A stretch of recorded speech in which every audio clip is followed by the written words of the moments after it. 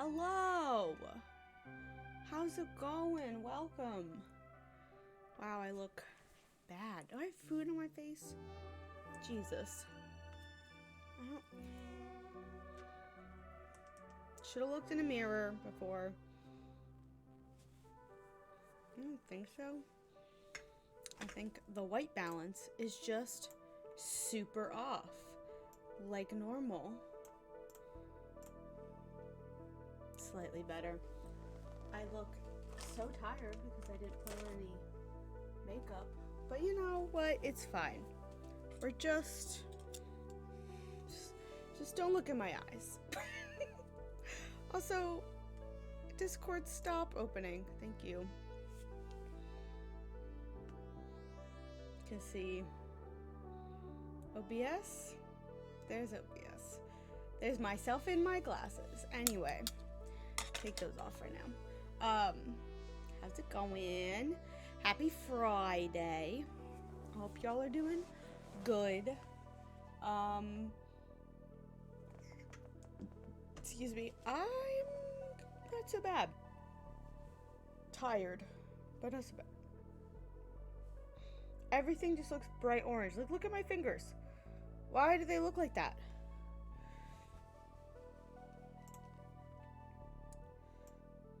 I need a new webcam. I think is the conclusion is I need a better camera situation. Don't know when I'm gonna have time to do that, but or money, but this is what we're working with. And plus I want to get a capture card before I get a new camera. I want to play my Switch. My Switch games. Anyway. I hope y'all are doing good and having a good Friday. I took the day off to have a 4-day weekend because Monday's President's Day. So today was just very lazy. My dad had to take my car to work because his was getting inspected, so I did not have a vehicle to leave my home. So I basically read and watched YouTube videos all day. It was really lazy, but it was nice. I don't really have any plans this weekend. I need to bother my friend about something, but that's just, I gotta remember to text her. I'm eating a haichu.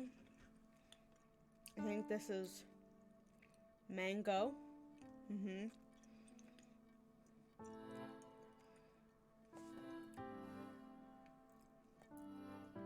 I had spicy noodles for dinner because the only thing in our fridge currently is leftovers of questionable age that I just really wasn't jazzed to eat.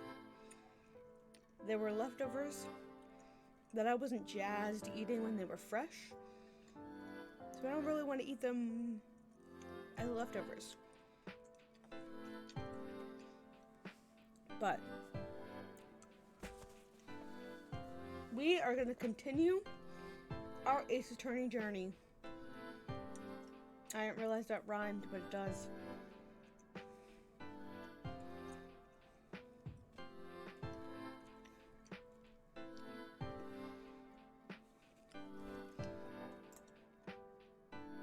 Forgot to turn the volume on that down. Hi, Nico! Stopping by to say hello and come back once your taxes are done. Get those taxes done, my boy. Hell yeah. Be a responsible citizen. I gotta get all my shit together for taxes. My parents have an accountant, and then I just pay the accountant when they tell me how much I owe. It's not cheap, but I don't know how to do my taxes. And if I tried to do it myself, I'd fuck it up. Good luck, my man. What was I gonna say? Oh yeah, our Ace Attorney journey. Ryman. We're gonna do Ace Attorney Investigations Miles Edgeworth. Because why not? I totally own it legally. An update on the next 2 games in the series, Dual Destinies and Spirit of Justice. I have not found a good ROM. The only ROM I could find of, I think it was Dual Destinies, which I think is the next game, was an okay rating, and it had graphical and audio glitches, which if I was playing it by myself, I wouldn't care so much, but I'm not. I'm streaming it, eventually putting it on YouTube. Like, I don't really want to play graphical glitch version. Okay. There is a way, after our conversation last week, there is a way to stream my 3DS to my computer, which I own the game on my 3DS, like legitimately, I bought it, which, reminder, the Nintendo store closes in a month and 10 days for 3DS, so if you want to buy anything, now's the time. But I have to hack my 3DS, which I know is not that hard, but I'm just scared of fucking it up. So I will do it eventually. But there's a thing you can do to hack your 3DS, and then it can stream wirelessly to your computer. Like, you put an application on your computer, and then it's a thing, and they can connect. I don't know why they can make out. But they can connect, and then you can stream. And, like, I think there's a little bit of a delay, a little bit of a lag, but, like, that's okay. That, like, a little bit will be fine. They're going to be inches from each other and on the same Wi-Fi. So, like, in theory, it'll be fine. So, once I get the courage to hack my 3DS, we will probably be doing that. I'll probably reiterate all of this again once people are actually here. But yeah. And this is my call to Capcom. Capcom, I need you to get your shit together. I need you to, 1, do the next trilogy of games, Apollo through Spirit of Justice. I need you to do them. Put them on the PC. I'll pay you money. I will pay you the money so I can own them on the PC. And then also, I need you to do the 2 Miles Edgeworth investigation games. I need you to do them both, because the second one never came to the US. It was only in Japan, and I would love to play it. So, Capcom, I will pay you my money for these games. I will give you my credit card number. Anyway, after that ramble, we're gonna start Miles Edgeworth investigations tonight. As a warning, this game is apparently very different from the regular games. 1, there are no trials, okay? It is apparently much more of a point-and-click game than like a visual novel sort of thing. So, you know, we will see how she goes. We'll see if I remember any voices I did for anyone. But I think the main players in this game are obviously Miles, Gumshoe, Francesca. We have that girl that kind of looks like Maya, but isn't Maya. In like the ninja-y, not ninja, but she's in the like, she's got the high ponytail and the very East Asian inspired outfit. I don't know if I'm just speaking gibberish. I don't know her name. And I read something to do with Interpol. I don't know. We're gonna see. I'm excited. Let me find the correct scene. There we go. We're gonna get into it. Let's pause into the quarry. 10 out of 10. Oh God. Wrong button. Whoops. All right. Let's start a new game. Also, if I figure out how to hack my 3DS, I can play Professor Layton versus Phoenix Wright, because I bought that. Yeah. I'm trying to buy the games that I don't want to miss. Like, I'm probably going to buy Tomodachi Life. I'm debating a bunch of others, but, like, the games are fucking expensive. They're like $40 for some of these games on the e-store, and they're digital only. It's like, do I really want to pay that? Anyway. Episode 1, Turnabout Visitor. Let's do this thing. March 14th, 1:16 a.m. Also, this game has got sprites. Like, they all look like little sprites. To make sure defendant is found guilty. What other choice do I have? That's the job of a prosecutor, after all.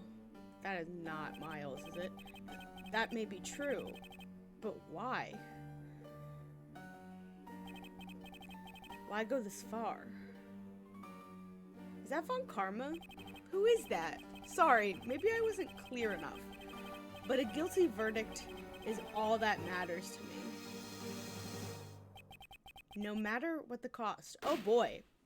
Oh god, we're in his office. Who is this man? Why do you wear gold medal? Hello. I'm a prodigy among prosecutors. Aren't we all? Always have been, always will be. Seems like every prosecutor that this city employs is a prodigy in some way, shape, or form. March 14th, 205 building, or 2:05 a.m. Prosecutor's building, 12th floor hallway. Look at him! I missed you, Edgeworth. I missed you so much. Anyway. It's hard to believe that I've been away from my office for a whole month. I hope that body hasn't been there the whole time. I hope Detective Gumshoe has been keeping an eye on my office and keeping it clean. Tell me if my voice is too low or anything. The door is unlocked. I just saw the silhouettes that are behind the play button for like a second. And I love them already! Detective Gumshoe. What's this smell? It's very familiar. Blood. Oh god, your poor office. It's all fucked up. What the? What's the meaning of this? This is not the right voice. Freeze. Look at him! Who are you? Identify yourself. Shut up. Is it Gumshoe? It's not Gumshoe. You've got some nerve committing murder in a prosecutor's office. Oh, Jesus. You shot my outfit? How rude! Is that a threat? Let me make one thing very clear. What? No one gets away with committing murder in my office. No one. So far, Edgeworth has had murder committed in his car and in his office. This man has very bad luck with his belongings and murder. Don't get shot, Edgeworth. Oh, he's going back out. Look at these fun silhouettes. I love them. My name is Miles Edgeworth, and I work as a prosecutor in my local district. Little did I know that upon my return home after a month abroad, I would be thrust into a multitude of cases in some very frantic and busy days. March 14th, 2:56 a.m., High Prosecutor's Offices, room 1202. Wow. This man is fidgeting. I do love his fucking Steel Samurai shit. And this thing that he hated getting. I might have to make this one even. I finished photographing the victim's body, sir. Very well. Please continue your investigation. Yes, sir. Oh, look at his hand! I know he's got like a flashlight. Mr. Edgeworth, sir. Are you okay, sir? I'm gonna have to figure out his voice. Keep it down, detective. This is a crime scene. When I heard about the murder that had taken place in your office, I ran up here straight away. This is Dick Gumshoe. He's a detective with the local precinct. And the one they assigned to handle this murder case for the time being. I think this is the game that makes people ship Edgeworth and Gumshoe. I think. I mean, it could have been other shit, but like, I think they like hang out in this game. Look at these tall men. God, I love this little asshole. You're looking a little pale, sir. Are you hurt? No, I'm perfectly fine. However, he shot my jacket. Ah, look what he did to your office. It's totally trashed. Oh, there's a gun on the floor. I'll say, the culprit sullied my floor with dirt rather well. No one gets away with tracking mud into my office. Whoa, sounds like you're really burned up on this whole thing.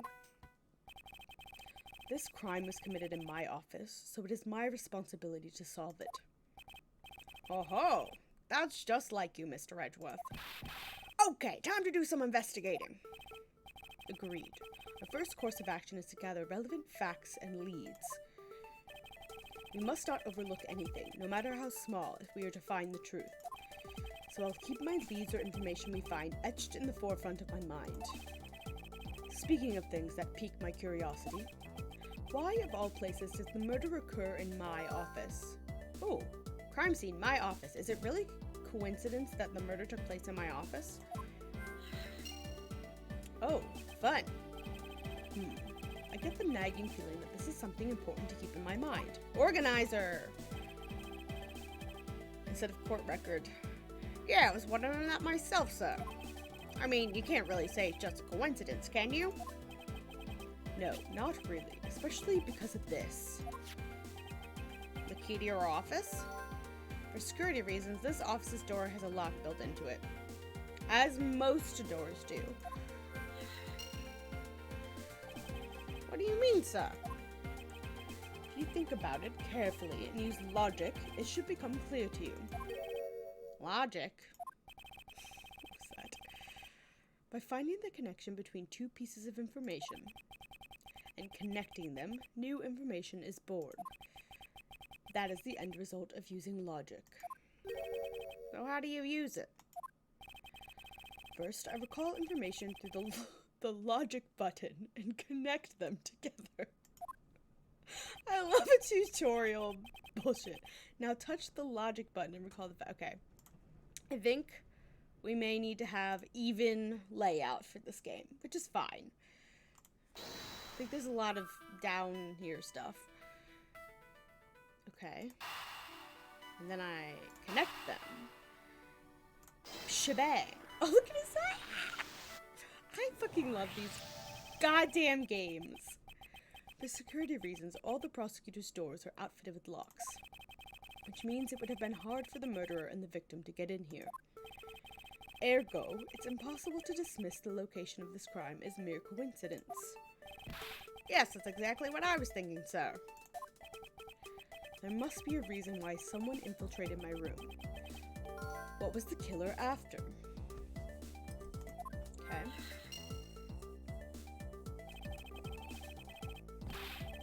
You're really on the ball today, Mr. Edgeworth. That's some beautiful logic, sir. Yes, well, when you follow leads to their conclusion, only the truth remains. However, if the information doesn't line up properly, I may stray far from the truth as well. Good old Ace Attorney health bar. But if I think carefully before piecing these together, the logic should flow. Okay. Well, let's get started with our investigation, shall we? Oh. Yes, sir. Begin investigation. High Prosecutor's Office's room 1202. The basics of any good investigation is to examine everything, sir. I know that. And when I want to examine something, I simply touch the examine button. Oh, if you ever feel lost and want to talk, just touch the partner button, okay? I'll give you great precise advice as an ace investigator, sir. Something to try later if I have free time, I suppose. Oh, hello. Oh my gosh! Look at this! This is great!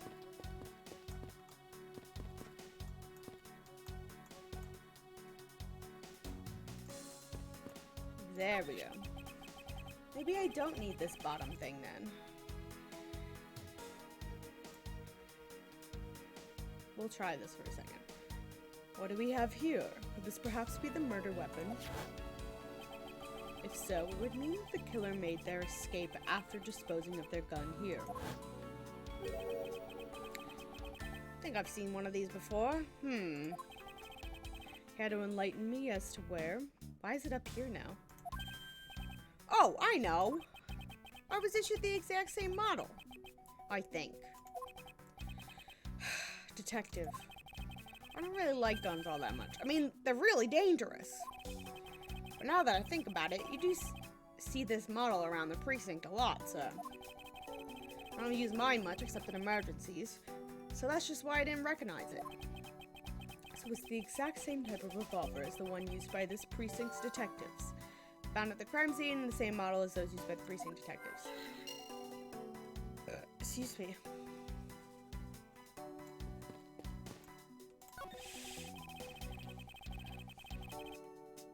Excuse me, I'm burping. They finished photographing the body, so it should be alright to examine this area. Won't rest until I've inspected every suspicious-looking nook and cranny. Okay. Let's see here. There's blood all over his lower abdominal area. I mean, that's not what I clicked on, but sure. Looks like the bullet passed clean through his stomach area, sir. In other words, he was shot. Yep. And until the autopsy's done, I don't think we'll know much more than that.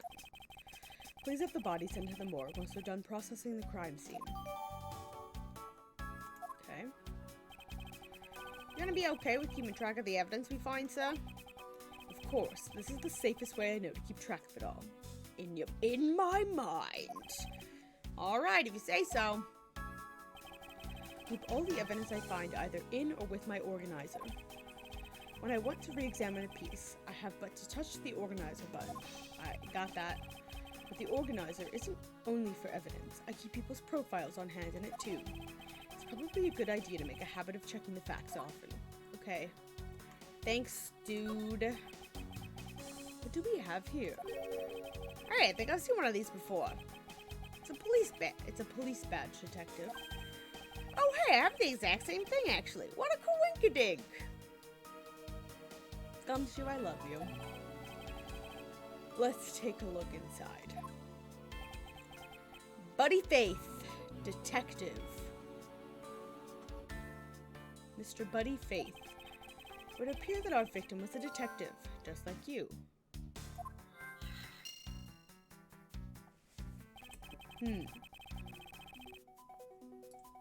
I seem to have gathered a few pieces of pertinent information. Now to calmly use some logic, figure out if any of them are connected to each other. Okay. I'm gonna examine all the things first. Your files all over the floor, sir. They probably fell during the struggle between the victim and his killer. Okay. Oh, I tried so hard to keep this place spotless while you were away. I mean, this is just rendered all the time and effort I put in pointless. I don't recall ever asking you to clean my room. Well, I water the flowers every day, just like you suggested, sir. I just added cleaning to the list as a weekend special. For about half a day every Saturday, come in and clean this place till it sparkled. Does he have a life? It's a good question, Edgeworth. I mean, it seems like this is just... I don't believe it. I packed these files on shelves so tight. And not even an earthquake could make them fall off. But just look at them. At this rate, the rest of the files won't be able to withstand an earthquake at all. A problem to be sure. Well, once the investigation is over, we'll put them back on the shelf. Okay. Think maybe we got everything? Once we had logic something.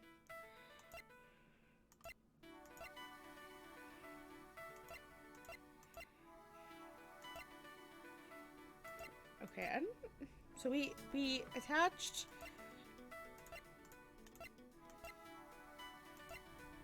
Okay, the things we connected before are not here.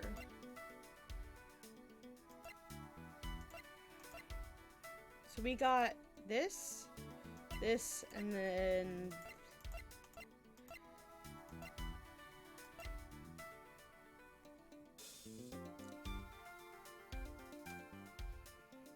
okay, after we got this, it was like, connect something.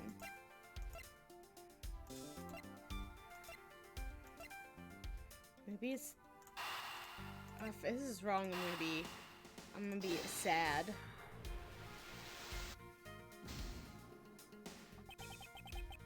Not exactly a shining example of the perfect line of logic. Great, cool. My favorite. Sign of a struggle in the revolver, maybe? But this was the thing we got in there, and they're like, let's logic.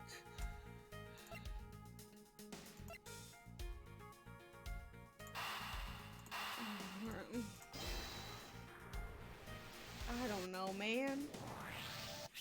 Okay, cool. The revolver, the standard model used by the detectives. Could it have belonged to our recently departed? Detective Gumshoe, could you please thoroughly check the victim's body one more time? Yes, sir. On it now, sir. Excuse me, pal. Let's see. What do we got here? Mr. Edgeworth, sir. This guy's wearing a gun holster. It appears that our killer somehow managed to take the victim's gun from him. Okay. Let's see what else we can find out about this revolver. Oh. Okay. As I always say, you gotta look real carefully at each piece of evidence. You use a scroll wheel to rotate an object. There's just no such thing as a bad angle. The slide bar, the X to zoom in.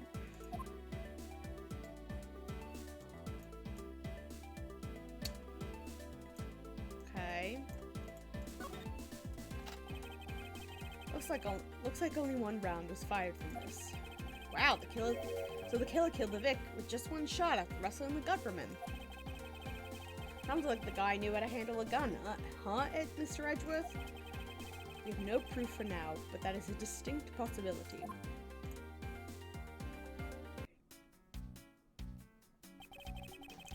This is about all we're going to find out. We should send the body to an Jim! Why, oh why, how could this have happened to a guy like you? Is that the killer? I think that's the killer. Are you alright? Don't touch me! Leave me alone! Just let me be! Sorry, but I can't do that. The investigation is still ongoing, so please refrain from touching the body. The body? The body? Don't just talk about him like he's some lump of flesh. You shot him. Look at him. Jim looks like he's just turned in for the night. Sure. Just in a blood-stained suit, pal. Yup, there he is. What an ass. Where are my manners? Aren't you that prosecutor? Why, yes I am. I'm Jacques Portsman, prosecutor. I need a better voice than this. Jim here was my partner in crime busting. I'm Miles Edgeworth, and like you, I am also a prosecutor. Detective Dick Gumshoe, sir. So you're Miles Edgeworth. I guess this is your office? Yes, that is correct. Then it was you! You're the one who killed Jim! Hey, don't go around jumping to conclusions, pal. Just calm down, okay? I will not. I know how things work around here. High prosecutor's office doors all have locks built into them. And only the owner of the office has the key to her own office door. That is correct. However, I was not the one who killed your partner. Yeah, Mr. Edgeworth has been overseas on a business trip the whole time, pal. And the key to the door was with me the entire time, okay? So the only one who could get in here was me. Ho ho ho ho. Wait, that means... I'm not sure what that means. So it's you then! You're Jim's killer! Now wait, pal, you got it all wrong! Everyone calm down. Mr. Portsman, correct. You are a real prosecutor. You should know how to stay collected. The investigation has only just begun. Isn't it too early to be drawing conclusions? Look at this smug little asshole. Okay, so apparently this takes place like a couple months before Apollo Justice. I think. Oh, right, I get the point. You're right, my mistake. I tend to get a little too hot-headed sometimes. You sure are one cool customer, though, Mr. Edgeworth. I heard all the rumors about you. You're the great genius prosecutor. You're something of a legend, you know. Anyway, let's call a truce and work together, okay? Now how about a handshake to seal the deal? No. Pleasure to work with you. You guys are conducting your investigation, right? Sorry for barging in like that. Carry on then, it's your room after all. Thank you. I intend to. Just want a little more time to say goodbye to Jim. You there. Sir.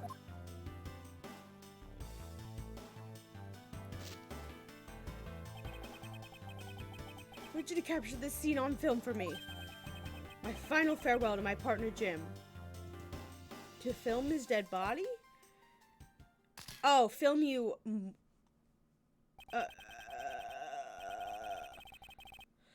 I should probably give them some space. Okay. Ah, your jacket, sir! What's it doing on the floor? Must have fallen off the wall when the killer tried to threaten me by firing a round. So the killer not only shot the victim, but they shot your jacket as well? They dared to shoot the ultra-special jacket that you made your prosecutorial debut in? Yeah, stupid jacket. What if they shot through it? I would have been a disaster. It's not worth getting worked up over, detective.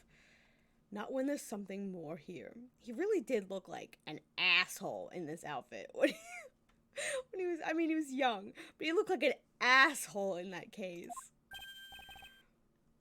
Huh? Like what? Take it you haven't noticed it yet, detective. There is a giant contradiction right in front of us. Really? Did I say contradiction?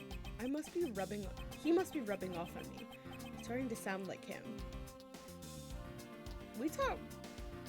Are we talking about Phoenix? Who are we talking about here? Are we talking about Phoenix Wright?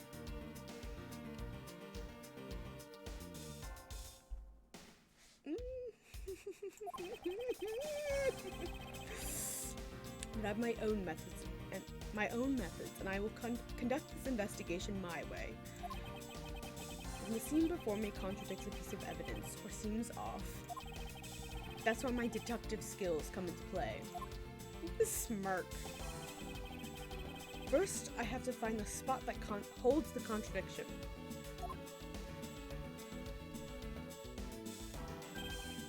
Oh, I'm so glad it decided it for me. This is it. The bullet hole's where the contradiction lies, because I have no clue what he's talking about. When I spot something that's off, I should touch the deduce button with conviction. When I have found sufficient proof to prove the contradiction, I present it. This is how I do things. I'm so glad to know that, Edgeworth. Point out the contradiction. Oh my god, yep. There it is. I only got shot.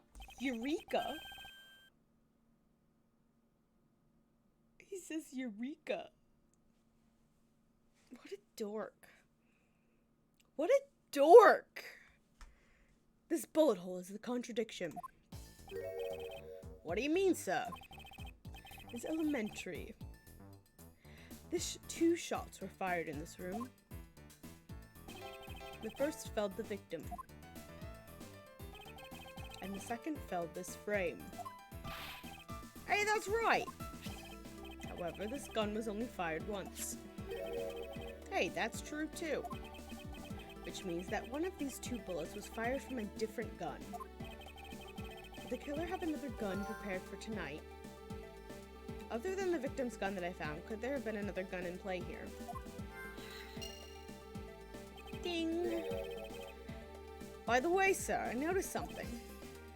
Yes? What's that thing sticking out from behind the frame?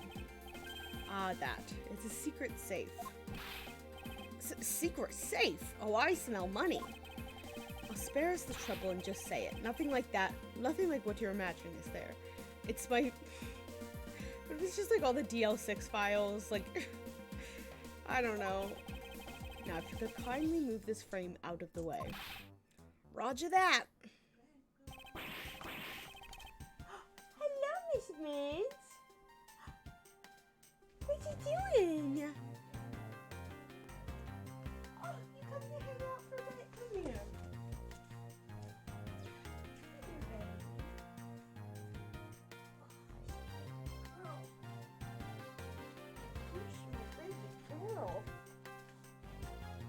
Oh, here she is. Here she is. Oh, it's my baby. Come to visit. Nice and clean. Just had a bath. Yes, you did. Why is Mommy abandoning you in here, huh? Why is she making you stay in here? You being bad? You've been pretty bad all day. Thought you would sleep more.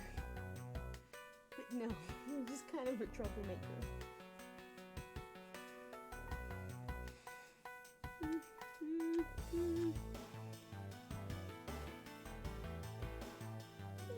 You look so sad.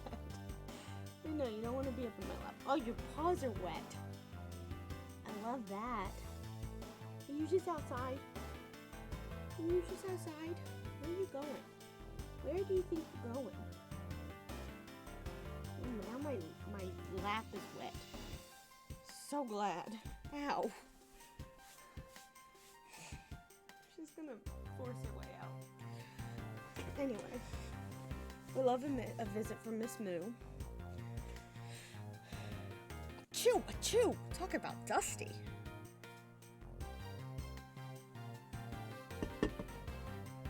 She's just staring at me. I suppose that's what happens when I'm not here to dust it once in a while.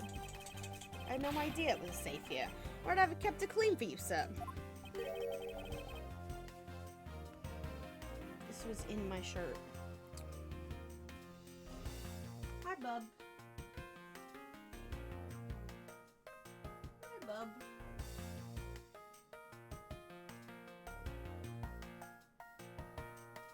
I'm gonna let you out. Mommy can let you out when she's done. So when did you put this thing in? This is something I had installed personally. Every prosecutor's office has one. Really? I had no idea. Well, only prosecutors are supposed to have knowledge of their existence. I feel like that would be a hard secret to keep, but okay. So, what's inside, Mr. Edgeworth? Right now, nothing.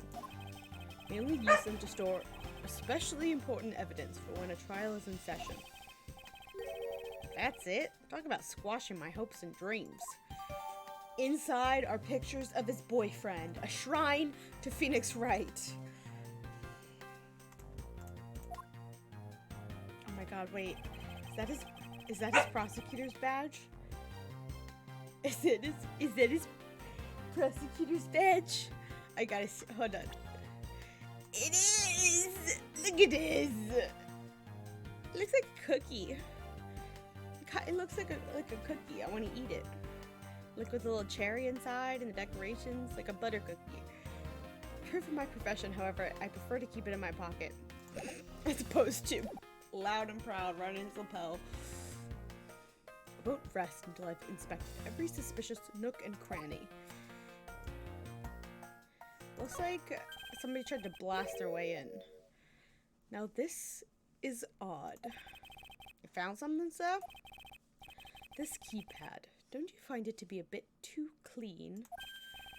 Yeah, there's a thick layer of dust all around it, but not on the keypad itself. Okay, so it's not blasted, it's the opposite. You there, the forensic scientist. Yes, sir. Could you please dust this area for fingerprints? You got it, sir. I don't know what voice I'm giving him. Couldn't find it, let alone a single print. Looks like it was wiped down. Wiped down well. Bing. Discovered in my office. As I thought. Appears that logic is the only way around this setback.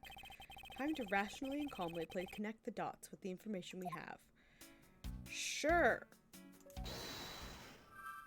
So it's definitely this. And then... Excuse me? Pardon? You barking at yourself and your reflection again? Mother will come get you. When you went out, wasn't she? I don't know. Mother, you gotta chill. Yeah. You gotta chill for a while. Till she's ready for you to reemerge. So you're gonna sit in my lap while I play this video game. You're gonna hang out with me while I play this video game. I think it's this, because it would explain why we were in the office. Yeah, you're gonna hang out here, Miss Winnie. Believe I have figured out what the murderer was after. Well, what is it, sir? The fact that the safe was wiped clean of fingerprints suggests that the criminal had at least attempted to open my safe, making the culprit's motive for breaking and entering theft, I believe. Was the killer's motive theft? Maybe. Seeing as the tutorial, probably. I wonder if knowing that the motive behind this break-in was theft changes what the other pieces of information can tell me about this crime. Maybe. I don't know. Oh god, I have to connect more? Okay, this handgun or struggle? Where do you think you're going? You are in jail. You're in puppy jail, and your prison is my lap. I don't know where you think you're going. I don't know where you think you're gonna go, because you're just gonna start barking at things, and I don't really want you to do that. Makes for a bad auditory experience. Oh, but your butt's falling off my lap now, girlfriend. Come here, can I have a kiss? You're so cute. You're just the cutest little thing ever. I'm not a dog person, but God, I love this dog.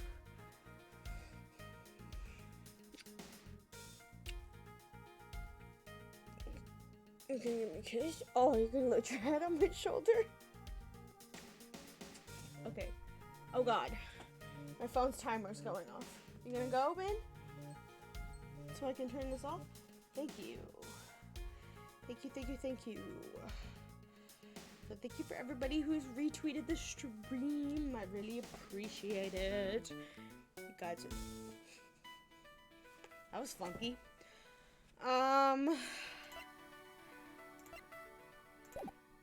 That's not what I wanted.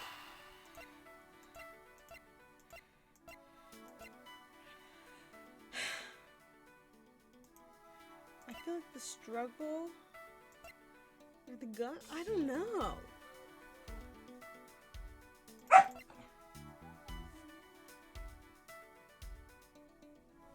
Sorry, you're gonna have to deal with that. Uh-huh. If it's wrong, it's wrong. I don't know.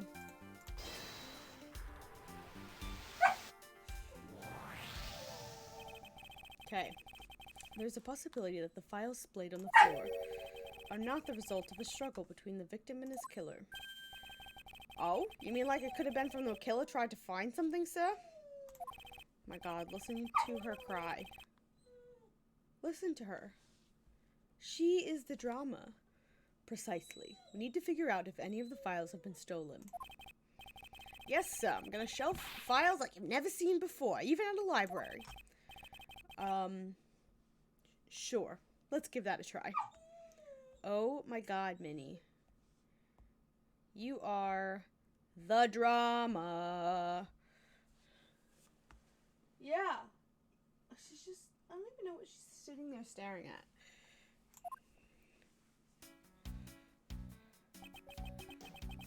Why do all the good ones always die young? Surely you must ponder that every once in a while, Mr. Edgeworth. Sorry, 1 second. Oh my goodness, Minnie. Please calm yourself. Why did my mom have to dump her in here?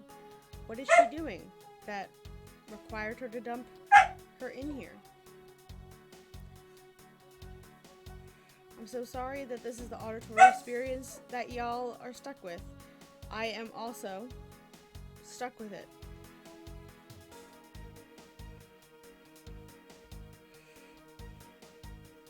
Unfortunately. Alright, close that. Alright. To take care of the thing my timer went off for. Oops! No matter how much we lament the dead, the dead will not come back to life. All we can do is search for the truth. And, so what are we supposed to do? How do we go about finding the truth? First, we calmly restore the files to their rightful place. You got it, let me help. So this file goes here, and that book goes there. You sure know a lot about where things go, despite being Mr. Edgeworth's office. 'Cause I'm the one who keeps it tidy, pal. Okay, done. This is why people ship them. This is it. That's a lot of blood. It would appear that the murder was definitely committed here. Oh, there's the bullet. The blood stains on the bookshelf is still fresh. I suspect the victim was killed in a standing position, hence the prints on the shelf. And the guy fell on the floor, right? The blood on the floor is kind of grossing me out. Detective, I don't have the time to deal with your weak stomach right now. You're a detective. You've seen worse. I distinctly remember a body being run through with a sword in one of the things we did. Like, can you chill, Gumshoe? But you know I'm no good with blood, so then why are you doing this job? I'm certain there's something wrong with this picture. The gunshot in the book. This is where the bullet lodged itself after it went through the victim, huh? That can't be right. If he was shot standing up here, then why is the bullet down here? Pray tell. For the bullet to be lodged so squarely in a file spine indicates that the files were ransacked after the shooting had occurred. Hi! Hello, my little crybaby. It's you! You're my little crybaby. Yeah. Oh, you need some scritches? Sorry, mini detour. She needs some scritches to shut the hell up. Yeah, she does. I don't know why you couldn't just sit in my lap. And I would have rubbed you between cooking the mouse. I would have given you all the lovin's. Yeah. You needed to be annoying. Why don't you go lay on the bed? You love laying on the bed.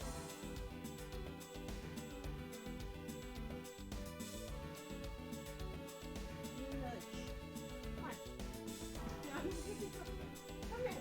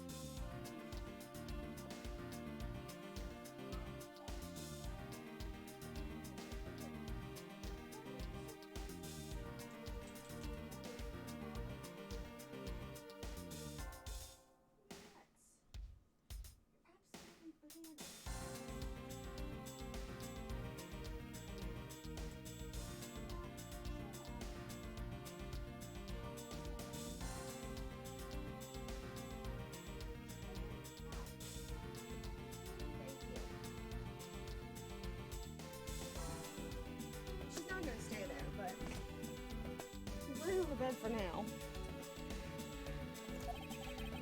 I guess the victim was moved because he was in the killer's way. Victim's handprints. He must have tried to support himself with his hands here after being shot. Hello! Carbuncle ate itself? What does that mean? Thank you so much for the raid! Welcome on in! I hope you guys are all doing great! Oh my gosh. I think my shout-out command is broken. Hold on. I think it's still broken. Let me try it. Oh god. Well, it would help if I, put, you know, your username in. That would be super helpful. Not just the random command.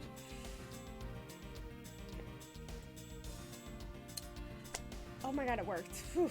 Anyway, welcome in. Thank you so much for the raid. My name is Born from the Ashes. I'm a variety streamer, and we're playing Ace Attorney Investigations, continuing our Ace Attorney saga, because I'm fucking obsessed with these games. How is your stream? I hope it went well. Oh my gosh, thank you so much. I really appreciate it. You love these games? I also love these games. I'm mildly obsessed. I'm very sad because I can't find good, totally legitimate versions of the last two games of the series. I own them on my 3DS, but I can't find them on the PC. You're building Legos? Oh my gosh. Which one? I'm so tempted to buy more Legos, but my wallet is not.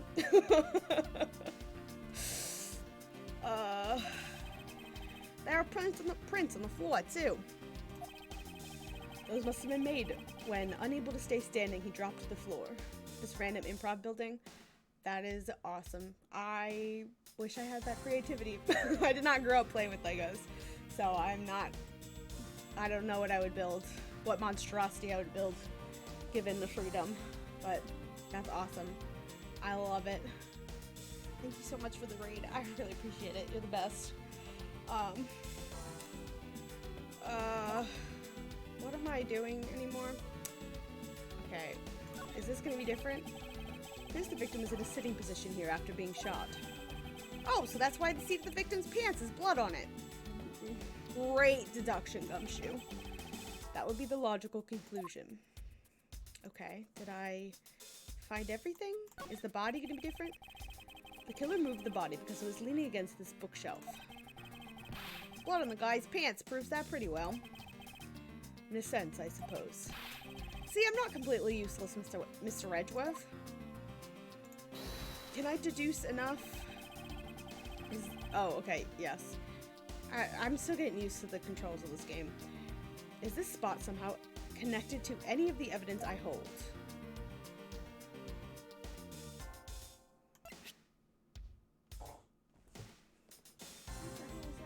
My dog is in here and he's just making noises.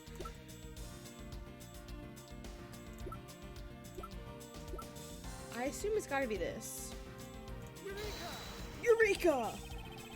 This is clearly where the contradiction lies. I don't really see what's so wrong with that spot.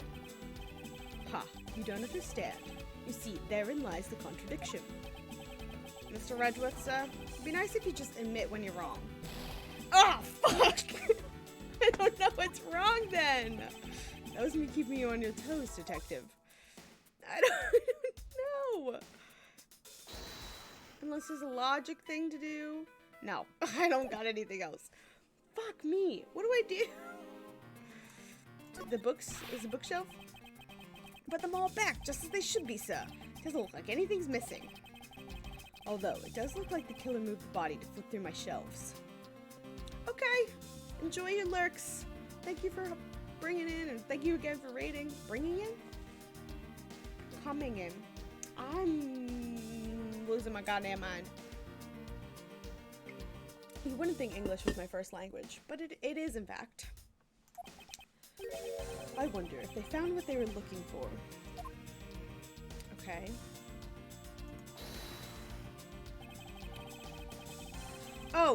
Oh, it's picking, okay.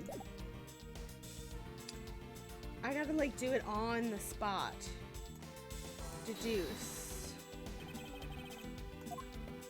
Okay. I understand now. Maybe this time it'll work.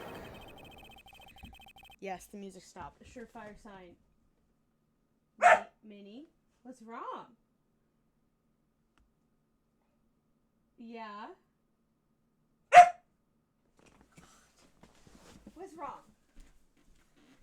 Don't chew on the bunny. That's not a toy. Girl. It's not a toy. You're gonna just attack me? Can you take a nap, please? Ow! You just bit my ankle.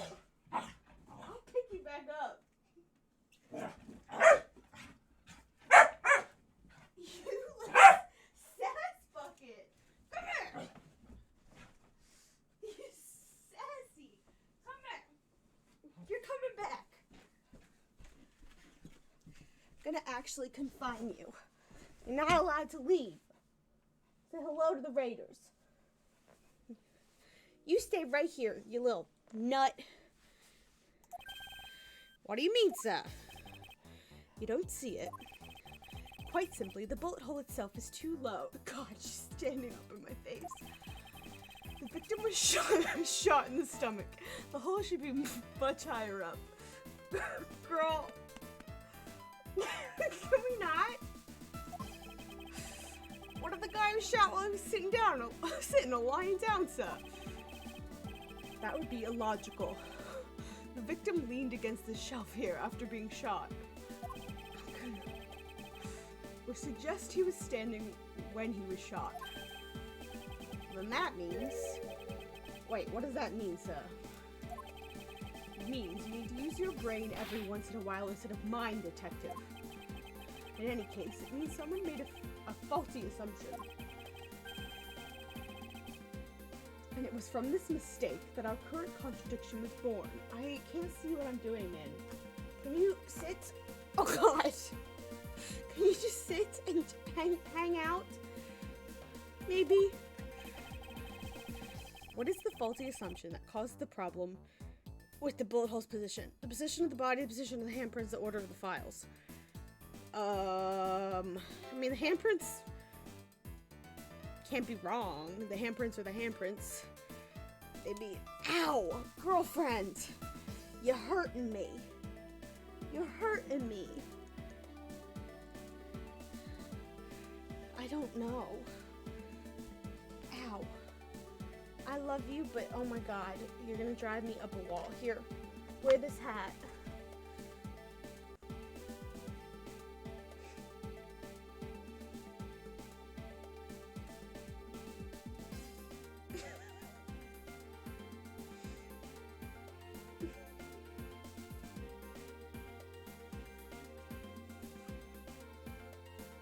My detective cap.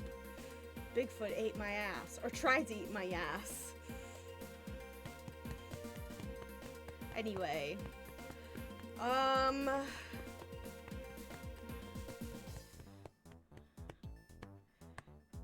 I guess maybe it's the position of the handprints.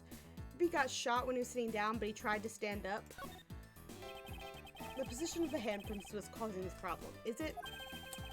You wouldn't be in this dilemma if the handprints were closer to the ground. The handprints are where they are, up top. Yes, you are quite perceptive, which is why this is not a viable hypothesis. Jesus! Oh, so if it was just a what if, then what's the right answer, sir? Still can't figure it out. Then allow me to explain. Yes, please, sir. Honey. Guess you didn't notice the slip-up. Although at this point, I shouldn't be surprised. Honey, you're weighing down. I need this arm. I need this arm to click. You're just choking yourself. I'm surprised you didn't steal this tissue while you had the chance. Standing up. If I let you down. Hey, can you look at me? If I let you down, will you be good or are you going to be a nightmare? I think I know the answer to that, but... Ow! Nope, you can't have that other tissue on the ground. Don't even know how that ended up there.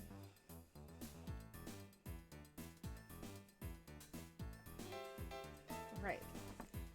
Be a good girl. Be a good girl. Go lay down, take a nap. I don't know why you got dumped in here, but... Alright. So what is it? It's not that. I didn't think it was that, and then I talked myself into it. I mean, it's not...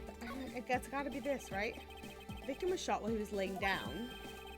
Wait, didn't you just say the line of reasoning is illogical, sir? You said the victim leans against the shelves here after being shot.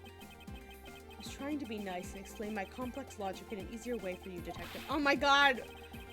Is this wrong? God!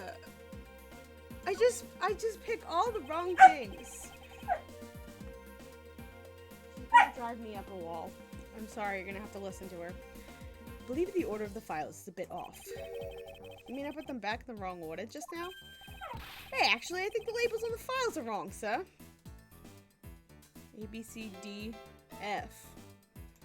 Oh, we are missing a file then. Oh? Yeah, you see here how the files that were shot beginning with the number 0? What are those doing all the way down here after 1, 2, and 3? That's really weird. Actually, the way they are organized now is the correct order. They're exactly as I see them in my mind's eye. But the numbers are all out of order. Those white binders are special, so they're arranged a little differently.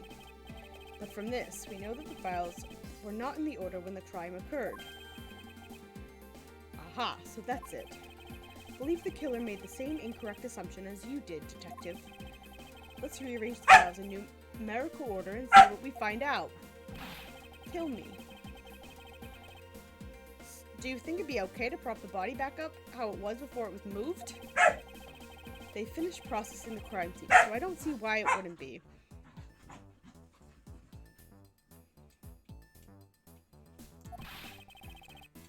If you please, Detective Gumshoe. Okay, we're just moving this man's body. I thought he was missing his head for a second. Oh my god. As I suspected, the bullet hole is now where it logically should be. The killer went through my files first before shooting Mr. Faith. And then put the files back in numerical order, I guess. Exactly. And then proceeded to shoot the victim. Well, why would someone kill a man and then look through their files one more time? Puzzling indeed. The files were thrown into disarray twice. Once before and once after the crime. But why? I'm gonna lose it, Minnie. I'm gonna lose it, Minnie. Go lay down. I don't know why I should put you in here either. It's not... It's Friday. She shouldn't... Anyway. Now the crime scene is as it was at the time of the murder. Time to give it another look. Okay. Oh! What are you? So? S-O-E?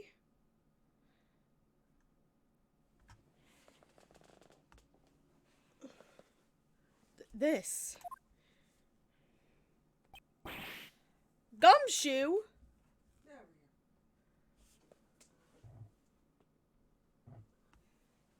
says gumshoe, guys. What is that? Minnie has left. Why does it say gumshoe there in blood? It says some incredibly incriminating evidence. Oh, this man still here? Yes, indicative of criminal activity indeed. No, wait, there's gotta be some mistake. Mr. Edgeworth, sir, help me. Say something, sir. It appears that one of my files was stolen. Is that all, sir? What about me and my situation? Is this what the killer was really after? Stolen file. What is that file about? Oh. Looks like Jim was able to leave us the name of his killer in the end. And this most important message managed to reach us. I'm telling you, it wasn't me! Can't be terribly pleased to hear that your beloved partner is the guilty party. If you're going to accuse Detective Gumshoe of being the culprit, I sincerely hope you have some proof to back it up. Jim's words, they're more than enough, wouldn't you say? If that's how you want to play it, then at least allow me to understand your reasoning. You got it. I hate his hair. And this thing. Like he's going to Coachella in 2005. I just hate him. Anyway, I don't like this one bit. There's something strange about this man's attitude. I thought he said outfit. I was like, yeah, there is. And there must be some sort of flaw to his logic waiting for me to dig it out. Oh God. Mr. Edgeworth, what are you going to do? What I always do in court. I'm going to cross-examine him. One way or another, I'll expose the flaw in his logic with this technique. Oh ho! How do you do that? Can you explain it to me, sir?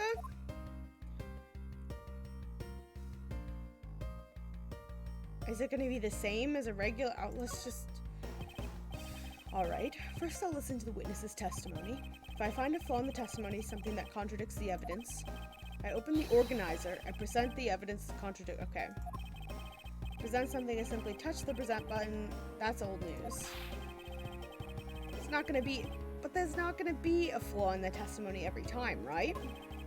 Correct. At those times, I need to press the witness. Okay, so it is exactly like a normal game. Sometimes when pressing, I can draw out new information or modify testimony. I think I get it, sir. I'll be sure to try this technique out during investigations, too.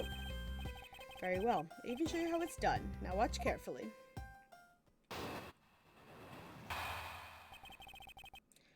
Mr. Portsman's logic. Detective Gumshoe, you stole Jim's gun from him and shot him dead. Further, you messed up the files to make it look like you had committed theft instead. That's when you moved Jim's body that was sitting in front of the bookshelf. But thanks to that, you didn't notice the bloody letters his body was hiding. And it'll be by his final words that you'll be brought to justice.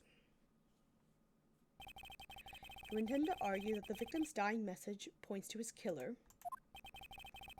I can hear Jim's voice and he's calling for his killer's arrest. Are you sure you're not mishearing his words, Mr. Portsman? There's no way Detective Gumshoe is the culprit here. I will find the flaw in this man's logic and expose it with credible evidence. Okay. Mr. Portsman's logic. Hold it! You know, there's something I've been meaning to ask. What is it? Why do you call the victim Jim, when clearly his name is Buddy Faith? Isn't that obvious? Jim is the perfect name for my companion. Jack and Jim. Don't these two names just go together like peanut butter and jam? But Jim isn't even close to the guy's real name. Well, Jack and Buddy just sounds off, however, somehow. Besides, he was the third of a bunch of guys I decided to nickname Jim. Talks about the victim like he was his pet. That's the files, make sure you look at what that's said.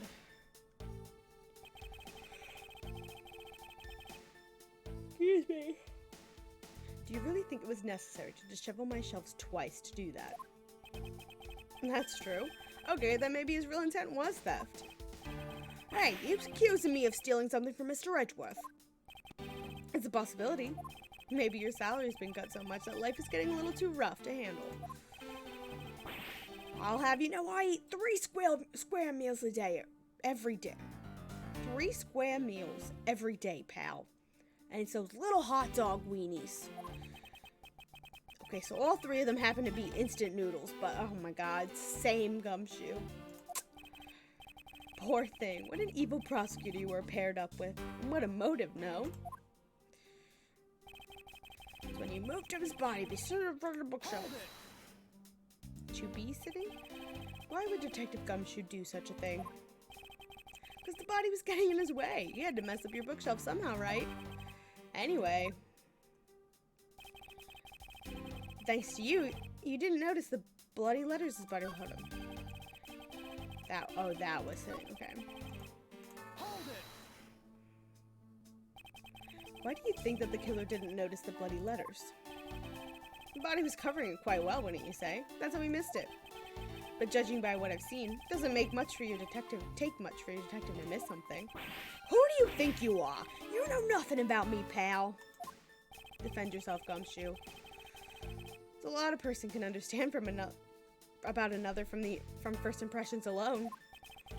Can't say I disagree with him on that point. I mean, I don't like him sassing Gumshoe, but also, he's not the brightest. Why don't you say something, sir? Not you too, Mr. Edgeworth.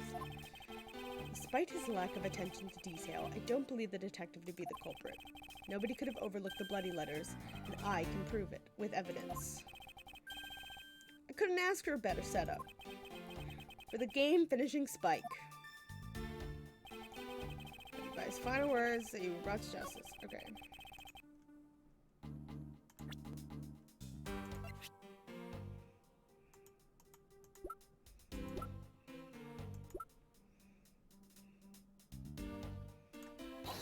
One of the files is missing. Perhaps you're not aware, Mr. Portsman, but there is a serious flaw in your logic. Bring a bit of the courtroom into this, I see. No problem, I'm game. I can't help but find it odd. Excuse me? Odd that a fellow prosecutor be brought down by the power of his own office. What are you talking about? Oh, you're joking, I get it. Ha ha ha. If you have time to laugh, then you have time to take another closer look at this.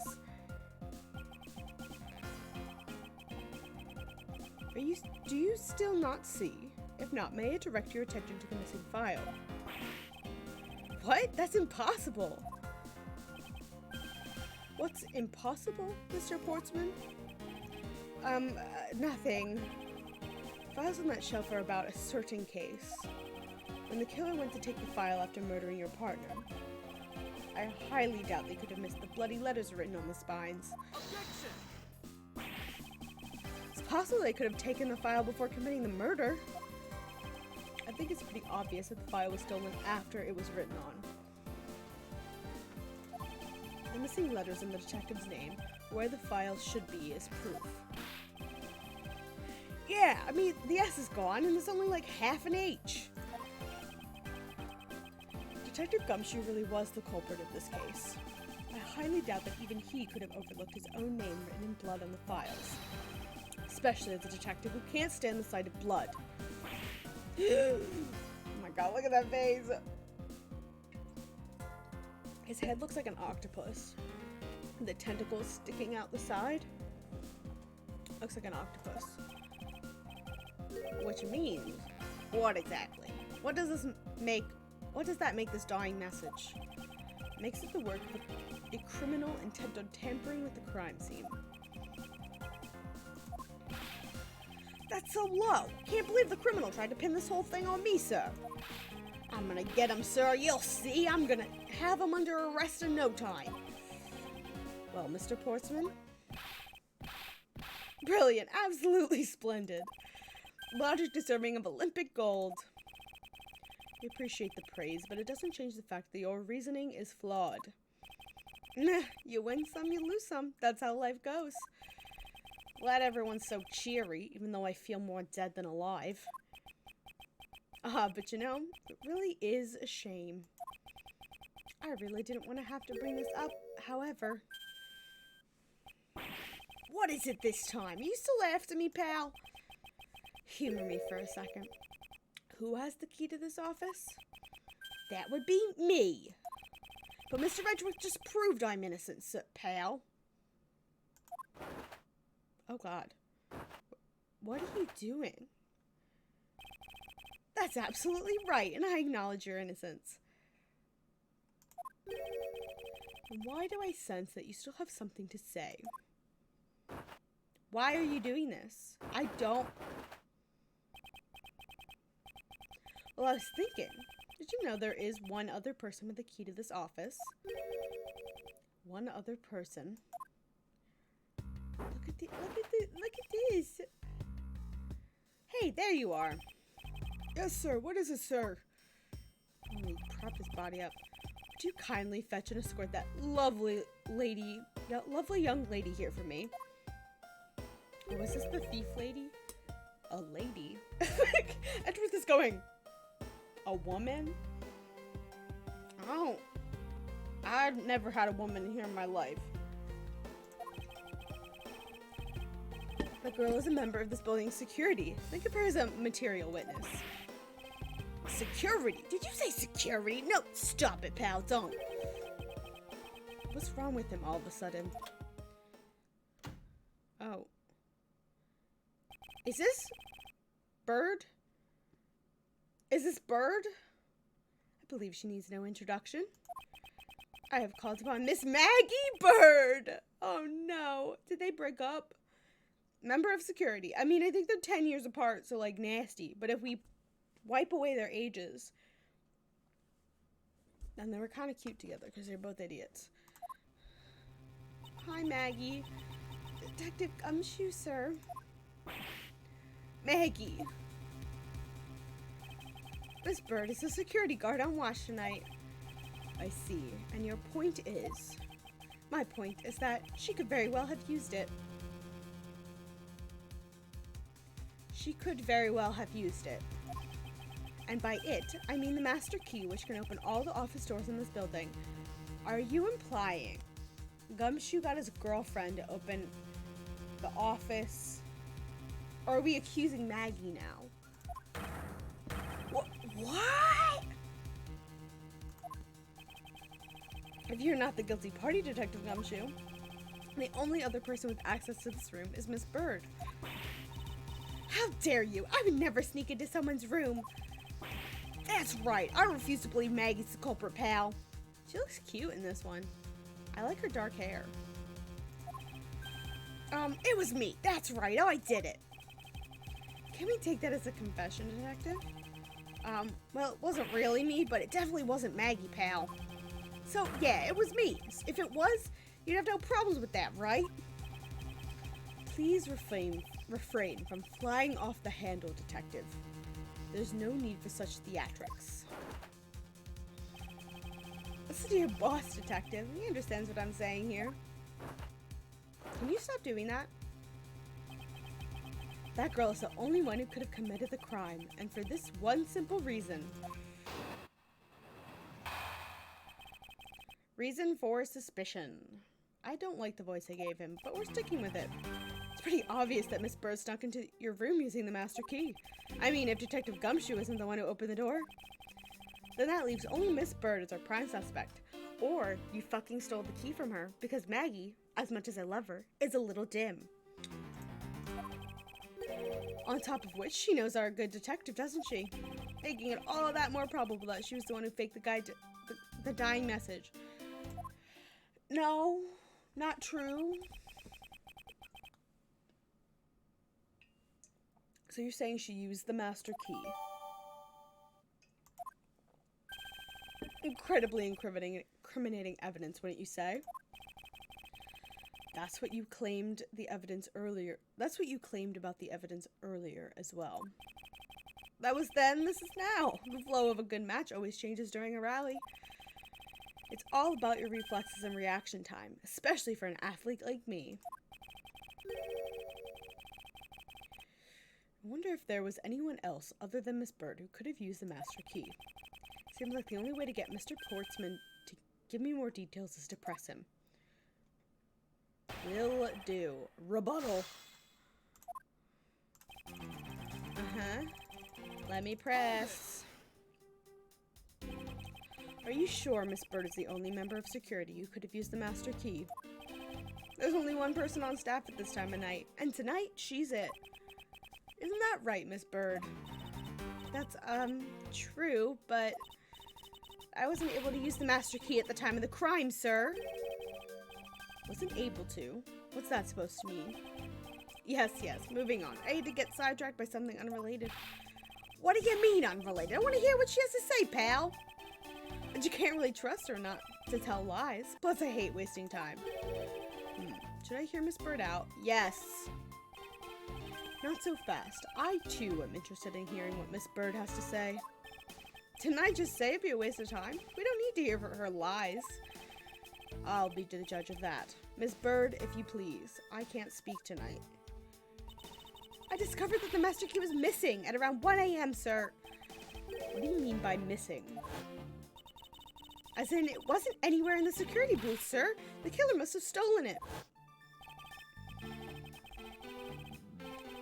Excuse me. Mr. Portsman, I believe this to be an important piece of testimony, don't you? I can't believe someone like you will be taken in by such words. I'm not lying, sir. Objection! If that's the case, then I'd like to know. Why do you have the master key right now? Or why you have the master key right now? Key now. I don't quite know. It just appeared all of a sudden, sir. A likely story. And where's your proof that the key was stolen to begin with? Thanks for taking that back off. I bet you just forgot where you put it and then found it again. I never lose things. I can practically guarantee that. With me, if something disappears, it's usually because someone stole it. Yeah, pal, trust me, you don't want to test just how bad our luck is. Fortunately, I can't deem this piece of testimony as conclusive. Glad you agree, Mr. Edgeworth. But... Still haven't established Maggie's motive for breaking into Mr. Edgeworth's office. Motive? Didn't we already establish that it was theft? Oh, we put it back on. I mean, the culprit clearly went through the bookshelves and at least tried the safe. It is as Mr. Portsman says, Detective. Can't ignore the fact that all the evidence points towards a motive of theft. But I'm done taking blows. It's time to counteract with a few facts of my own.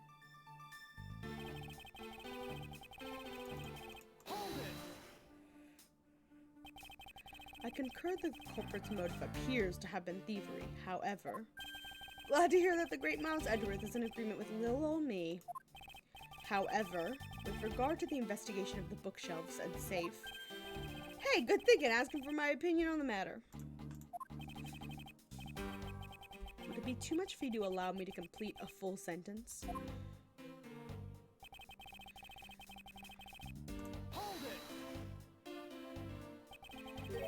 We had established Gumshoe's innocence pretty thoroughly.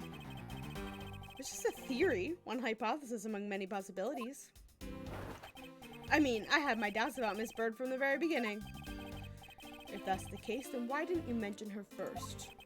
Now, don't make that face. See, there goes the truth, running the other way. Let's pick up the pace and see if we can't catch up to it. I don't think you're catching my drift. But we're in agreement. The detective isn't the killer, right? If so, then I hope you'll understand when I say that I hate you. But since she's the only one who could have opened the office door, it leaves only Miss Bird as a prime suspect. Don't you think it's a bit early to be jumping to conclusions? I didn't do the right voice. Are you saying there's another way to open the door other than with the master key? Oh, I get it. Perhaps you had a spare made for someone else. I'll have you know, I have never made a spare, so what are you insinuating? For someone else? Your, boyfriend, perhaps? The one rubbing off on you? Nothing. Guess I should have known better than to suggest that someone like you would. I thought they said would like you, and I was like, I was about to be really offended. She knows you're a good detective, doesn't she? Is there anyone in this district who hasn't at least heard of Detective Gumshoe? Good point. He's practically a celebrity among us prosecutors. Really? I never knew I was so talked about, sir. We're holding our collective breath, you know. For when you screw up so badly, you're literally chased off the force. What? Is that true, Mr. Edgeworth? Of course not. That's hogwash. Whew, don't scare me like that. I almost had a heart attack there.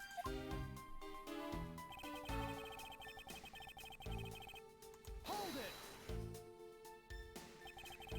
By dying message, do you mean the bloody letters that spell out Gumshoe?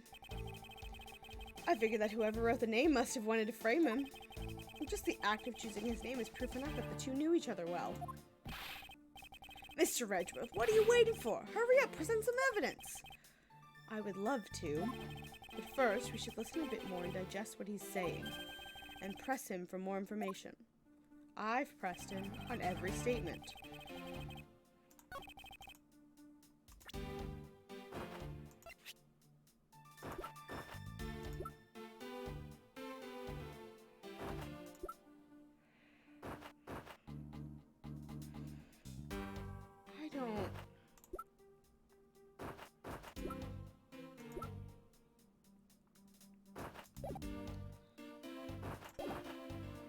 I don't know what to press to.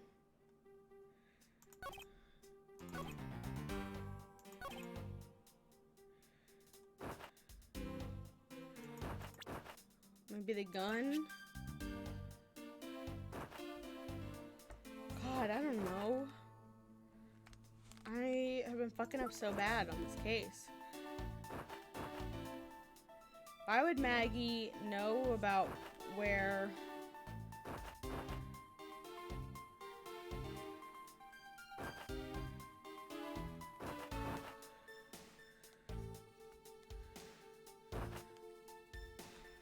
Why would she know where the safe is?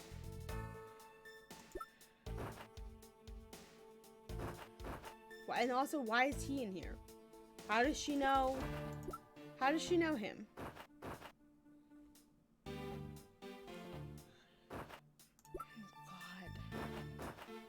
God. I don't know.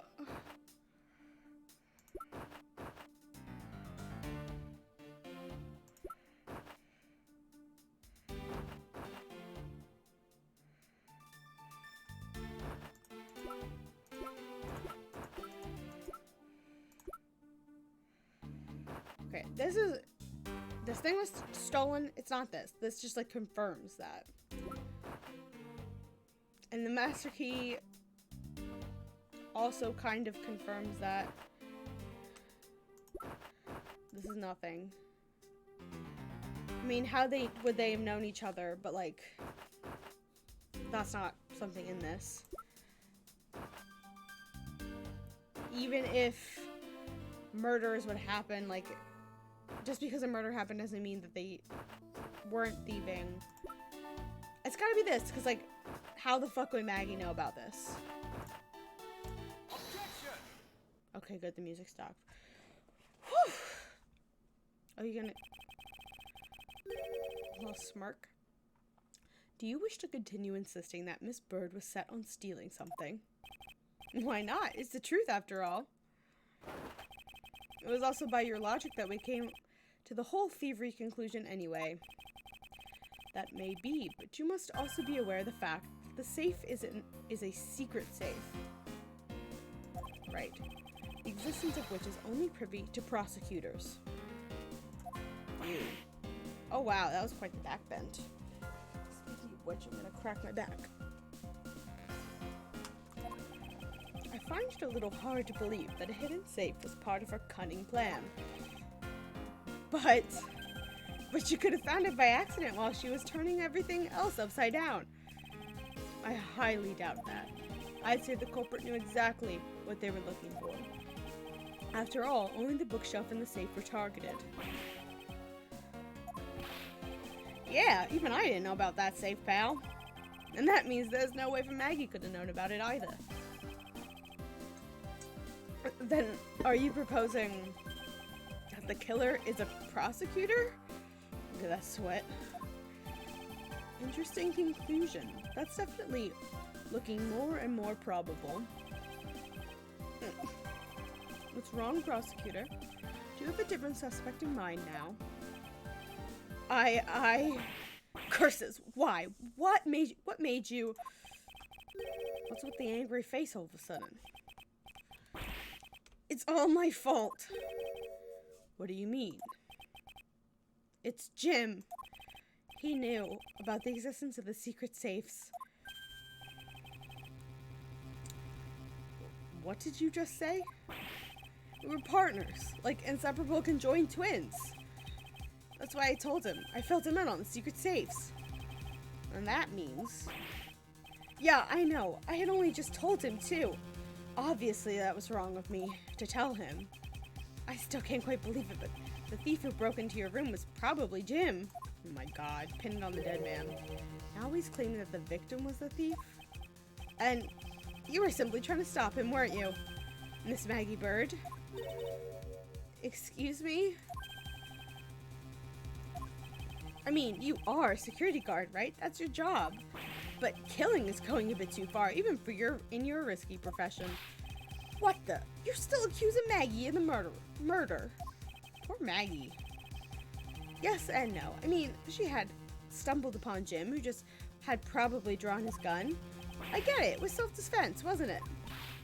No, I couldn't. I could never do something like that.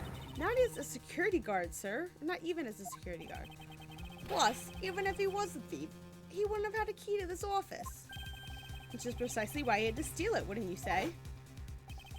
It was Jim who stole the master key. Ah! Pretty impossible for a supposedly stolen key to be here with us, unless you retrieved it from Jim after you killed him. Mr. Portsman, are you honestly accusing your own partner of being a thief? I don't want to admit it, but it's the only way for everything else to make sense. Has he no honor? Now then, I think we're done here. The investigation waits for no man. Would you people be so kind as to see yourselves out? You can't kick us out. This is Mr. Edgeworth's office. Ah, but I'm the one who's been assigned to this case. You're all suspects to varying degrees, and therefore ineligible to run this show. Listen, pal, how many times do I have to say this? Maggie can't be the culprit. Detective Gumshoe, calm yourself. But, sir... We have no choice but to accommodate his request, for now. Thank you, Mr. Edgeworth. At least one of you understands. Now, then, if you could remove yourself from my crime scene, it would be most grateful. Points at him like a child. Calm down. Hi, Carly. Mark my words, Mr. Portsman. We will meet again. If that's a formal request from the legendary prosecutor himself, then I suppose so. Now, don't disappoint me, you hear? Oh, God. To be continued on a tutorial case. Look at that. I love these silhouettes. This is very fun. I would love to save. Thank you so much.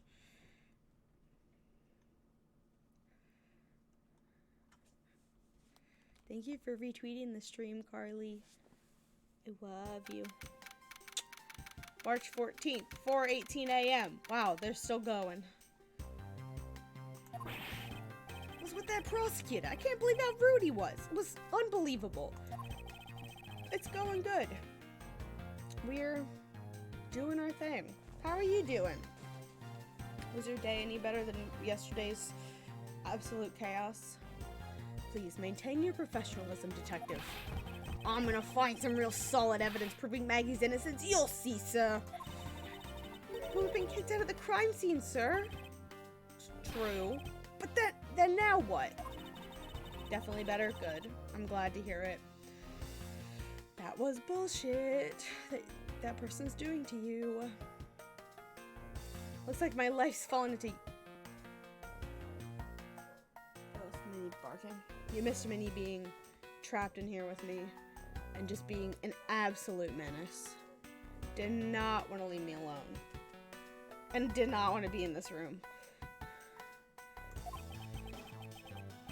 Do not despair, Miss Bird. We can overcome this as well.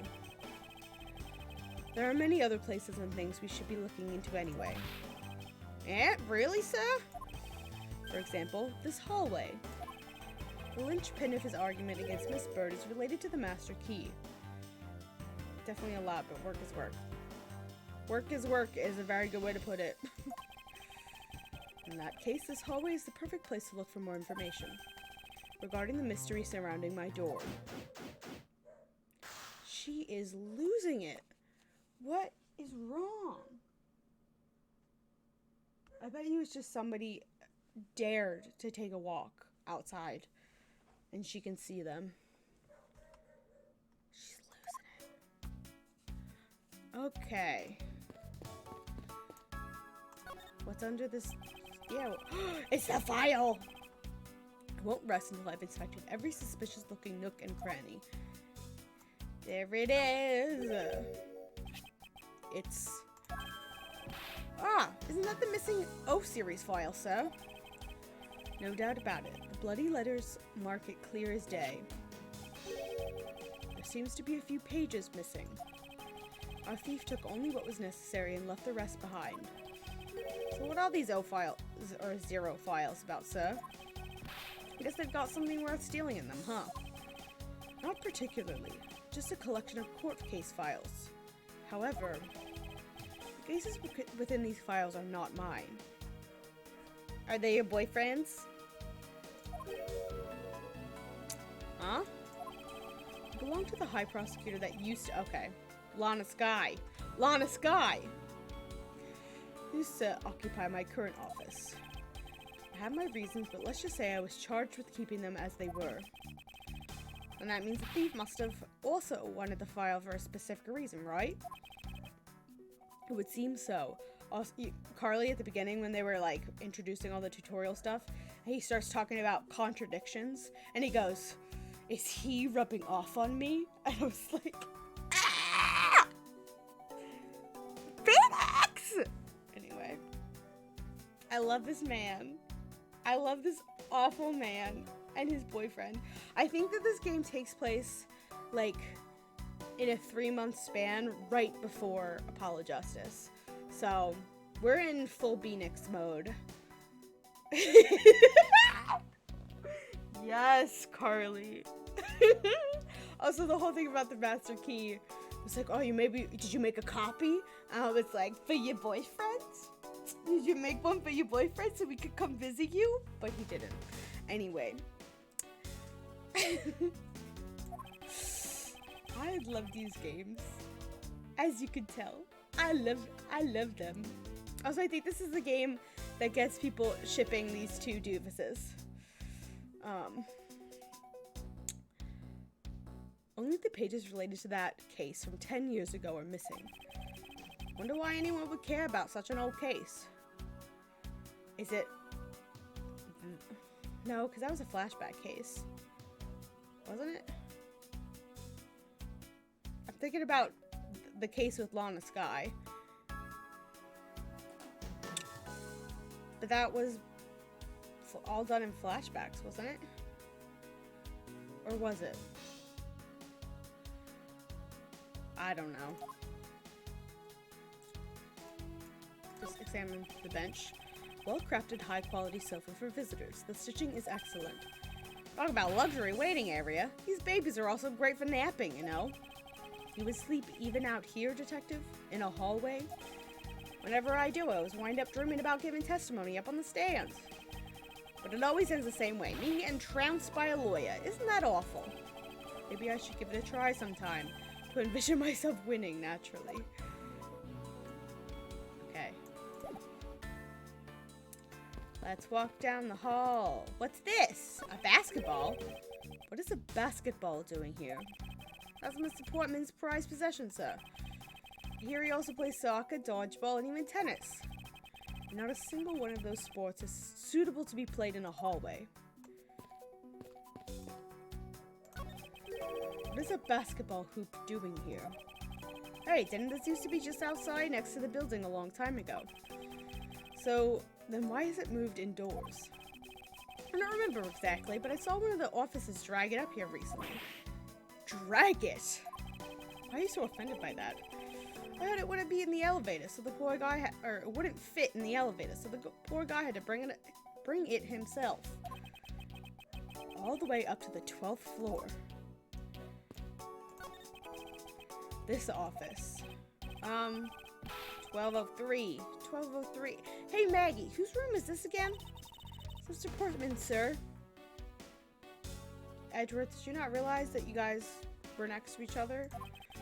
So he's my new neighbor. Okay. He's new. I see.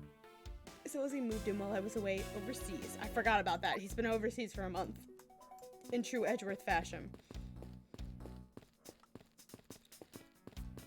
Okay. I won't rest until I've inspected every suspicious-looking nook and cranny. A minimalist yet classy door made of top-quality wood. It's sturdily made, making it near impossible to break in by force. That's almost majestic, sir. Wish I could be as stately as this door. Only Gumshoe would praise a door as something greater than himself. Being a detective has its own rewards and a certain virtuous value, I think. If you live up to your full potential, that's a poignant trait that anyone can admire. I see. So you're saying, sir, that me being me is the best thing I can do for everyone? Right. That long pause wasn't exactly reassuring, sir. Fair enough. 12012. 1202. These four numbers on a number plate alone proclaim this to be my office. Jesus, I really couldn't read that. Whoops. Hey, these number plates slide right out, sir. You have to be able to take the plates off when a room becomes vacant, you know. Although, the idea that can be so easily removed is kind of... Why? Why would they change the numbers on a door? Okay. So what else am I fucking looking for?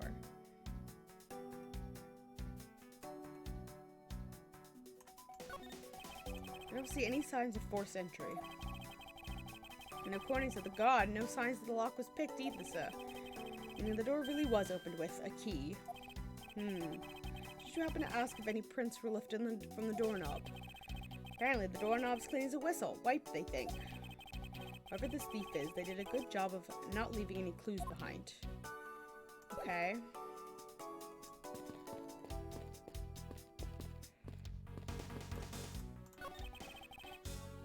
Is everything alright? Yes, sir. If you must know, I weighed myself this morning and I'm finally 154 pounds. Congratulations. But I was asking about this hallway and this room. Is that... Oh, God, it's that guy. Whatever the fuck his name is. Oh, everything's okay, sir. A word of advice. Stay focused, you may start to lose even more weight. It's you! Looks like you're in quite the pinch, Mr. Edgeworth. To be sure, a murder within the walls of the prosecutor's office is no trifling matter. You must find, apprehend, and punish the killer accordingly post haste. Sounds like a messy case you got in your hands. I forget his voice. You ever feel lost or need some advice? My door is always open. How gracious. I will keep your offer in mind. Who is this guy again?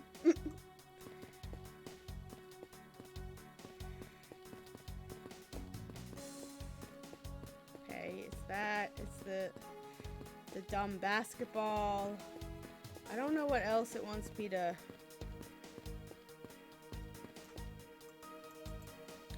Can I use you to...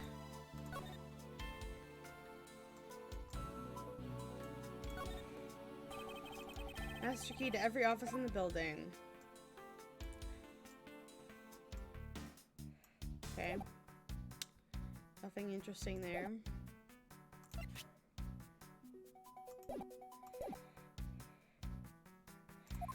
What do you... Okay.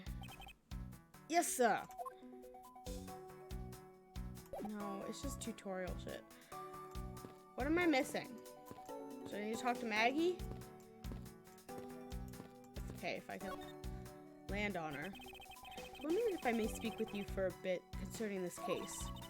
Always been a big fan of the courtroom, but this is like a dream where I'm being cross-examined by the Miles Edgeworth. Can't let this chance pass by. I must remember to ask her about the master key. I mean, you've been questioned by Miles before, but I guess you haven't been cross-examined, so I should jog her memory by showing my notes to her through the present button. Okay. Have you ever met the victim before? Well, I've seen him a couple of times before when I had to go to Mr. Portman's office. Mr. Faith was always playing basketball with Mr. Portman, sir. That sounds like fun. Just once I'd love to have play with them. That sounds fun, but the only person ever taking a shot was Mr. Portman. All Mr. Faith ever did was pass him the ball, sir. On second thought, I don't think I'd have fit in at all with them. Miss Maggie Bird, correct? I take it that you were an acquaintance of the detective? She was under my supervision back when she was still in the force, sir. One day she got caught up in a murder and things started going downhill, so she quit. But I owe a lot to Detective Gumshoe for introducing me to my current employer. Or so I thought until a few hours ago. Right before I was about to clock out for the night. Got caught up in this whirlwind of a case, correct? Don't worry, my whole life has been nothing but a whirlwind of bad luck and failures. So I was 6 months old when I fell from the 9th floor of my apartment building. I've been hit by all sorts of vehicles, gotten sick from all sorts of foods, failed at almost every test I've taken, experienced almost every kind of disaster. Now I even managed to name a criminal, just when I've become a security guard. Be named. I'm gonna sneeze. That's a lot to go through in one lifetime. I know! Just when I thought I had finally found my happiness, I wind up getting you and Detective Gumshoe involved in my bad luck. You don't need to worry about me, Miss Bird, nor do you need to worry about yourself.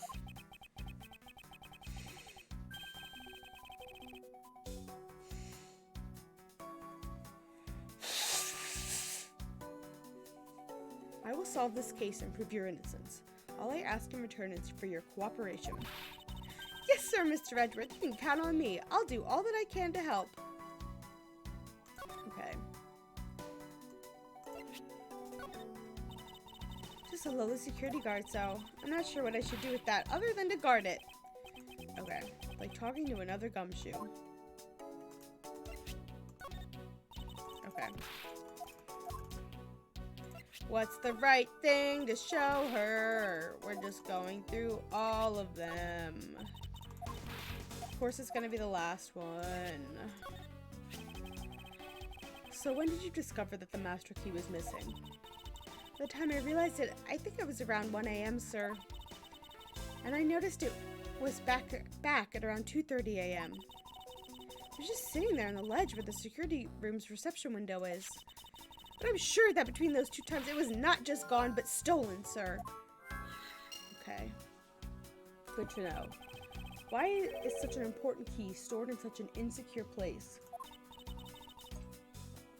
It's not like that, sir. We always keep the keys further inside the room. Away from the window. Always, you say? Except for this time, correct? Well, I admit it was a bit careless, but I have my reasons. I left it out because I was sort of using it at the time. It was after I had used it that I left it sitting out on the ledge. Use the master key. Okay. Why did you use it? What did I have for dinner? I had samyang spicy ramen and dipped in an egg yolk with it to dip the noodles in. Because that's what I was feeling. And then I'm drinking more soda and alcohol. Are you trying to figure out what to eat? You can join me in my instant ramen fullness. If you have any. I'm a weirdo who just likes the very spicy ramen. I have slightly higher than white people spice tolerance. I mean, you could have soda with a drink, because that's what I'm doing. It's not gonna get me drunk, but... What do you mean by you use the master key? Oh, I had used it to open the door for this prosecutor who had forgotten his key. Oh. I mean, it's my job as a security guard, right? I had a glass of wine last night, and I'm sure that didn't help your emotional state. I mean, I can't blame you. I would have also been pissed and stressed and anxious about what was going on. Ah! What is it? That's right, I just remembered. The prosecutor forgot his key. It was Mr. Portsman, sir. What? Please tell me more, Miss Bird. Quickly. Forgetful Mr. Portsman. It's around 12 a.m. Mr. Portsman has forgotten his office key, so he came down to the security office. To security, sir. And that's when you loaned the master key to him. No way! It's against regulations to loan the master key to anyone.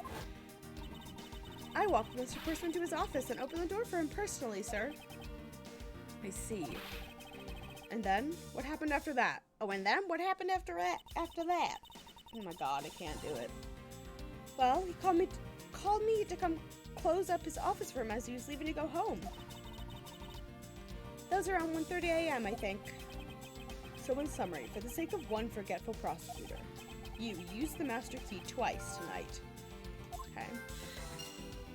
Interesting. Talk about suspicious. Doubt you can say that you've never left your keys at home, detective. I think this calls for a thorough examination of Mr. Portsman's door. Okay. Happily. Won't rest until I've inspected every suspicious-looking nook and cranny. Yep. Room 1203. I take it that this is Mr. Portman's office. Yeah, you can't mistake it. It's that basketball hoop, sir. Oh, that reminds me. Mr. Portsman had actually wanted room 1202 really badly. But since you're already occupying it, Mr. Edgeworth, we put him next door, sir. Why was Mr. Portsman so particular about getting into room 1202? I'm not sure, but I bet it's because it has something like his birthday is December 2nd? Yep, that's gotta be it. I can't think of another reason why. I could think of at least 3. Ugh, why am I even wasting time thinking about this? The door is locked tight. Bet the old credit card trick wouldn't work here, huh, Mr. Edgeworth? This is the office of a high prosecutor detective. These doors would be pretty ineffective if the average cat burglar could get through them. Aha! So I guess only a great cat burglar could get in. That must be who our culprit is. Might I advise you to return that conclusion to whatever pawn shop you bought it from? A minimalist yet classy door made of top quality wood. Fine and majestic too. Fits in really well with the ambiance of the prosecutor's offices. Even a Miss Sportsman seemed dignified just because he works behind one of these. Nonsense. A man doesn't become more or less dignified because of where he works. Well, he seems more dignified than Mr. Payne. Mr. Payne? I suppose custodial work can be dignified. Oh my god, he thinks Payne's a...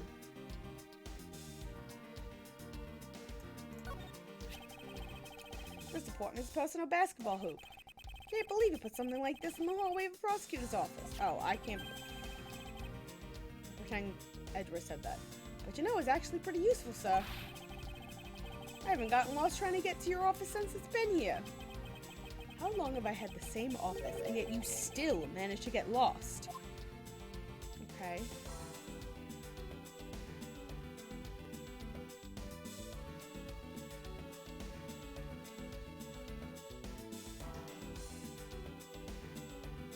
Seems like everything.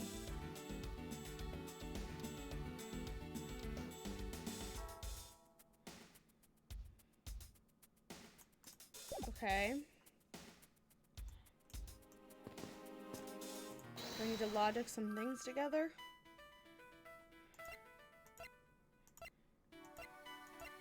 I mean, we're gonna try it. Probably not gonna work, but... Miss Bird, I'm afraid there's a flaw in your story. What? No way, pal. I mean, sir? You said you locked up Mr. Portman's office at around 1:30 a.m., correct? However, the master key had already been stolen at that time. Okay. Oh, nothing gets by you, Mr. Edgeworth. You saw that contradiction like a pro. I totally forgot about that, but thanks to you, I remember it now. You're right, it was around that very time I realized the master key was missing. And? Well, I'm a security guard, sir. I couldn't just admit to losing the master key, could I? So I pretended to lock up his room, sir. You pretended? Yeah, I used my house key and made it look like I was locking up, sir. So in actuality, you never did relock the door then? Well, I thought that maybe I could go lock it after I found the key. Come to think of it, I guess the door still hasn't been locked properly. Okay.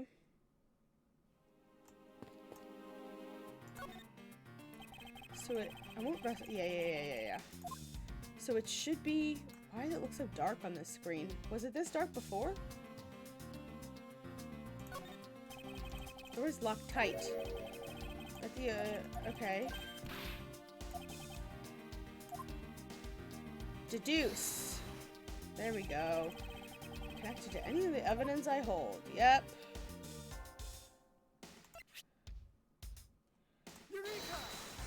Exactly. Who locked it? This is a contradiction. I do love Edgeworth's Eureka! It's not as good as Objection, but it's still pretty good. There's a contradiction between the reality and the evidence. What if what Miss Bird has said is true, then why is this door locked tight? Huh? You know, you're right. Miss Bird, are you sure you didn't relock this door?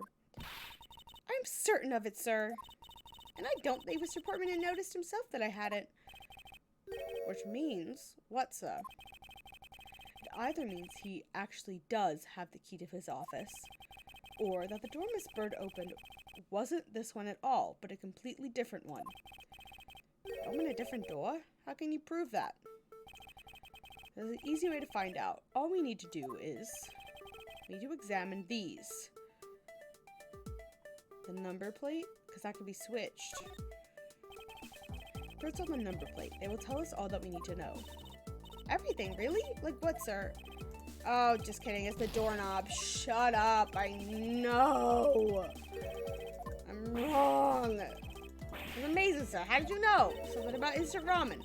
This must be a joke to cheer me up, Mr. Edgeworth. Yes, that's it. Now we should get back to... Yeah. It's the fucking doorknob. Is the doorknob. Okay, Carly. Enjoy your foods.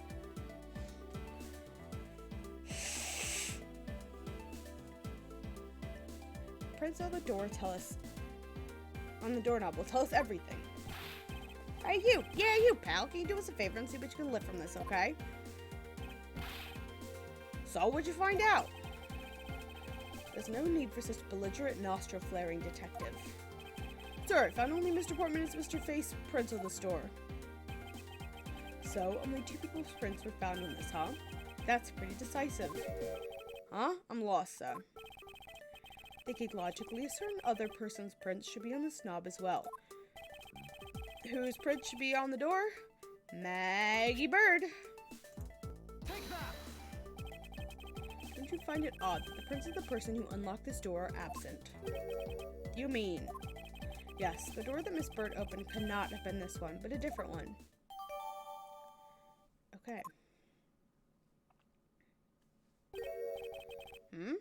What have we here? Oh. Yep. Yep. I do want to just examine everything else first. Is that basketball property of Mr. Portsman? Yes, sir. He's always ready for a match. Basketball, soccer, dodgeball, tennis. Doesn't matter what sport it is, he's game. Although I think it'd be a little hard to play tennis with this ball. This is the point you should be focusing on, detective. You're right, sir. Now I know what I should be focusing on. Bad, Mr. Portsman. Someone should teach him to clean his toys up after he's done playing. I think we've reached the end of this conversation.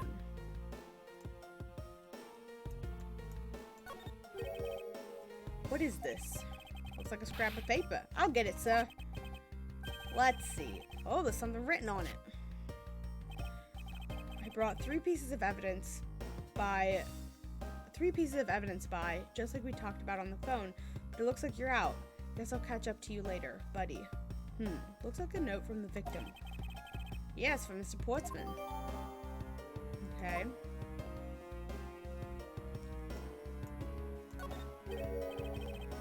What's this? What are you looking at, sir?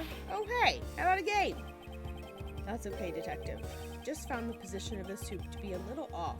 Oh yeah, look at that. Hey, you're right, sir. Guess it's shifted when someone made a seriously sweet slam dunk. The positioning of the hoop is definitely unnatural. I better take note of this. Okay. Oh, cool. So glad. Poking around in this hallway has actually paid off quite handsomely. Huh? How so, sir? In a variety of different ways. I think it's time we had a little chat with the real culprit of this case. You know who the killer is? Wow, Mr. Edgeworth. As long as my logic is sound, then yes. The master behind this murder is none other than Mr. Portsman. What? Mr. Portsman? I knew it. That's exactly what my logic senses were telling me, too. I suspected it was him from the instant he accused Maggie of being the killer, sir. That is anything but logical. Lady and gentlemen, prepare yourselves. Come what may, it's time to knock on truth's door.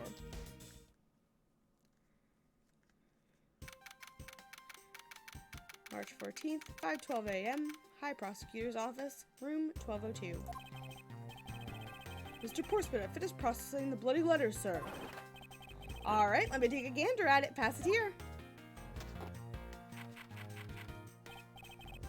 Okay, looking good. You there, take care of this. Oh, no! Gumshoe. Well, if it isn't Detective Gumshoe. End of the line for you, Portsman. We've got you now. Call off your dog, Mr. Edgeworth. Is this some kind of joke? It's no joke. We know, Mr. Jacques Portsman, that you are the guilty party in this case.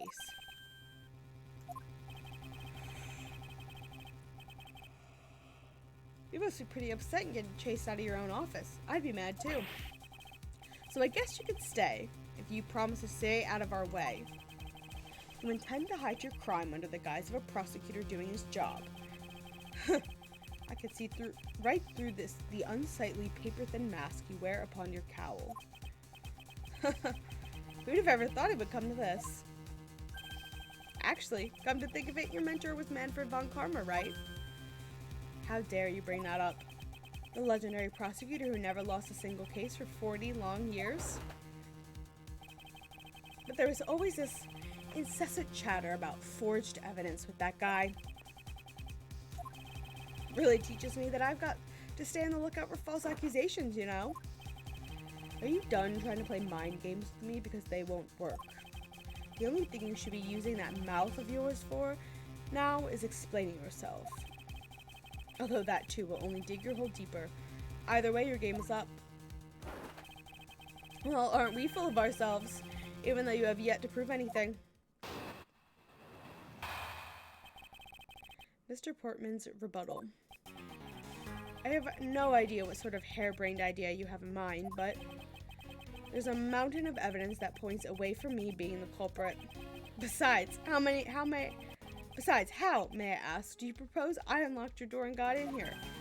Look, I feel bad doing this to you, but I've got work to do, so we're done here. Sorry, but we are not finished yet. Boy, you're stubborn. I suppose you're basing your accusations on something? I'll show you what I'm basing my accusations on. With evidence. Piece of shit. Alright, dude.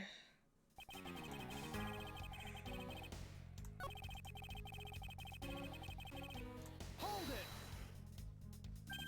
Oh, and what, pray tell, kind of evidence are we talking about here?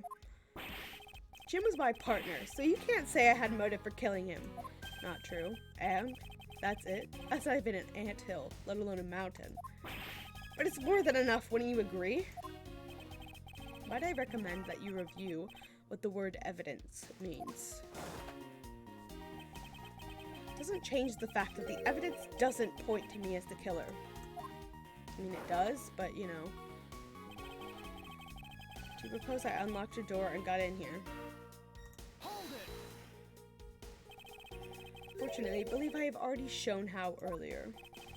Your speculations mean nothing, and I still insist that I could not gain access to your room. What should I do now? Should I raise an objection? Yes. You claim to have no way to open my door. However, is that really the honest truth? Ha! Alright, I'll humor you. Go ahead, shoot.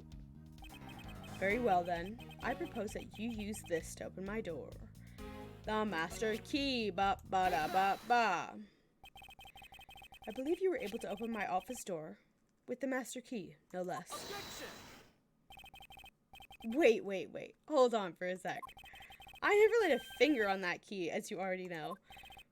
Precisely. You were able to open my door without lifting a single finger. He switched it into his door. Yep.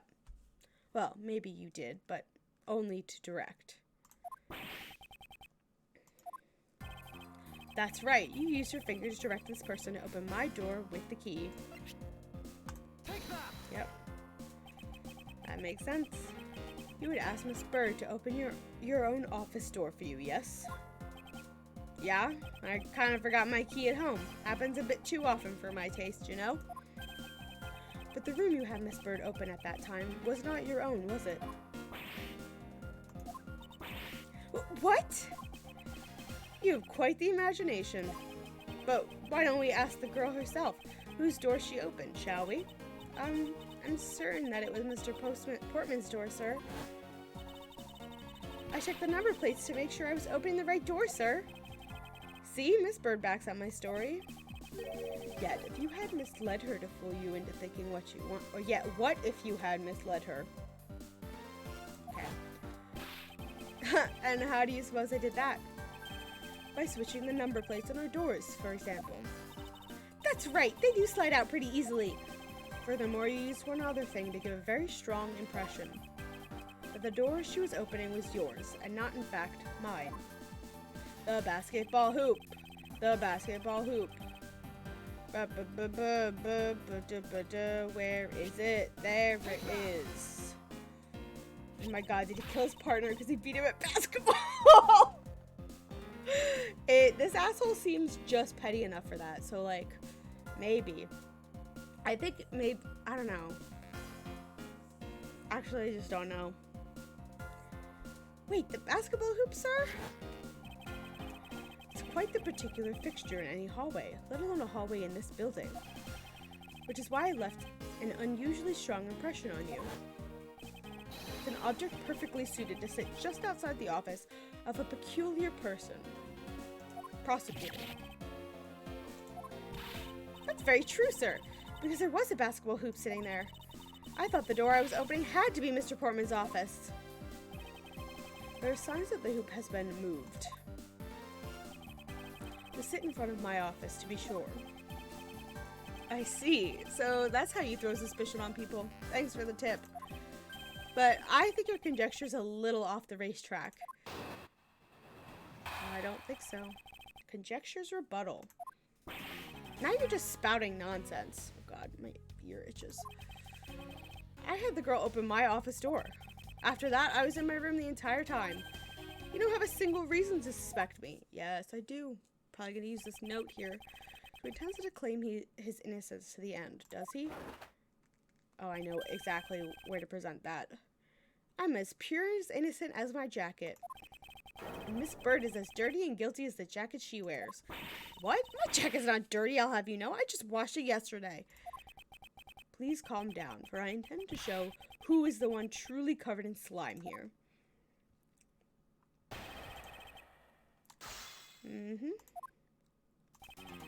You're just spouting nonsense.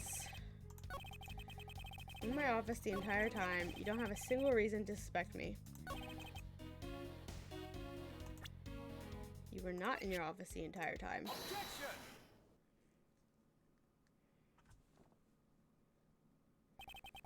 That was a lie. What are you talking about? How is it a lie? This is a note that the victim left for you, Mr. Portsman. A note? It was left under your door, or did you not notice? And right here it says, "But you're out." You were not in your room when the victim came to call on you. So then, where were you? What were you doing? Shall I explain it in full detail for you? You were busy snooping around my office, the very room you had Miss Bird open for you. That's just nonsense. You have no evidence that I made the girl open your door for me. Oh, but I do. I have very decisive evidence. No way! This is the proof positive that you had Miss Bird open the door for you.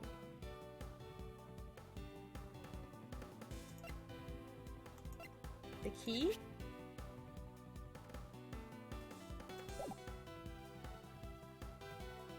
The door itself? Oh yes, the door, because they're yep. I had your door dusted for prints. My door? What for? Come on, I bet you didn't find anything. You sure are good at wasting time. You're right, I didn't find anything. And definitely not Miss Bird's fingerprints. Her prints? What do they have to do with anything? Let's put it this way. If she really was the one who opened your door, then her prints should naturally be on the doorknob she touched. Further, all of the prints on my office door's knob have been wiped clean. I can only assume it's because Miss Bird's fingerprints were on it. Don't you think it's time you gave up your charade? We know you stole into my office with the intent of stealing something from me. Detective Faith found you out. Possibly because he had heard sounds coming from a room whose occupant was on leave. Excuse me. Mr. Portsman, you killed Mr. Faith to silence him. You had the misfortune of return when I did. You had to threaten me as you escaped. Hell yeah! Spicy ramen! What kind? What kind? You made it too spicy? I mean, just throw like a pat of butter in there. I don't know if your dude likes soup ramen. Or like sprinkle some cheese. Costco tonkatsu. Hell yeah. Sam sells a tonkatsu. And I'm tempted to get it. But it's like in like a 12 pack. And I don't have space for that. And they're like the cups, like the bowls. It has something like that. I don't know. I don't have a Costco membership. I have Sam. I say my parents have Sam's. As I said when you had the gun to my back, no one gets away with committing murder in my office.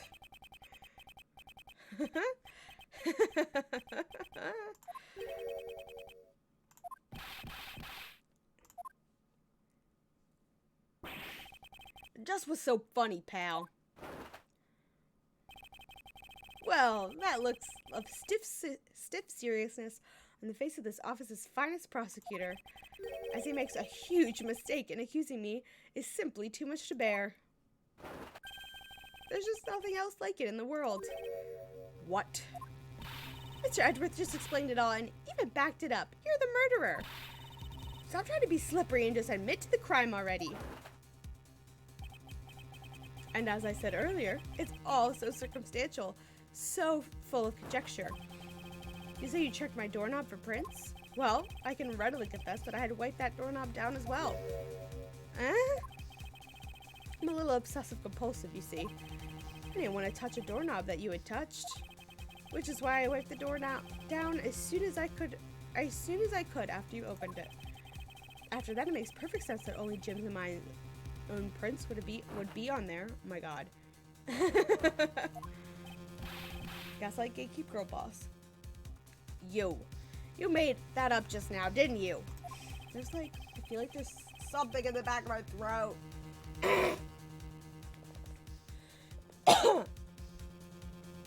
Furthermore, as the note Jim left for me, do you know exactly when that was? For all we know, we could have left it there before I arrived at the office. Like, early evening, for example. Why would you fucking leave it there? Are you saying you failed You notice a note in your doorway. Hey, even geniuses fail at times. I was probably too preoccupied by work-related matters. Although that's no excuse. Now that's just a flat-out lie. There's no way you didn't notice a note that size. Ah, but you can't prove that, can you? Say something, Mr. Edgeworth. Back me up here. Poor Swimming makes a good point. I can't prove that he didn't simply overlook it. Besides, I have an airtight alibi. Airtight, you say? I only realized that I had one just now as we were talking. I guess it would have been better for all of us if I had just told you sooner. God, what's your stupid alibi? Oh, 1 second.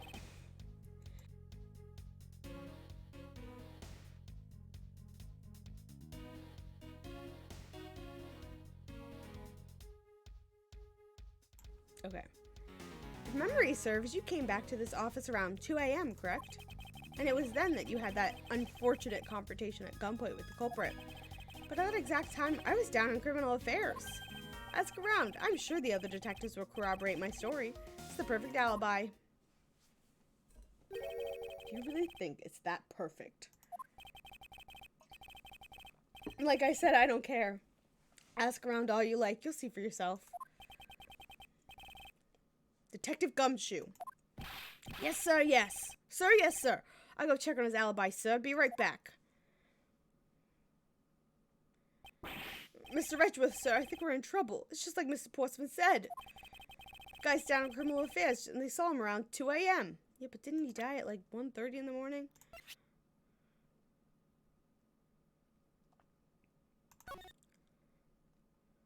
Oh, that's not what I want. Exactly. How do you just suddenly remember your alibi? That was literally only, at this point, like 3 hours ago. You see? All the evidence points to him being the culprit. So there must be a contradictory point in his alibi somewhere.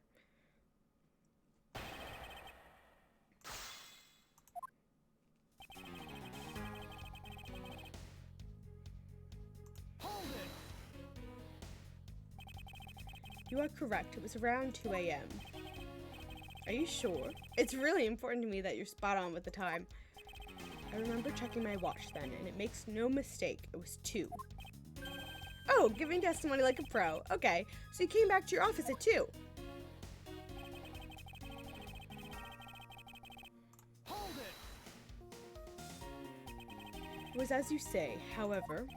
Yes, however, you were the only one who claims to have bumped into the culprit. So tell me, did you see the person's face? Was it me who you saw? He got told that.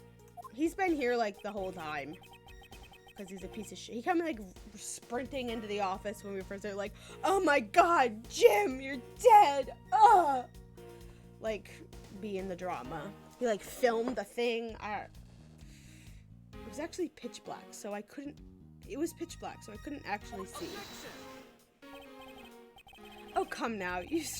I'm sure you saw something. Try a little harder, why don't you? I'm beginning to feel like I'm the one being interrogated here. Oh well, it doesn't matter if you remember or not. It only matters that you ran into the culprit. Hold it! So you paid the Criminal Affairs Department a visit. Yep, right after I left the prosecutor's building, I headed straight for the precinct.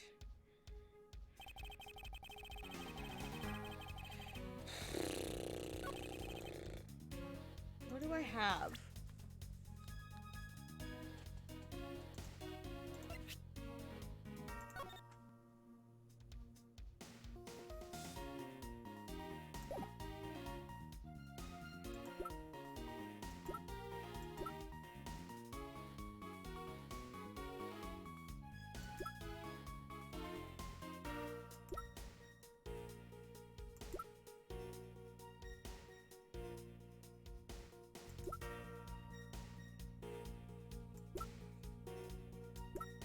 I don't know.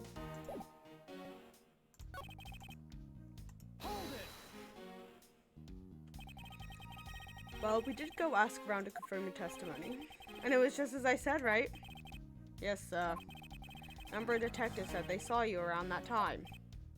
See? I have the perfect alibi. That's the ace I had up my sleeve. Impossible. He actually does have the perfect alibi. What's wrong? Why the sudden sullen look on your face? Can't you say anything back, Mr. Edgeworth? I think we've reached the end of the line. It's time to get off this crazy train. You there. Sir, please escort the young lady out, but remember, be gentle. Maggie! Detective Gumshoe! Is there nothing I can do? There must be a way to turn this situation around. If only I had a clue. Did I miss something that can help me cast doubt on his alibi?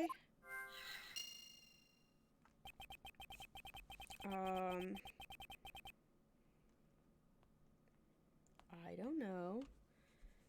Oh, right, the logic stuff. Files in disarray, another handgun is alibi.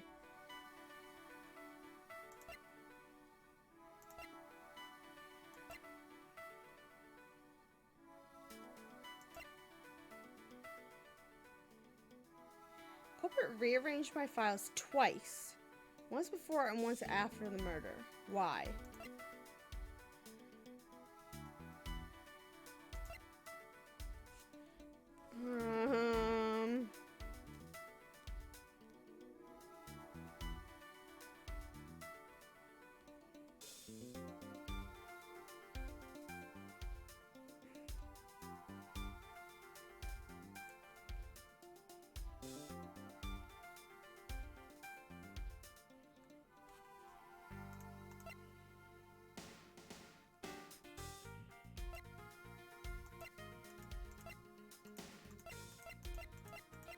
It's definitely this one. It wants me to do that.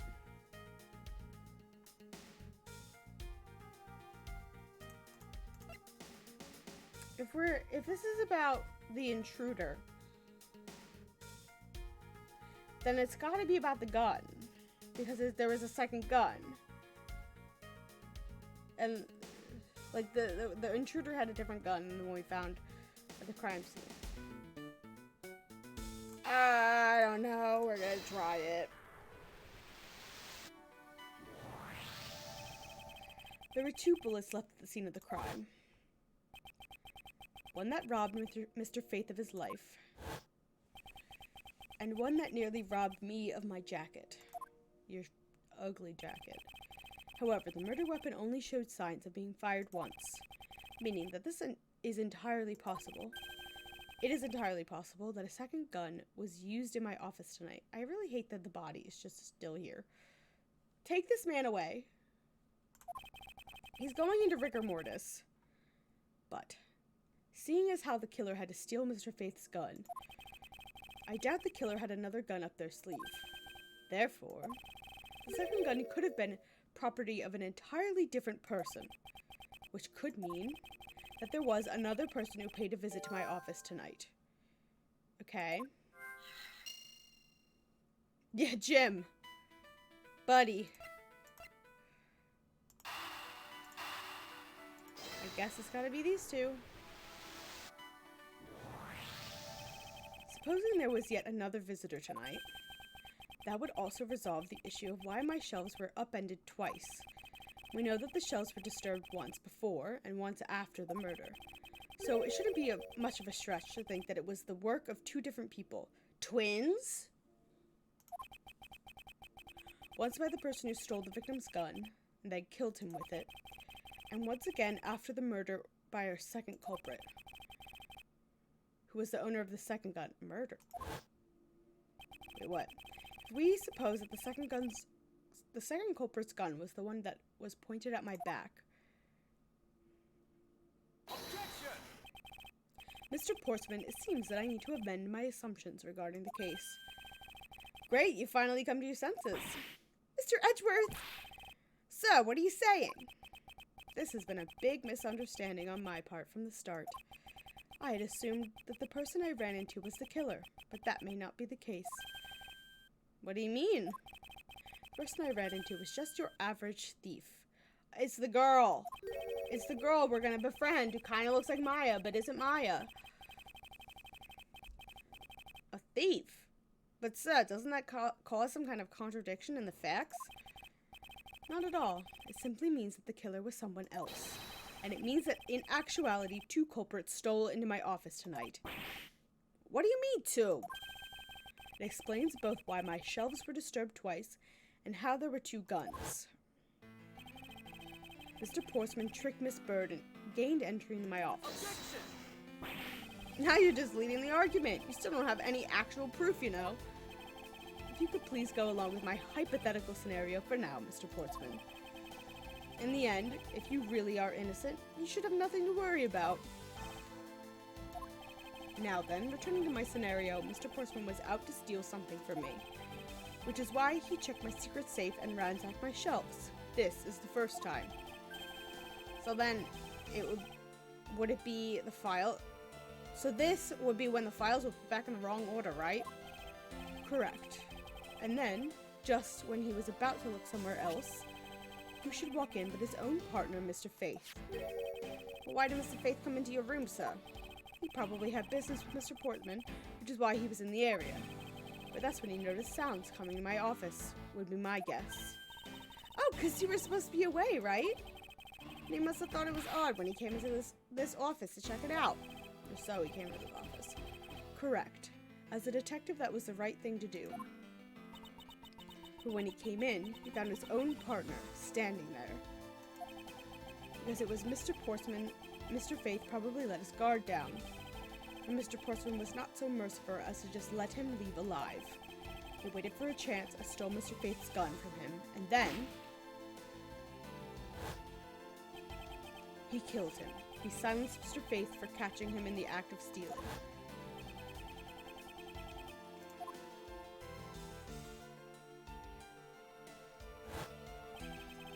This was the moment in which the first shot was fired, the one that landed in my files.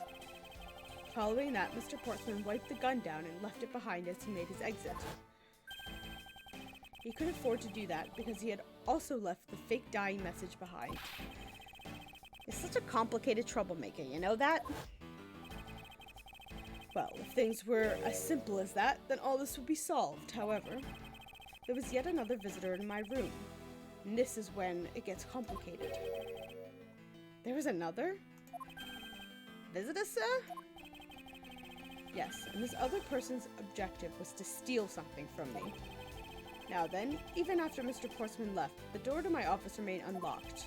However, this new visitor had no way of knowing that, and so they stole the master key from the security guard's room, and then entered my room and searched through my shelves. This is the second time they were disturbed, and it seems the thief found their prize. The stolen 0 file, right, sir? Correct. Only just as the thief was about to leave with the file, I appeared. The thief then threatened me with their own gun and made their escape. The second bullet was fired during that brief encounter. So the shells getting messed up twice and the 2 bullets was all because 2 different people were doing those things at 2 different times. Precisely. So now do you see, Mr. Portsman? The person I met with was just a thief and was not, in fact, Mr. Faith's killer. Your alibi for the time frame in which I ran into the other person is now irrelevant, because we now know that the murder took place during the first culprit's visit.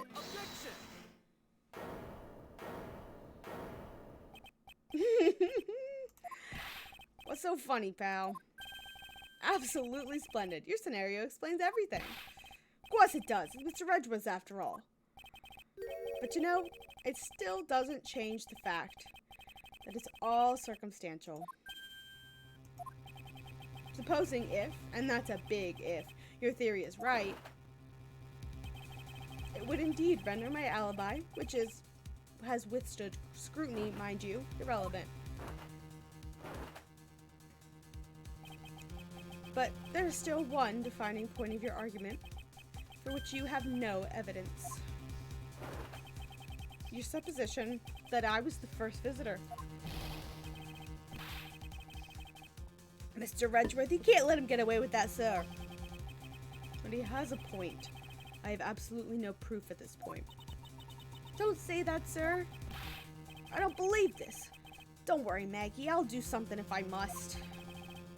You know something? I find your attitude to be somewhat peculiar, Mr. Edgeworth. If the person you met really was just a plain old thief, then why is it that person not your main suspect? That is, if your theory is correct. Oh god. Portman's alibi part 2. That thief you ran into should be your real suspect, wouldn't you say? We should be out there looking for that thief right now. They might still be nearby. I hate to repeat myself, but as I've already said, I was training in my room. I don't think the thief is still here. It's been like 3 hours. And when Jim came to deliver some evidence to me, I was down at criminal affairs. So I can't be expected to know what happened around here after I left. Jim was not down at criminal affairs. He was dead, but...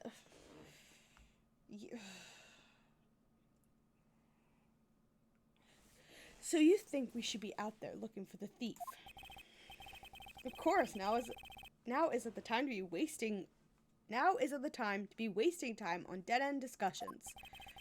I don't think it's all that dead-ended. I find your alibi to be fascinating. Let's continue where we left off, shall we? I know he's lying. I know he was here at the scene of the crime. We just have to find a way to prove it. Alright. How am I gonna prove it?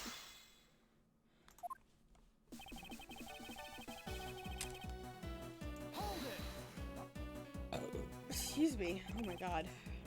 Actually, no, I wouldn't. Why not? That's elementary. The dying message, of course. Mr. Faith's killer very clearly left those letters on the spines of those files. Right, exactly. Why would this random thief kill him and leave gumshoe written specifically? Excuse me. It was after they were on there that the thief stole one of them. You mean the O files, right? Okay, I didn't mean to... And that's how we also know the letters themselves were a setup and not... Was it gonna let me present something?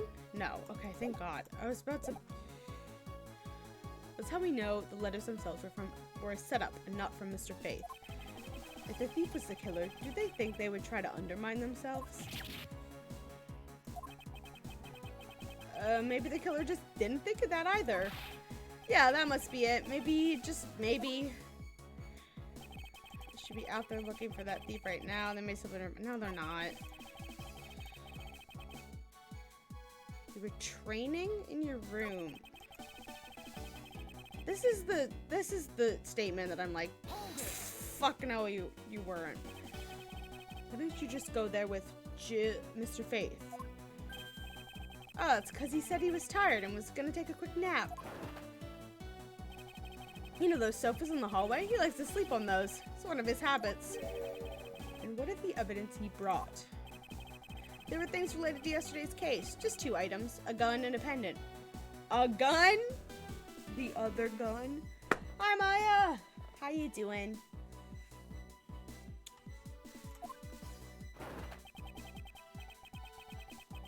I forgot to respond to your text yesterday, Maya, but I love it.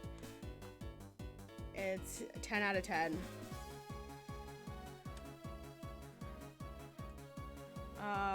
Interesting. This piece of testimony seems too crucial to let slip through the cracks. Okay. Brought me 2 items. Okay. This feels like something I need to present something about. I don't think it's that. I don't think it's that. I don't think it's that.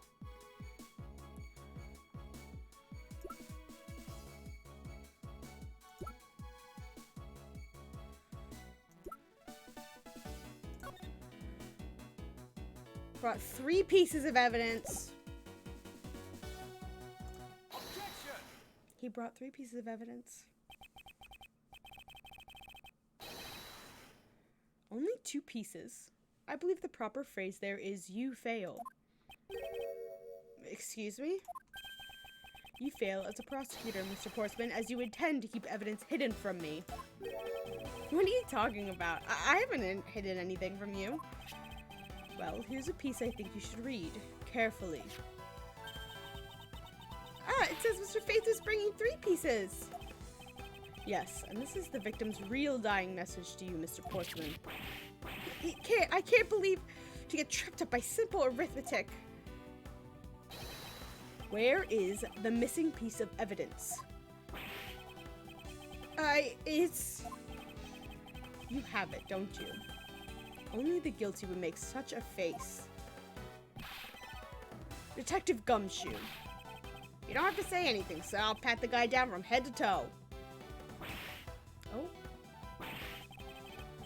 Don't come any closer, I'm warning you. It was all part of the investigation, pal. So don't even think about stopping me. I was an aggressive pal. No! Hey, what's this? He had this on him, sir. Despite what you said, it would appear that you do have something to hide. But why would you hide something like that? There's only one reason why anyone would hide evidence of this caliber.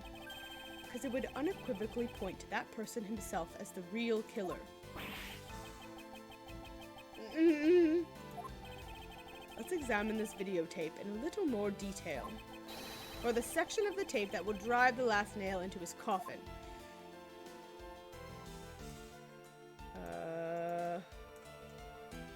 Oh! I do want to see what does it say?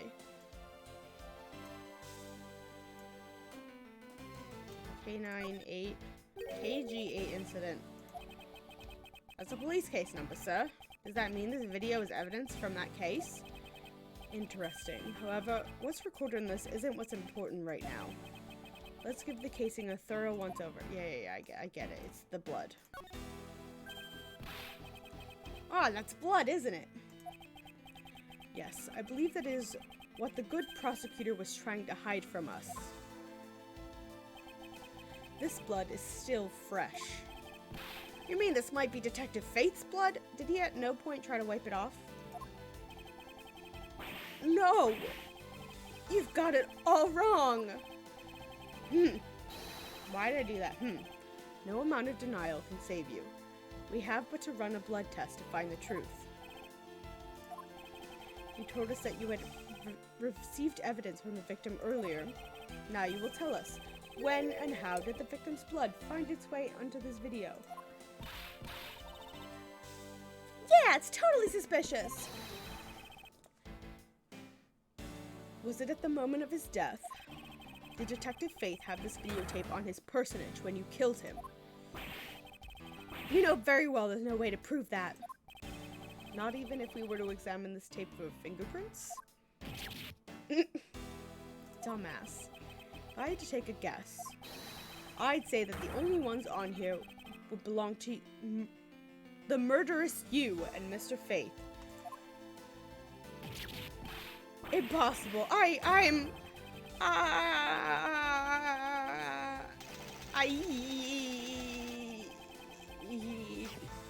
Oh. Pulled a phoenix right, did we? Swallowing our necklace pendant. 5:47 a.m. Can Edgeworth go to bed? He's been up all night. Also, why did he come to his office at 2 in the morning to begin with? Because he doesn't sleep. Anyway, Mr. Portsman has been placed under arrest for the murder of Detective Buddy Faith, sir. Very good. And the results we got back from the lab techs on the tape turned out to be real solid, sir. Oh my god. The blood work came back, and it was definitely Mr. Faith's blood on there. And as a bonus, they were able to lift a few of Mr. Faith's fingerprints as well. Thank you so very much, Mr. Edgeworth. I still can't believe I got to see your cool deduction skills outside the courtroom. I'm impressed beyond words, sir. It was nothing. I'm just sorry you got caught up in a murder in my office. Please accept my apologies. Oh, it was nothing. Really, compared to what I've been through, I mean. I consider myself lucky that it was only a burglary and a murder this time, sir. If it had been a hold-up or a hostage situation, I'd have thrown my hands up in the air. I think I'm finally rising up for a goddess of misfortune to an unlucky person. Something tells me we should have hired a different person for security detail. You know something, sir? That Mr. Portsman really was one corrupt prosecutor. And why would you say he was corrupt? Well, I heard that there were a number of suspicious things related to his court cases. There's even rumors about how some of the evidence he uses is forged, sir. Forged evidence, huh? They say he even decided not to prosecute a few cases for some really vague reasons. Oh, that guy was a complete disgrace to the entire profession. I never did get around to asking what his reason was for breaking into my office. Yeah, whenever we get near that topic, he just clammed up. Although we can be pretty certain that it was to steal something. This is just between you and me, sir, but there's a rumor that some sort of huge organization is involved behind the scenes. Oh, well, well. With Mr. Portsman not willing to divulge anything, it certainly leads credence to that rumor. It would seem that we haven't heard the last of this. Huh? That Mr. Portsman isn't the bad guy? I didn't say that, but rather that there are still many more mysteries for us to solve. For example, we still haven't figured out the significance to this piece of evidence. This one? The stolen file?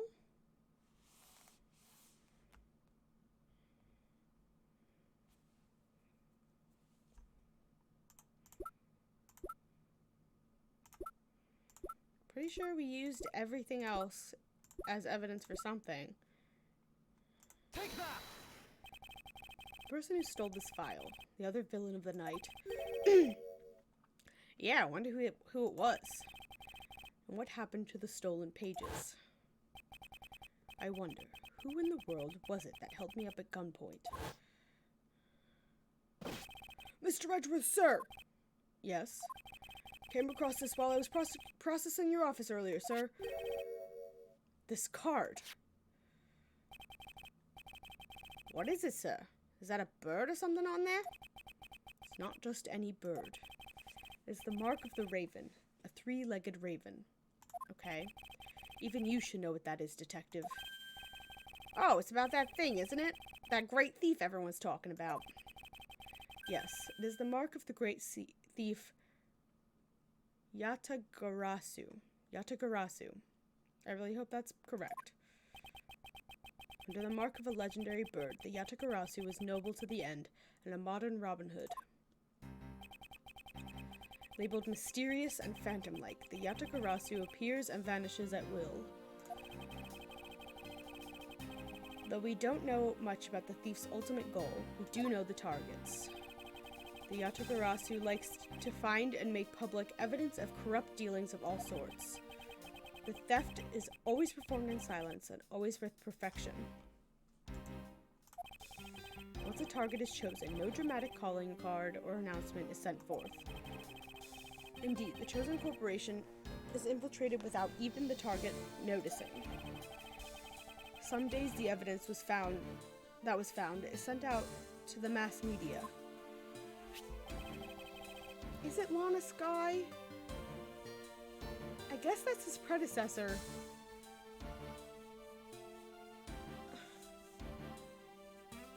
Along with a single card. But I'm trying to think of the timeline. 10 years ago. We're at 7 years since the last game at this point. Because we're like right on the cusp of Apollo Justice. Or at least we're 7 years from when Phoenix lost his license. I don't know if it was right at the end of the, like, not long after the end of the last game. When did Lana get... I don't know. Although it has been a while since the Yagatarasu's last appearance. Hey, Mr. Edgeworth, look, something's written on the back. What? Let me see. It's the location of where the thief put the stolen files. The person who stole the contents of the file was the Yagatarasu. Yagatarasu. How many times am I going to have to say this? Organization. Quite a few keywords are popping up in this mystery. The murder in my office. The itch on my back. The return of the great thief Yatagarasu. Looking back, I can't say I didn't see these events coming, for they were heralded by the incidents that began to occur 2 days ago. What?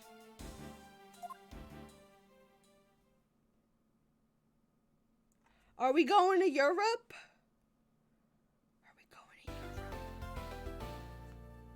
Are we going to Europe? Turnabout Airlines, we are! Okay, we're gonna start the next case. See how far we get.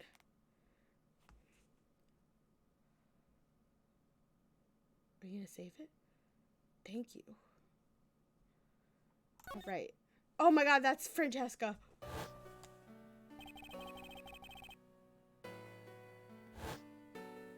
I missed what that said.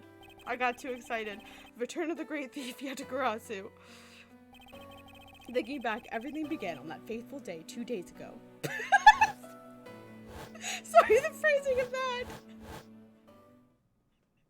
That fateful day 2 days ago. Oh god. Phoenix. Miles, you bleed. Oh, it's wine.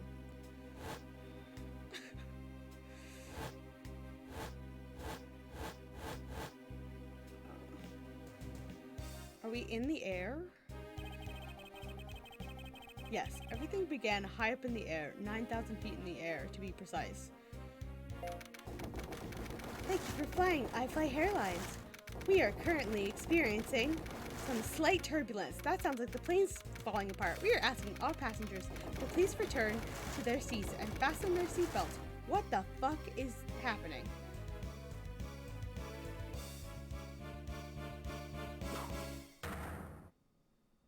An elevator on a plane? What in God's name is going on? Oh my god. Oh my gosh, you fucking did. March 12th? How is it 2 days ago? Let me go. I don't know. 6:13 a.m. Flight I-390, first floor lounge. Oh my fucking gosh, you fucking did.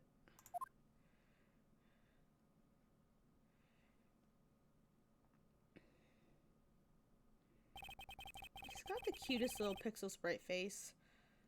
Why do I feel like I have just woken up from a horrible nightmare?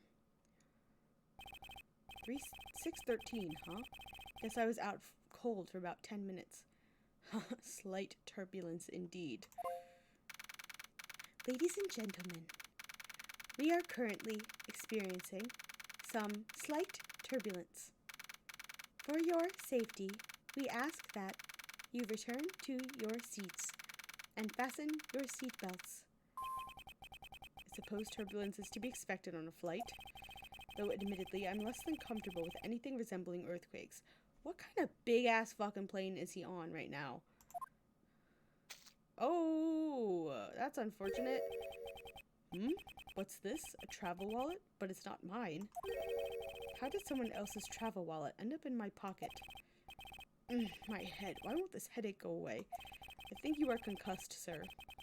Take care of this travel wallet later, or hand it off to an attendant. Now it's covered in wine. Ugh, from earthquake-like turbulence to an elevator.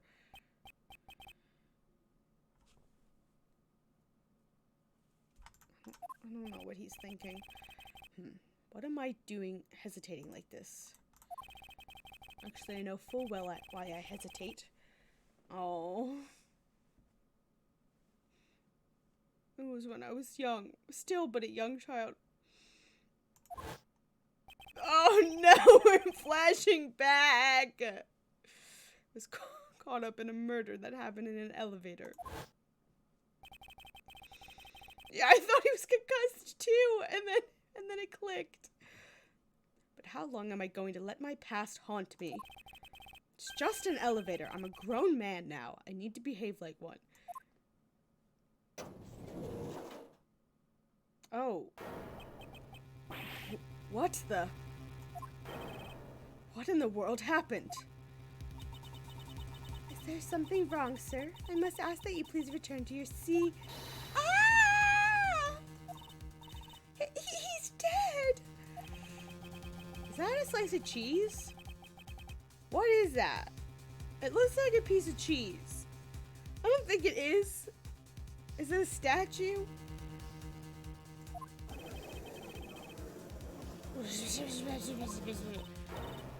You murderer! No! You have it all wrong. That wasn't me. Why would she think it was him? What is this? Look at this giant food that this man has. Look at all the bottles that this man has. And why does he have... Who are these people on this flight? Why did they give him... Who let this man on with this much liquid? Who? And why does this man have all the preservers? Again, and also, did this man get served this giant food on this flight? I would like to get served that giant food on this flight. Anyway, first class. Everyone, I'm sorry to interrupt, but I have an important announcement. I am one of your flight attendants today, Rhonda Tenero. Unfortunately, we have just a minor accident on this flight. Someone is dead. An accident? Don't treat us like we're stupid. I caught a glimpse and it was a murder. Oh, there's Edgeworth. What? A murder? What's going on this flight? Everyone, please calm down. There's no reason to panic. This flight will stay on course and make a scheduled landing. We are still currently in the middle of a rough patch of turbulence. So until we are out of this area of turbulence, I ask that you please remain seated. Someone was killed, right? If you weren't about to kill her, let me off. Let you off? Let you off where? You're in the air. Please, there is no need to feel threatened. We have already apprehended the culprit. No, you haven't. Oh my god, we're like handcuffed. He's got a chessboard. Ask that everyone please remain calm. What the heck is he talking about? Why should we remain calm? My name is Miles Edgeworth. I am a prosecutor, and I assured you I am not the killer. Ha! Being a prosecutor doesn't make you capable of murder, buddy. Now you listen here. I'm not the killer. I simply found the body. Unhand me, woman. What is this little experiment we have going here? Look at that big book. What a nerd. Anyway, so you say, however, I am sure that you are the perpetrator of this crime. How do I know you're not the perpetrator of the crime, lady? I swear on my honor as a professional flight attendant. Oh, is that right? I know what I saw. And there's even strong incriminating evidence to back me up. Pray tell, what? What is your evidence? What kind of incriminating evidence is she talking about? We've already alerted the proper authorities at our destination. Jeez. Till we land, you will remain in our custody by the powers vested in our captain. I'm very sorry, but please understand our situation. Your situation? I'm more concerned with mine and the direction it's going in. I'm not about to just sit idly by while I get accused of murder. Miss Tenero, is it? Yes? I was wondering if you might give me a chance. A chance to do what? A chance to plead my case. And a chance to ask what you meant by incriminating evidence just now. To accuse some passenger of such a grave crime without allowing him to give a proper defense. Is this... This might be the thief lady. With her hair. And I don't know. I could be wrong. And the professional flight attendant inside of you really just called this action righteous. Like the hair is what's... You have a point. Very well, I'll listen to what you have to say. But be wary of what you reveal. Yeah, it is sus. I'm afraid you'll only look even more suspicious if your explanation fails to satisfy. I also do not have the time to deal with you all day, so please make it quick. Of course, as you wish. Good. Very well then. Let's get started. I know for a fact that I didn't kill that man in the elevator. What I don't know is what sort of evidence she has up her sleeve. But I'm certain it doesn't fit with how the crime really occurred. Okay. Everybody stretch. Take a little pause. Crack your back. Touch my toes. My back hurts all the goddamn time. I was on the phone with my sister yesterday, and she was like, I learned how to crack backs. I can't wait to come home and crack your back. I was like, please do. I will let you do that, Miss Medical School. She got some kind of table or something. What was I going to say? Oh yeah, also I said this earlier, but nobody was here. Could you fix your back and neck? I think that she would love to do that. If you asked her, she would be delighted if you let her do her medical school stuff on you. She'll be back in May, so you'll be around at some point. So, what was I about to say? Oh yeah, I said this before. Nobody was here when I said it, but I looked for emulators for Spirit of Justice and Dual Destinies, and there just like isn't a good one. Like, I was looking at Dual Destinies, which is the next one, and like the only one is like got audio and visual glitches, which ain't gonna do it. But apparently, if I can hack my 3DS, which is apparently easy, I'm just nervous. There's a way to stream your 3DS to your computer with like this application. There might be like a tiny bit of lag, but like that's okay. So yeah, that could be an option. I think when we finish this game, probably in 2 or 3 weeks, we'll see. If I can figure it out by then, we'll do those games. If not, we'll start with the Great Ace Attorney Chronicles. That's my thoughts. That's my logic. I forgot about the Ace Attorney Chronicles, to be honest. Completely forgot about them until today. We will be playing them at some point, but yeah. So that's okay. Break time. Break time is over. Let's hear what Miss Tenero thinks that she saw. I swear to tell the whole truth as a professional flight attendant. Unfortunately for you, Mr. Edgeworth, I am certain you were the killer. The scene I saw in front of the elevator. It was you, standing there with fresh blood dripping off the murder weapon. What the fuck are you talking about? So if you would please cooperate, we'll turn you over just as soon as we land. What in God's green earth are you talking about? That's it? That's her evidence? I don't think you could ask for a more perfect witness testimony. Wouldn't you agree, Mr. Edgeworth? Not really. It's hardly perfect when there's a gaping hole in it. Wine isn't blood. Exactly.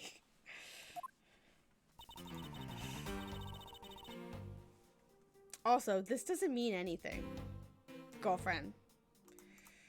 But we're just gonna press everything. Tell me, what exactly puts the pro in professional flight attendant for you? Well, it means we are very professional about how we take care of our passengers. Services like fetching papers and responding to calls are done with speed and accuracy. Get her ass edge. Edgy poo. I can assure you that I give testimonies with the same level of professionalism. But I'm sure you've already realized that by now, right?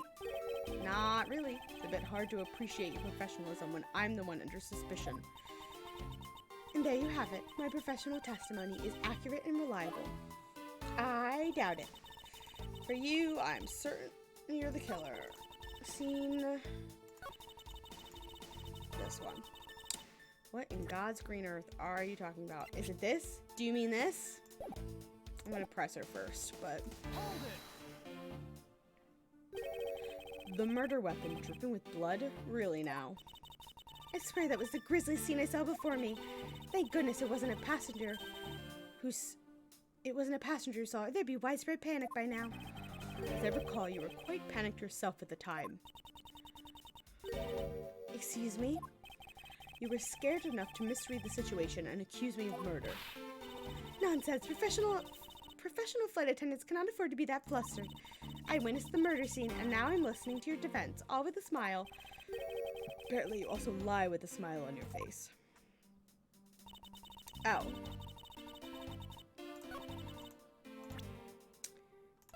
Present the travel wallet. I love this little shit-eating smile for a second. Miss Tenero. What is with the yelling all of a sudden? Oh. Miss Tenero! I guess. Ugh, force of habit. Well, it doesn't matter. Miss Tenero. You say you saw the murder weapon dripping with blood, is that correct? Yes, all that blood, drip, drip, drip. Just recalling that scene sends a chill down my spine.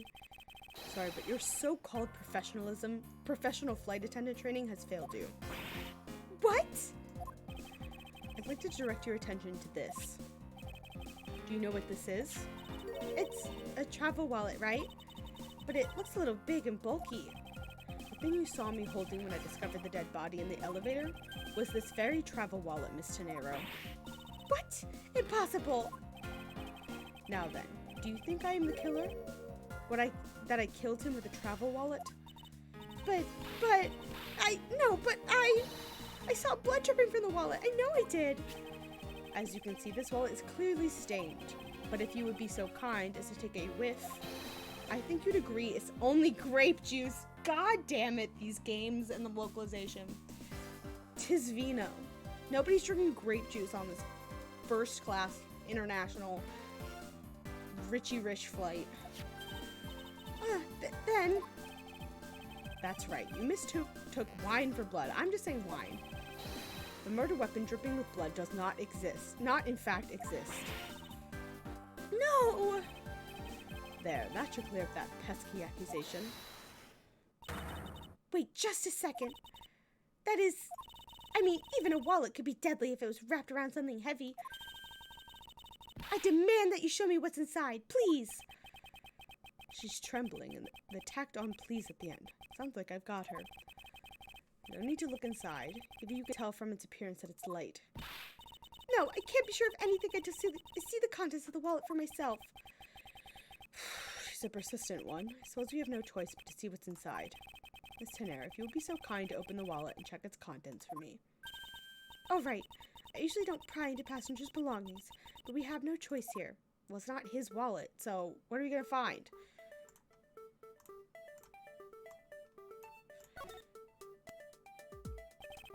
Seems that a passport is all that's in here. Okay. I'm so glad that I changed the layout for that. Yeah, it's gotta be the murder victims. We're gonna be so fucked. As you saw, there's nothing but a passport inside. This renders your wallet was the murder weapon argument moot. Wouldn't you agree? Please hear me out, Mr. Edgeworth. What is it now? Well, I was wondering, whose passport is it exactly? Can I take a look? Why not? I'm rather curious myself.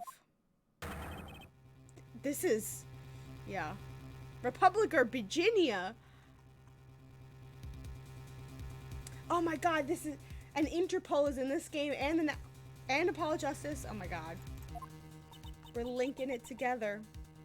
What does P mean for type? Just as I thought. This travel wallet belonged to Mr. Ackby Hicks, which makes it the victim's property. Okay. How the fuck are we gonna get out of this one? You stole the victim's wallet, didn't you? How dare you? You said it yourself. You claimed to be holding this wallet in your hands when I found you. Perhaps I did misconstrue the wallet for the murder weapon, but it seems that I wasn't wrong about who the culprit is. How do you know I didn't, like, pick it up to see who the guy was? How do you know? As you claim, the murder weapon is not the travel wallet. However, it is something you stole from Mr. Hicks after you were done with the vile deed. I find it hard to believe myself, but your motive was very simple. You were out to steal Mr. Hicks' money, weren't you? I don't even know this man. So even though I didn't have the murder weapon on me, you still suspect me, I see. You stood up at the crime scene with the victim's wallet in your hands. How can I turn a blind eye and not suspect you of foul play?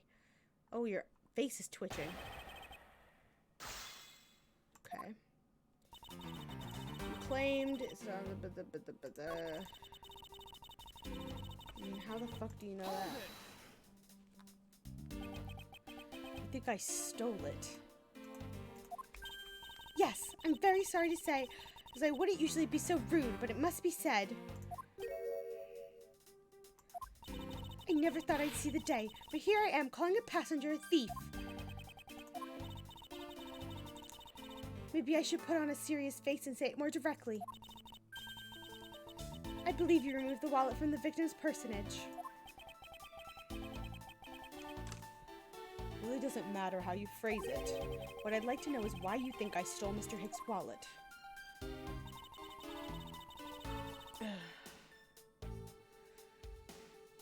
This is very simple. Okay. This is the one.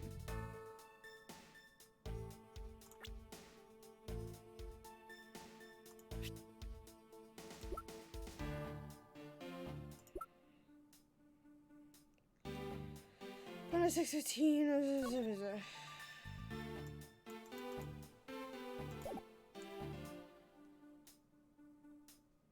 Bodies found at 6:15 inside the elevator stopped at the first floor. Sky magazine, one of my possessions. Documents discovered inside the elevator. What? Details says why? Flight itinerary, drinks. We're getting 3 meals on this flight. Wow. Movie. One movie, though. Only one. Okay. It feels like something's gonna come in later. I'm gonna press this and then I'll present something if I need to. I think I was after his money. Where did you get that cockamamie idea from? True, you're also a passenger in first class, but I thought something was off about you and those deeply etched lines on your face, your forehead. Just roast him, why don't you? They're not lines, they're perfectly normal and part of my natural face. I don't think I've ever met someone with such terrible countenance on a flight before. And that's when it hit me. You have the face of someone with money trouble. She really is making a fool of herself pursuing this logic. A little boy. Hi, Cody. Thank you for the 24-month resub. How you doing? Damn, came in just in time for Edgeworth to get bodied. That is what is happening right now. I should spare her and present the piece of evidence that contradicts her testimony. I wish I knew what it was. It's not this, and it's not this, so it has to be this. That's really... We used this already, and it's not this shit.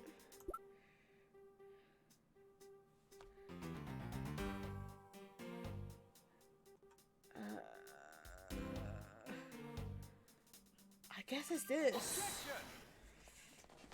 I wonder if I might get a word in, Miss Tenero. What is it now? Mr. Nero, I wonder if you noticed the contradiction within your own testimony. What are you talking about? It's simply impossible that the motive for this murder was monetary theft. One glance at this crime scene should have told you that. Oh, there's money all over the floor. And a credit card. There's money everywhere. If I may direct your attention to the things strewn all over the floor. A man is dead. Yes, Cody. She's the plain police. Why is she even hounding Edgeworth about what you missed at the beginning of this case? First of all, it's a fateful day 2 days ago. We're on a plane. There was bad turbulence, and we woke up after being passed out on the floor for like 10 minutes. And we opened the elevator after having a little bit of a panic attack about getting into an elevator and find this man dead on the floor. And she shows up and is like, oh my god, you killed him! And that's basically what you missed. And so we're trying to prove to her, I didn't fucking kill this man. I don't need his goddamn money. And the thing I was holding wasn't a weapon. It was a wallet covered in wine. So yeah, that's what you missed on Days of Our Lives. Ah, that's right. The floor is covered in bills and coinage. Coinage? No, that's what you missed on Glee. By your rationale, these were the very things the killer was after. I think we can assume that the wallet fell during the victim's struggle with his killer. And I would think that the killer would have noticed something like money scattering everywhere. Furthermore, as you can see, there was no effort made by the killer to gather the money. But the wallet... Ah, yes, the wallet. You will also recall that the only thing in it was Mr. Hicks' passport. Ah! You're really insisting that it was a crime based on greed, and you're claiming that it was all for an empty travel wallet. Forgive me! Please! Fun fact, for a length of time, I thought Glee was a sequel to High School Musical.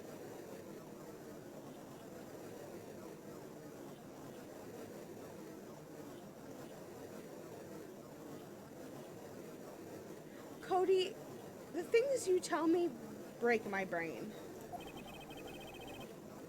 Are you saying the flight attendant's wrong? So that guy isn't the killer? Ha! Don't believe it, everyone. It's a trick. Yeah. Will you all please be quiet? They're not even made by the same company. Cody, we gotta watch High School Musical at some point. We need to have a High School Musical marathon and break your High School Musical virginity. 'Cause those movies are great. I'm gonna have to mute myself the whole time because I'm gonna be singing, but like, we gotta do it. You think Zac Efron would stoop down to Lea Michele's level? That is a great point, Carly. Miss Tenero. Yes, you lost your cool when you saw the dead body.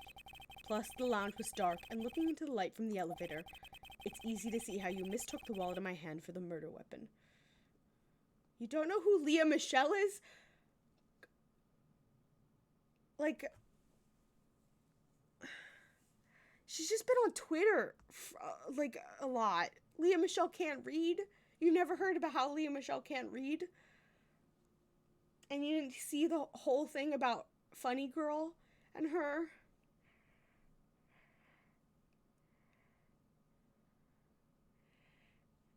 No, like, there's rumors that she legitimately can't read.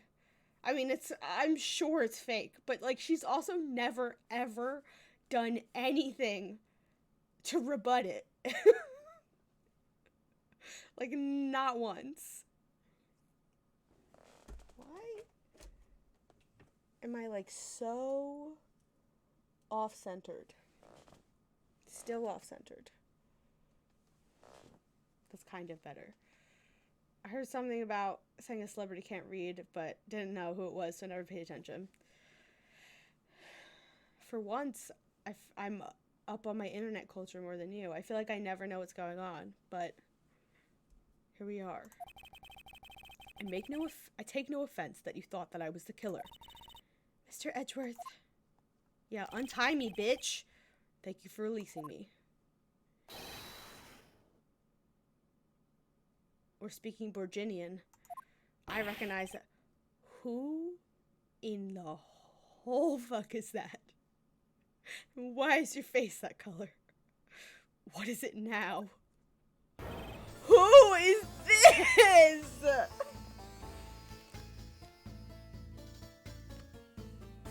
What is this man wearing?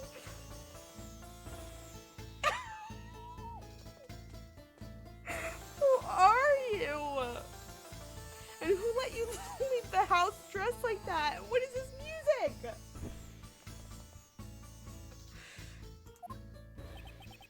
Miss Tenera, if you could please translate, I'd be much obliged.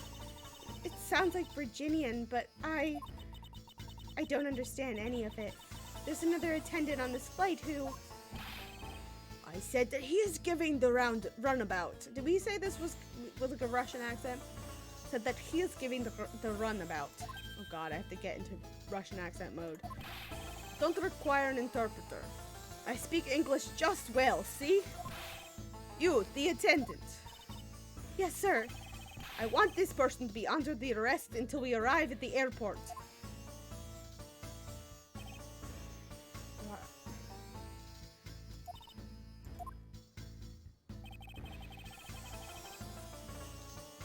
Maybe, but I definitely don't know what accent that is.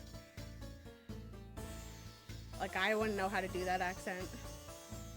I'm sorry, sir, but what exactly are you hoping for? What is you want? I am finished talking to the likes of you. This music is so loud. Please, I would like to hear why you would like me to be held under arrest until we land. You, how dare you try to waste my time? It's Gru! Good deduction, Corley. Okay, I'm glad it's not super loud on your end. I'm gonna turn down my ears. You were the one who stuck your nose into my affairs. I wanted to spend at least one more second with my precious art. I have no time for other things. I know what you are. I see through you. Insolvent. Yes, I'm pretty sure that is how you say it in English. Well, I hope that I don't dissolve in water, but I don't think that's what you mean. I'm sorry, but I don't think I caught your name. I am Zinc LeBlanc, too. I am very wealthy man in the Virginia. Zinc LeBlanc, too. The second, probably. But I am not an ordinary rich man. I am art dealer. A rich seller of beauty. Phoenix said the same. What? Mr. LeBlanc, what did you mean just now? Pardon? When you said that Mr. LeBlanc was giving me the runabout, I have to explain. The last names make me think French. Like from the last game, too. But I'm in this now. We've met French people, and they've written out their words, so it can't be French. Not that we haven't met Russian people, but they didn't speak any Russian, except for, like, maybe da and borscht, which is just barely Russian. Unbelievable. I will say it's ounce and only- oh, I thought I said ounce. I will say it once and only once. I do not have even a second to waste. Time is money, as they say. Yes, and yet you continue to blather on. I saw it. Yes, I did. Saw the victim going onto the elevator. Going down to the lounge. Okay. It was exactly at 6 o'clock. Okay. What are you getting at? And what's the significance of that time? At 6, he says? Wait, you saw him at 6? What's the matter, Mr. Edgeworth? This man creates stab wounds when he sticks his nose and stuff. It is quite the schnoz. He could definitely be like Gru's cousin. I thought this was a banana for a second. With this, what is this sticking out? Maybe it is a banana. Oh wait, no, it's just... it's just a pocket watch being open like this.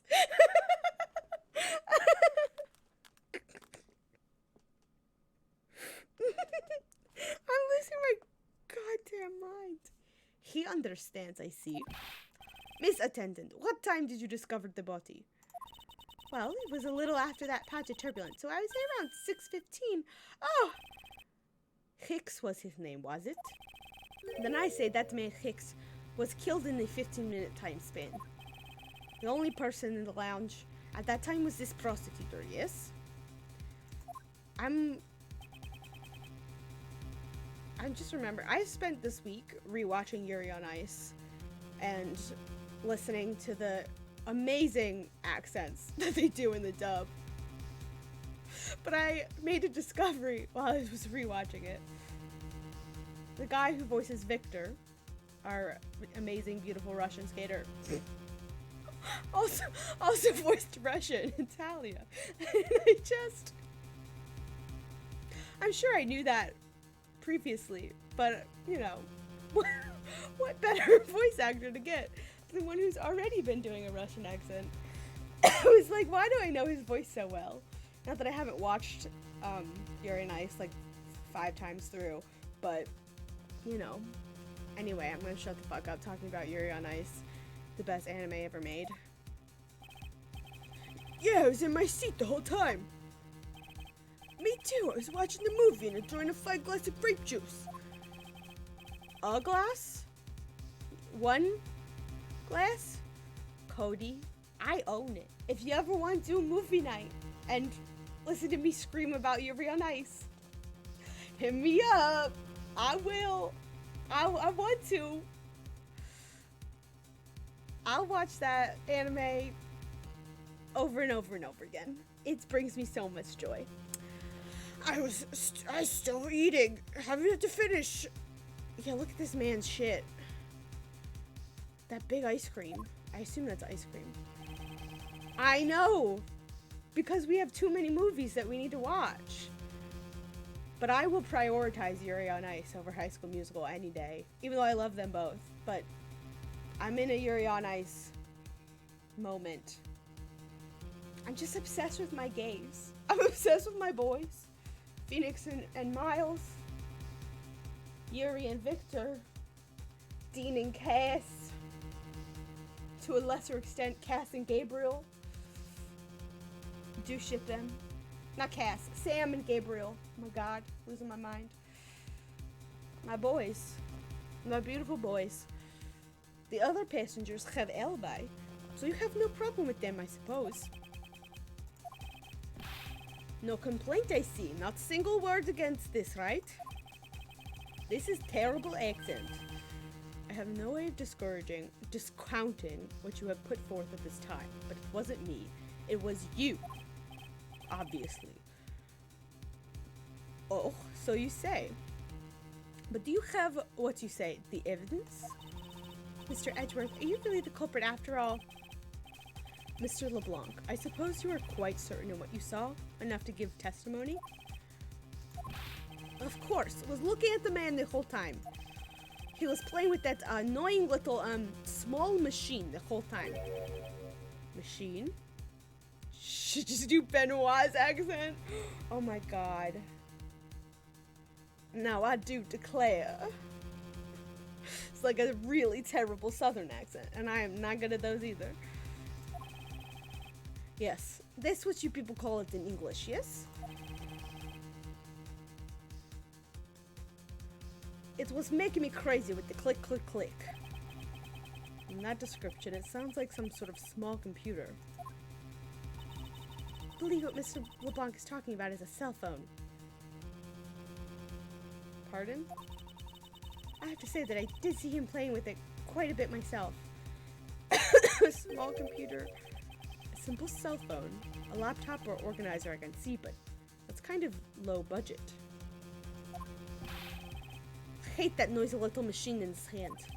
Not a fragment of beauty. All it produces is ugly sounds. Anyway, I know what I saw.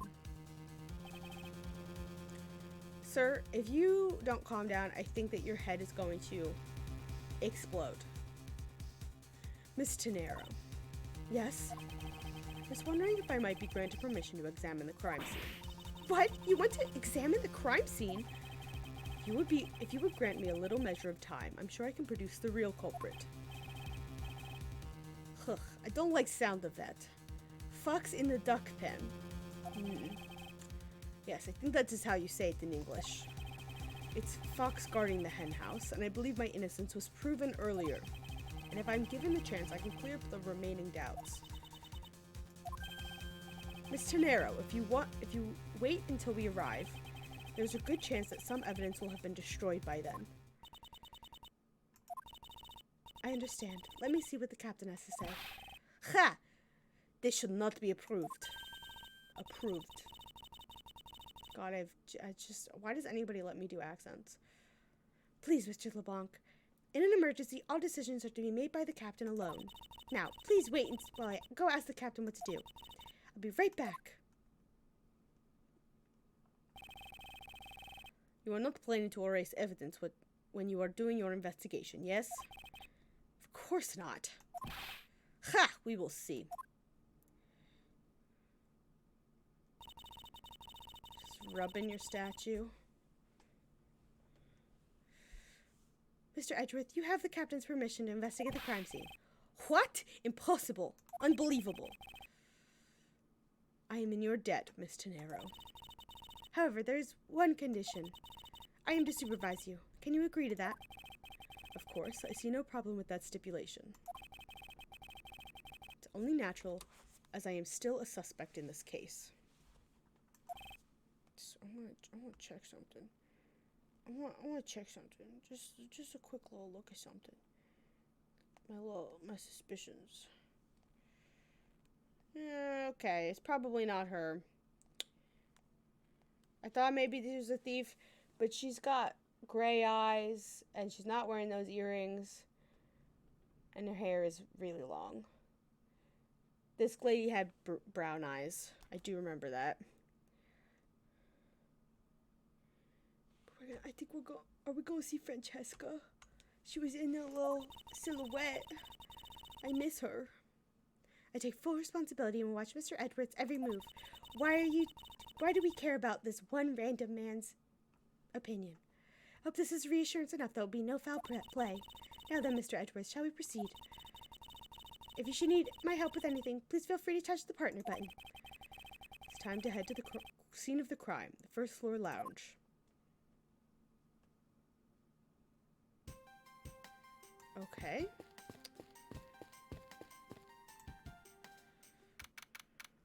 March 12th, 7:26 a.m. First floor lounge. When are we supposed to land? We're like right in the middle of the flight, I guess. Or not? Or yes? I don't... God only knows. Either that or we're at the end.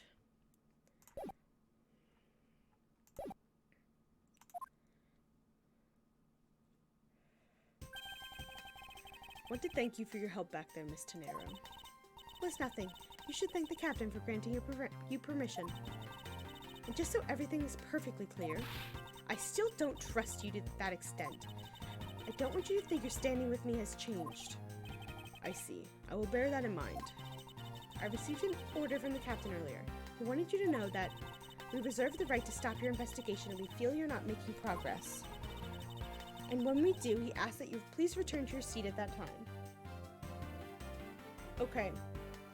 Whatever you say, lady. Yeah, those are brown eyes. My time runs out at his and the crew's discretion, does it? I have to find a way to discredit Mr. LeBlanc's testimony before the time's up. I understand. I mean, yeah, you're right, Carly, but...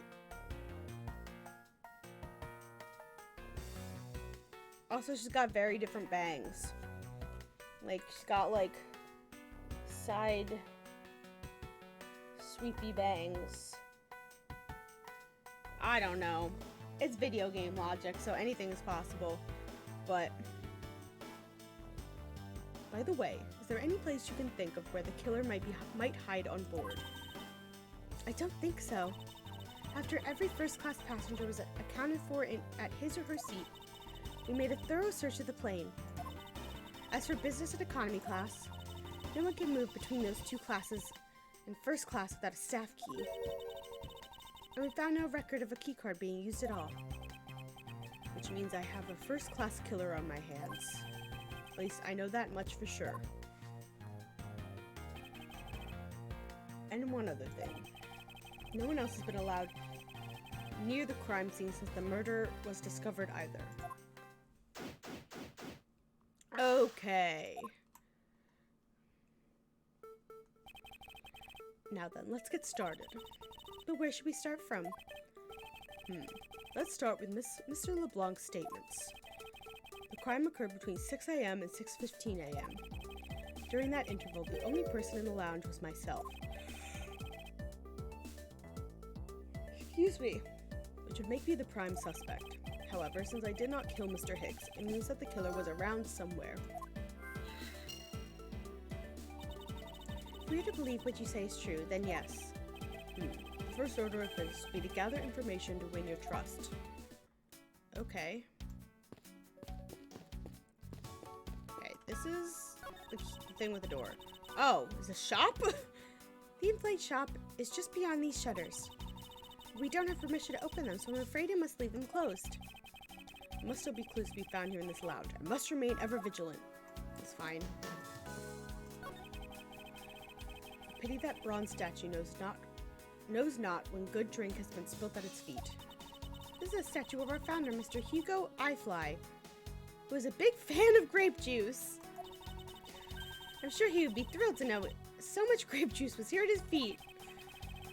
Is that a hint of hero worshipping I detect? Okay, I want to check the things that aren't the body first. Glasses and candles thrown into disarray by the turbulence. It's been a while since I've seen this big of a mess. It's terribly embarrassing, but I thought it was an earthquake for a second, which wouldn't affect us because we're on a plane in the air. And I frantically started searching for gas valves to shut off. I guess the shaking of the plane was bad enough to be mistaken for a real earthquake, which we wouldn't feel because we were in the air. Not that I would know, since I was unconscious for most of it. This toppled over chair, yet another victim in the turbulence. Ah, no! Look at all that grape juice staining the back! May not look it, but this chair is extremely valuable. It was? Yes, it was used when the Rocker Pals came to tour this plane. The Rocker Pals leader sat in this very chair. I'm sorry, but what are these Rocker Pals? I can't believe you've never heard of them. They're all the rage. The Rocker Pals are an extremely popular international band. They added the Pals part after they became more popular, especially among teens. That explains it. I'm not really one for the music today. Maybe I should ask Detective Gumshoe about them later. On second thought, I can already see how confusing the conversation would get.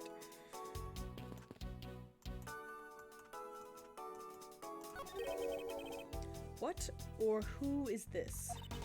This is a bronze statue of the founder of iFly Airlines, Mr. Hugo Eyefly.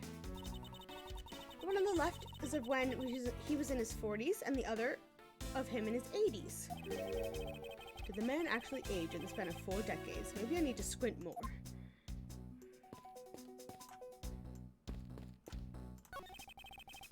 These counter windows offer a glimpse of the sky, but these clouds, they tell me nothing.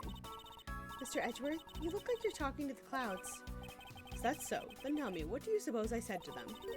I don't know, but it looked like a rather one-sided conversation. The clouds, they tell me nothing. Yeah. These bottles and glasses have been broken by the turbulence. There's quite a bit of broken glass here. Please be careful when passing through the area. Thank you very much for the warning, Mr. Edgeworth. However, no matter how kind you are towards me, know that it doesn't clear up any suspicions I have about you. Jesus Christ. I wasn't warning you for the sake of clearing my name. Can I check this door? This door leads to the flight attendant's room, but please understand that it's off limits to unauthorized personnel. The room is giving off the scent of women's perfume. One would think that perfume would smell great, however, to me it simply smells. The gayest man alive. Not that I have any interest in what lies behind this door. Perhaps we should return to the investigation, Mr. Edgeworth? Mr. Edgeworth? Sorry, I spaced out for a second there. Buddy, we're on a time limit. Alright, we're just gonna go here. What floors does this elevator service? Only the first and second, although we can also go down to the cargo hold. However, that requires a flight crew key card. The only floors accessible to passengers are the first and second, huh? I won't rest until I've inspected every nook and granny. Nook and granny? Is this a dog? Is this like a little pug?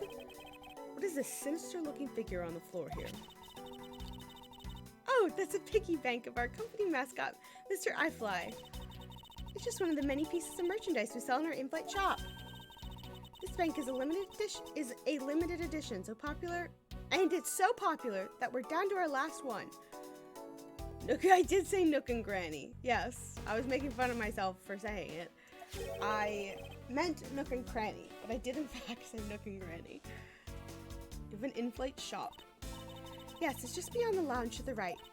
The shutter to this store is closed at the moment, but it was open when It was open the whole flight up until Mr. Hicks's body was discovered. There's blood on here. Could this have been the murder weapon? Maybe. Let's check the money on the floor. Money is strewn all over the floor of the elevator. I would guess it was all in Mr. Hick's wallet at some point.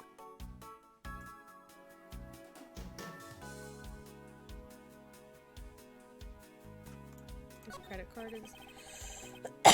Okay, it's not something different. Alright. Let's examine you. Wonder what was hanging off this lanyard. Something's missing from this picture. Now if I could put my finger on it. I doubt anyone was expecting to find a dead body in an elevator on this flight. So Mr. Hicks, he's really dead? Lady, he hasn't moved. Of course he's dead. She's trembling, although I can't fault her for when there's a corpse right in front of her. Oh my god, I really am not reading properly today. Mr. Hicks, if you're really dead, then please answer yes. See, she's over there trembling now, although a new symptom seems to have appeared. Anyway, I should focus on the victim's body. Let's see. There's blood on the back of Mr. Hicks's head. Could that be the cause of death? He appears to have been struck very hard. Even his glasses are broken. Okay.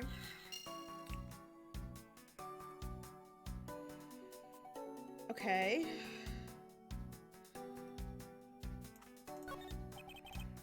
Okay. Yeah.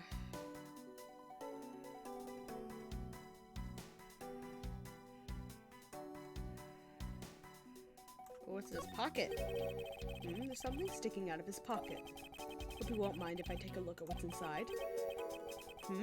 It's a picture. Looks like it was taken inside a building somewhere. Ooh, it's a cell phone! The cell phone is missing. I don't see it anywhere. It looks like I got everything. Okay, yeah, deduce. Deduce! Is this spot somehow connected to any of the evidence I hold? It is! Ba-ba-da-bam! Eureka! Mr. Hicks's machine is nowhere to be found. His machine? His cell phone, Miss Tenero. Ah, so I guess because it's not here. Yes, I think we can safely deduce that the killer took it. Okay. Good to know. Can I logic some things?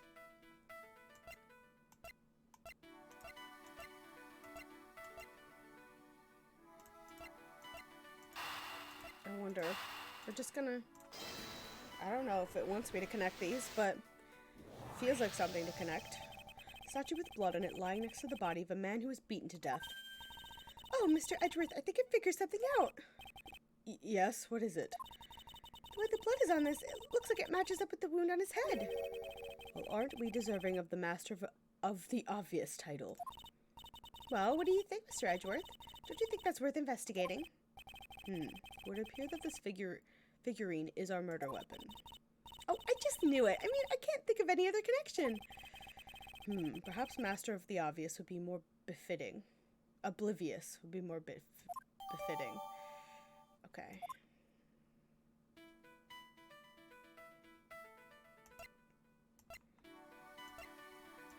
I don't think that these connect necessarily. Okay. God, let me just close this. What else did I not look at? I looked at this table. I didn't look at the piano. Is that what it wants me to look at? This grand piano is the pride of this plane. Oh, it can play the music of whatever CD we insert into its CD drive. That's not a piano, it's more of an overgrown music box. But its keys depress along with the music, as though it really is someone playing it. Some people have entirely too much money to waste on overly complex toys. Okay. There are a few copies of Sky magazine in the magazine rack. This one's special as an English trivia quiz. It's not a bad idea. I've heard that the youths of today don't know a particle from a participle. Now, please don't go around confusing people with made-up words, Mr. Edgeworth. Who's ever heard of such a silly word as participle? Case in point. Maybe this is... I don't know.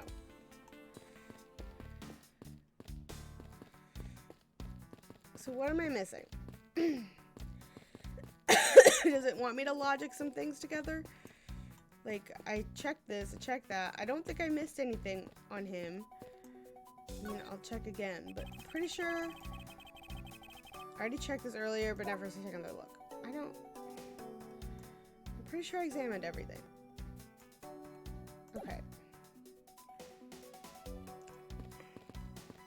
Maybe he does want me to logic this and maybe this. I don't know, let's try. True, there wasn't anyone else in the lounge other than myself right before the turbulence. But if the killer was in the elevator along with the victim, then that's a different story. Okay. Cool. If only I could prove that the killer rode the elevator with Hicks.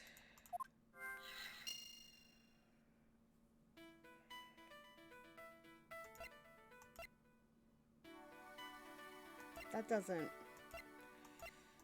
Those are not... There's no way. There's no way. Those are nothing. Correct?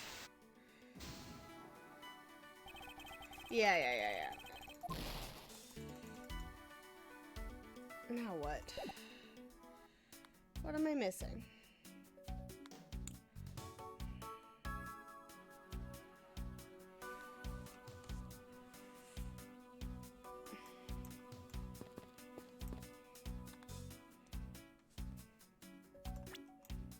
Nope.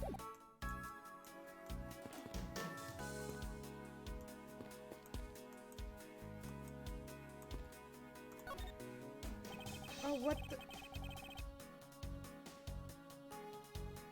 Okay. There's some spilled grape juice in front of the elevator. I assume it was spilled during the turbulence. Oh, we must clean up that up or someone might get hurt. Aha! These look like footprints.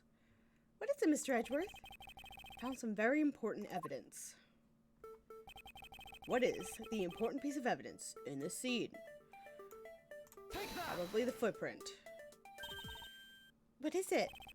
They're a little smudged, but I think we can both agree they're a set of footprints. Okay. Cool. The lead from the elevator. So you think, yes, these belong to our killer, and they stuck the wallet in our jacket when they left. Oh, then maybe we should check the shoe size of everyone in first class. I don't think that will be of any help to us. Unfortunately, the prints are too smudged, which will make it hard to get a definitive match. Oh, I see. Okay. Now can I do some logicking? Like these ones? I don't know, man. Okay, good. I have it. I'm sorry, but I don't understand, Mr. Edgeworth. I can prove that someone other than myself was here around the time of the murder. What? Really? Yes, it's rather simple, actually. The proof is in the pudding, or rather the grape juice in this case. These footsteps here confess to me this very fact, that someone exited the elevator alive. Seeing as how the victim is dead, that would mean a second person. But couldn't the footprints be from Mr. Hicks himself? Ah, but if you take a look at our victim's shoes, you can see the soles are spotless. Which means Mr. Hicks wasn't alone in the elevator. In fact, it's quite the opposite. I think not. He was passed out for 10 minutes. So it sounds like maybe the turbulence started and then he got whacked in the head or something and then was out for 10 minutes and it was still turbulent. But I don't know. The Gru guy didn't say that he saw Edgeworth down there. at 6, so I don't know. It was actually one other person inside the elevator. Okay. Cool. The one thing I was missing.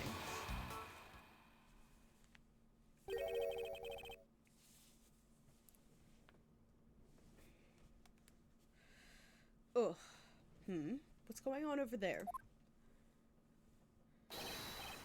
Oh.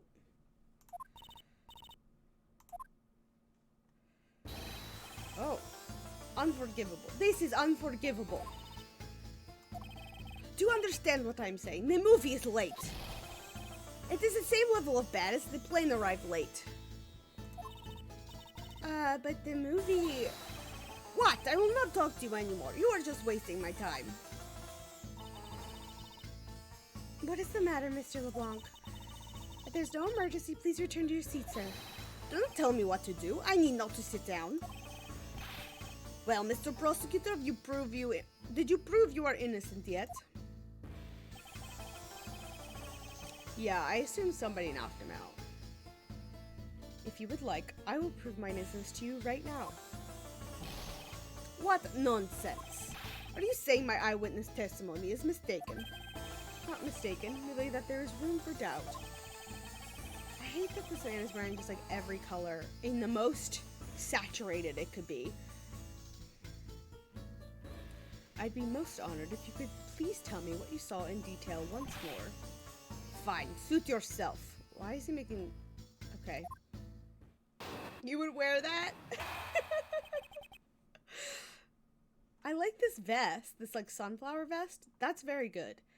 It's the fuchsia shirt with it. You would kill it, Carly. You're right. You absolutely would. It's also a lot of the same ring. 10 of the same exact ring. Yeah, the green necklace, it's really... I think if you didn't have the green necklace, it would be slightly better. Like, not great. Like, this hat is so ugly. But it would be slightly better without this. This just really clashes with the whole everything. I'm certain I saw Mr. Hicks enter that elevator. It was when needles on my pocket watch pointed to the 6 and the 12. And the body was discovered 15 minutes after in that lounge, yes? Then you, the only person in the lounge at the time, must be the criminal. Mr. LeBlanc's conclusion seemed to make logical sense. After all, the only person in the lounge at the supposed time of the murder was me. So, my eyewitness testimony. If you think you can destroy it, then come, let me see. Hurry. Do I look like a man who is having the time to wait for you? God, why is he so irritated? I'm the one accused of murder here. Anyway, I must find a way to discredit Mr. LeBlanc's account somehow, and fast. All I'm thinking of right now is like how every character in this game has been accused of murder at least once, if not 2, 3, 4, 5 times. And I'm thinking about that meme of like everybody on average has eaten 5 spiders, but we need to discount Billy Bob Joe's testimony, who has eaten 12,000 spiders, and that's like that's the average Spider George. That's it, yes. Spider George who eats 200 spiders a day, or whatever it is. Like, that's what I'm thinking about, but with the average statistic of people getting accused of murder. Who the fuck? You're certain you saw him in the elevator. Ugh. Okay. Hold it! Mr. LeBlanc, were you able to get a good look at the inside of the elevator at the time?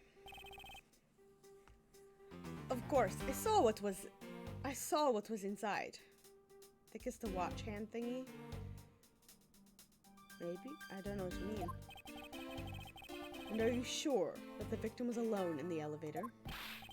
Yes, the only person inside that was Mr. Hicksman. That last outburst is a bit too important to let go.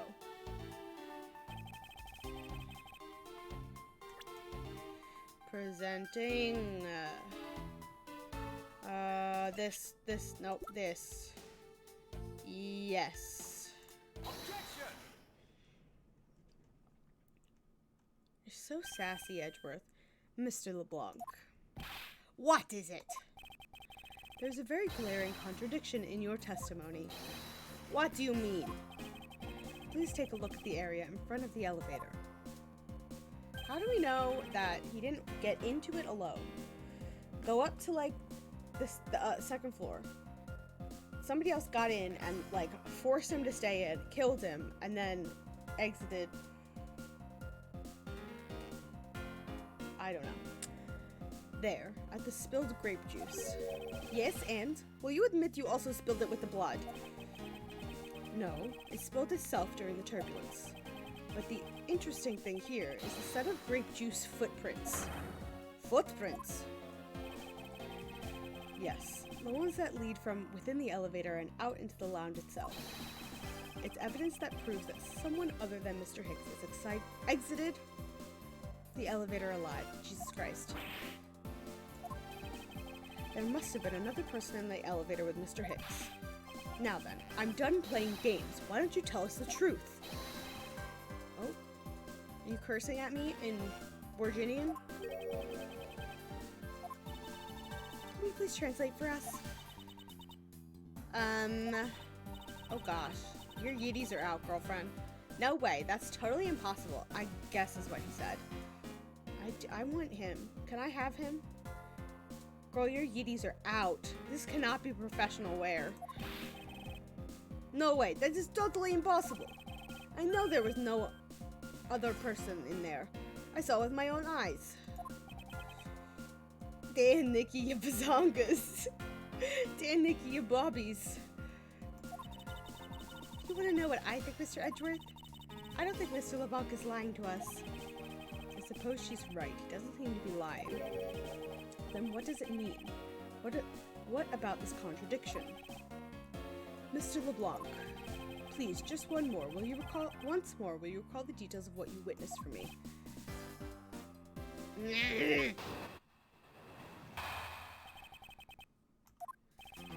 I was very upset when Mr. Hicks passed by my seat.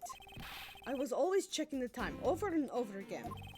I happened to follow that man with my eyes when he passed me, and I saw clearly into the elevator he was entering. But I swear there was no one else inside. No one else. No one. Mr. LeBlanc, if you would please calm down. What? There you do have an issue with my eyewitness testimony? No, not at all. Please, forget I said anything. Yet again, he doesn't appear to be lying. But I can't let this testimony stand as the truth. Okay. Alright, sir. Oh, you're sweating a lot. You were very upset. Why? Because of the clicky sounds? So are you still upset now? I am always upset. The only time I am not is when I have a piece of art in my hands. Surprisingly easy to believe that about him. But I was even more upset when Mr. Hicks walked by me. Why? Hold it! Why were you so attentive to the time? Because something unforgivable was happening. Come to think of it, you were yelling about something unforgivable earlier. I was giving a complaint to the attendant about the movie starting time. Return back to me my time in money. You understand the point?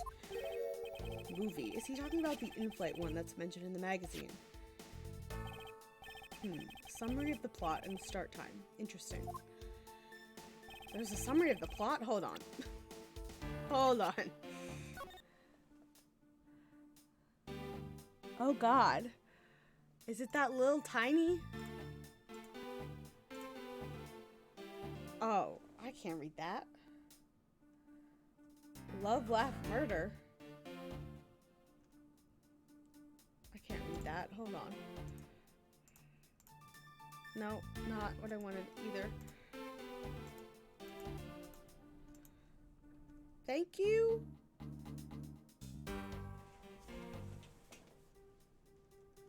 something for using something that is just not some kind of action flick, it looks like.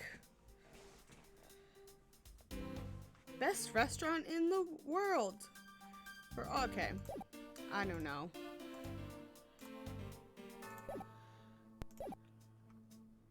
Oh. This is where you got it, Carly. They were supposed to show License to Love, Laugh, Maim, and Murder. You cannot see that movie in my country. You can only see it on international flights. You got it, Carly. I just wanted to see what the, like, description of it was, if it was in there. I looked forward greatly to that movie. I checked my pocket watch whenever possible so I would not miss it. I even set my pocket watch to the destination time when I came on board. And my watch is not wrong. It matched the schedule. But the movie was still late, very, very late. Your pocket watch.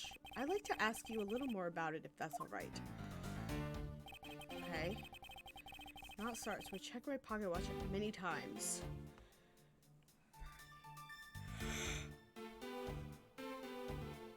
Excuse me.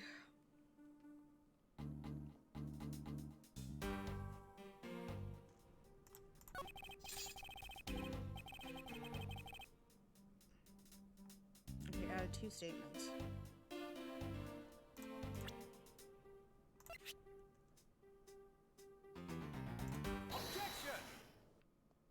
Oh, because it's not the destination, it's the departure place. Yeah. Mr. LeBlanc. You said this just now in your testimony. I even set my pocket watch to the destination time when I came on board. Now, if your watch has been set to our destination's time zone, it would mean that your watch is displaying the time of our destination. Yes, and the correct time is worth its 6 cents. I would like to take a look at this. You believe this Sky magazine. Clocks on this flight run in accordance with the time of our departure time zone. Of course, the movie schedule was also created with that in mind. Miss Tenero, for confirmation's sake, what time zone is this flight aligned to right now? Well, we made a short stop at a transfer point. That's right. I was in that small Asian country, the Republic of Zhangfa. Why were you there, Edgeworth? But we didn't readjust our onboard clocks at that time. So right now, we're still running on Virginian time. Yeah, you were close. What? The time difference between Virginia and our destination is... Wrong voice. The time difference between Virginia and our destination is 9 hours. In that case, it's only natural that your watch would be out of sync with the schedule. Oh, Jesus! I do not want to see that man's fluorescent gums. Further, with your analog watch set to our destination's time, it would appear to be running 3 hours fast when compared to the flight's onboard clocks. Oh my god. If I could speak, that would just be swell. It also changes everything about your testimony. And you could bet 1,000,000 cents on that. In light of this information, it means you saw Mr. Hicks 3 hours prior at 3 a.m. Oh my god. Look at those gums! They're bubblegum pink! This man is having a bad time. This should clear up all of the remaining accusations. So this actually widens the time frame for the time of death, right? Yes, because Mr. LeBlanc saw the victim enter the elevator at 3 a.m. It means that the time of death could be anywhere from 3 to 6:15 a.m. The question now is, where was Mr. Hicks during the span of time, and what was he doing? Well, he obviously went into the store at some point. I got something to say. And you are? Yeah, oh! I'm Kemi Mealy. I'm a flight attendant.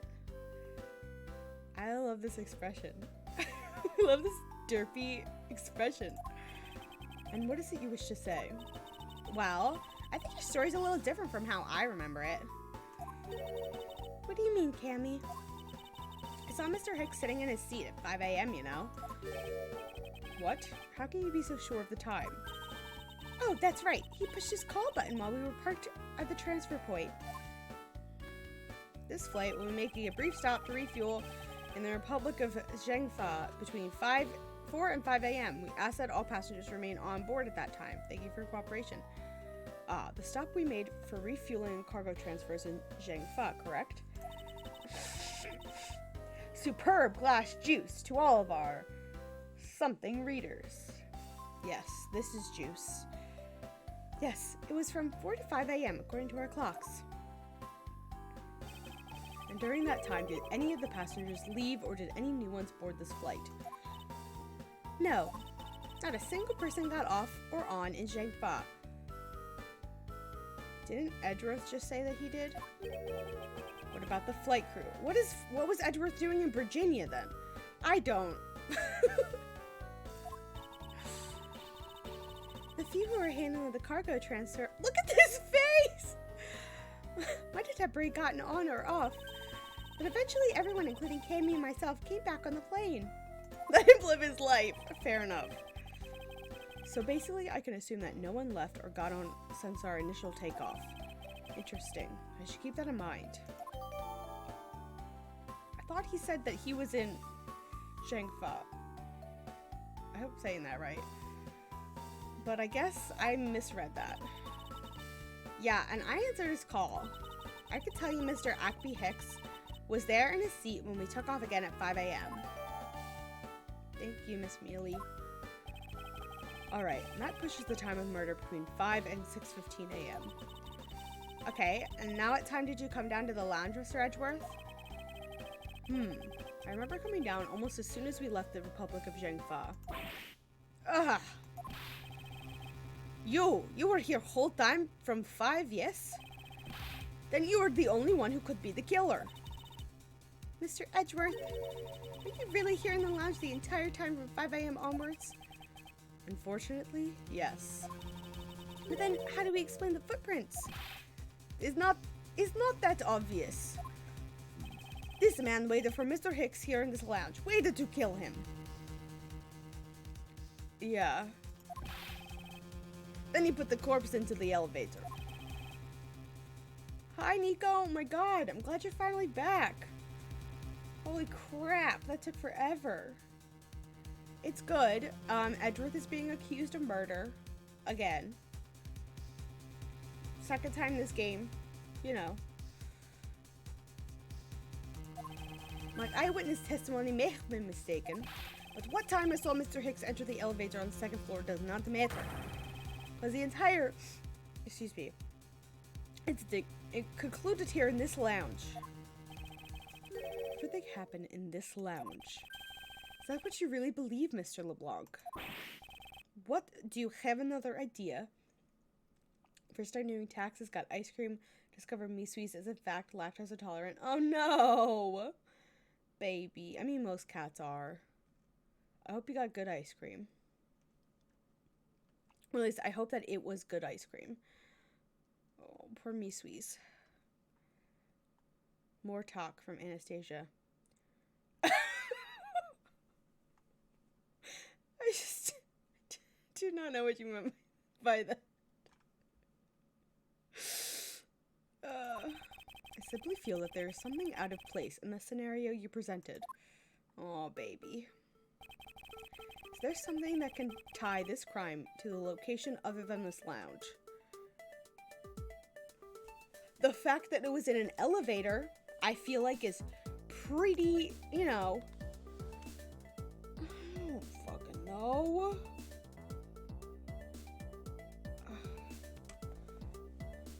Maybe the footprints? Oh, something's being dragged, so like maybe. But typecasting is murder. She's in the shower. Oh, that's good. I mean, that was considerate of her. These footprints, in which direction do you think these are headed? That would be the in-flight shop. Correct, they're heading in the direction of the shop. They look disconnected. They end all of a sudden. You're right to point out that they do not form one continuous trail to the shop. However, there is another piece of evidence that connects the shops to our crime scene. Besides the footprints, what else points to it? Ba-da-ba-da! The murder weapon. This little piggy bank is sold at the in-flight shop. It is sold there and only there, and is not displayed here in this lounge. How then did it find its way here? Don't you find that a tiny bit suspicious? Such a trivial point. It only means you prepared it. Taking it from the shop first before coming here. Also, Nico, I was talking about that earlier, but after our conversations from last weekend, I have been watching Yuri on Ice this week. I'm back in my bullshit. Oh yeah, they're on a plane in the air.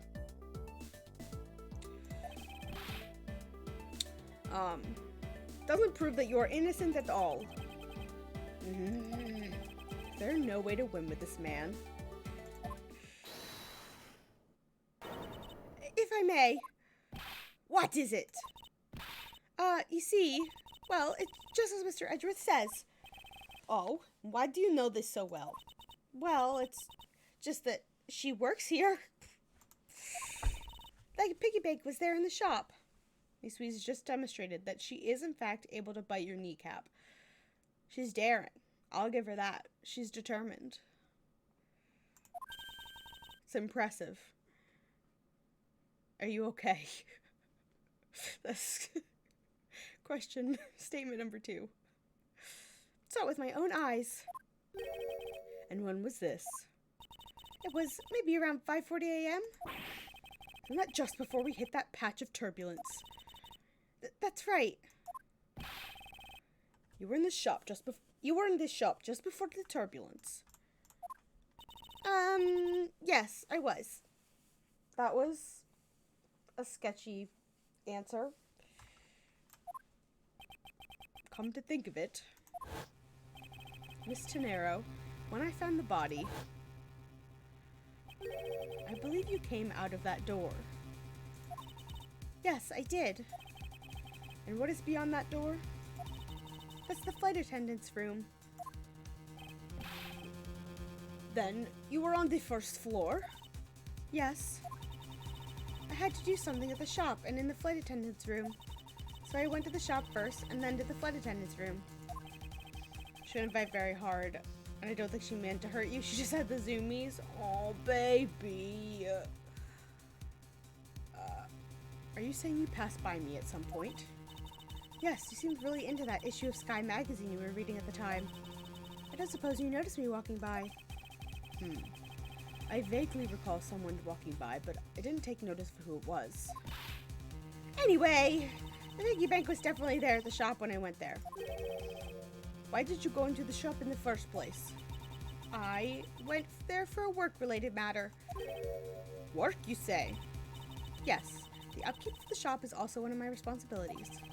Why did you not say anything about that until now is what I want to know. In any case, I believe it's clear that the shop needs to be investigated as well. Yeah, you're acting real sus, girl. Shall we head over there then? What is it now? Aren't you forgetting something, Miss Rhonda? Don't you need the captain's permission to check the shop? No, I haven't forgotten. But I've already asked him for permission to search the entire plane. So I think we're alright. Huh? That's weird. What is it? Well, I just talked to the captain, see? And he said that he didn't give you permission to do anything like that at all. What is the meaning of this, Miss Tenero? Maybe she is the ninja lady. And she's just wearing a wig? I don't know.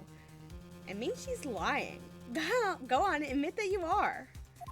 Maybe this is the ninja lady, actually? Oh god, I don't know. Her bazoingas. Exactly. She's got the boobs. You said you have permission to search all over, but you don't. And yet, here you are. You, flight attendant. What are you trying to do? Pull the sheep over us? The captain's calling for you, Miss Rhonda. Oh, but don't worry. I already got permission to search the shop from the captain. See, unlike you, I do things the right way. Miss Tenero, why would you do such a thing? Please excuse me. Looks like I get to be in charge now. Please, go back to your seat, Mr. LeBlanc. Now then, Mr. Edgeworth. If you would like to follow me, I'll be your guide from now on. There's something about Miss Tenero that has piqued my curiosity. Yeah, samesies, man. Do I think this is her? I mean, again, she's got brown eyes. But, like, you could better hide your long hair in that kind of wig. I don't know. I think maybe they have slightly different faces. God, I don't know.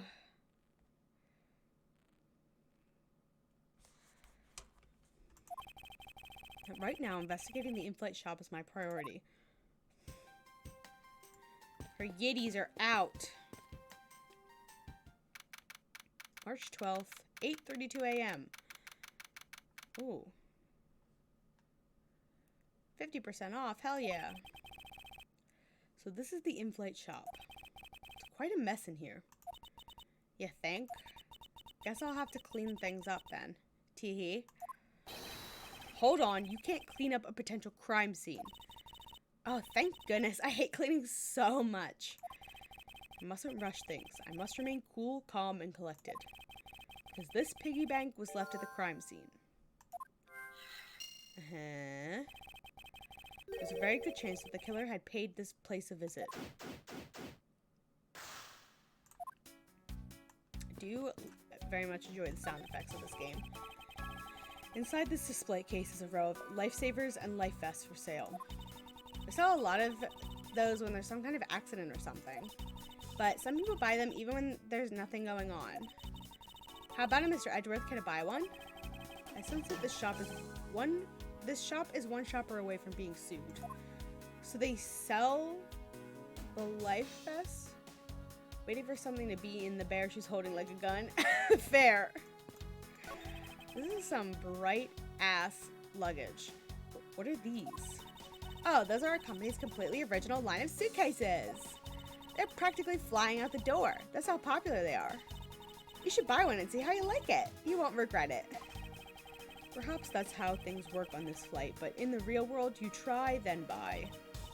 No way! But either way, it doesn't really matter. True. Either way, why would anyone buy a suitcase after they boarded the plane? Anyway, see that? Just look at all that Mr. Iffy Head's painted on there. Cute company mascot, isn't he? They're painted on with a lot of care. Doesn't it look like he's about to jump out at you? It is certainly making something jump inside my stomach. Huh? Oh, I guess there's no fooling your refined tastes. It looked like you really wanted to get one. And I thought I was gonna finally make my first sale, but you saw right through it. Glad that's done though.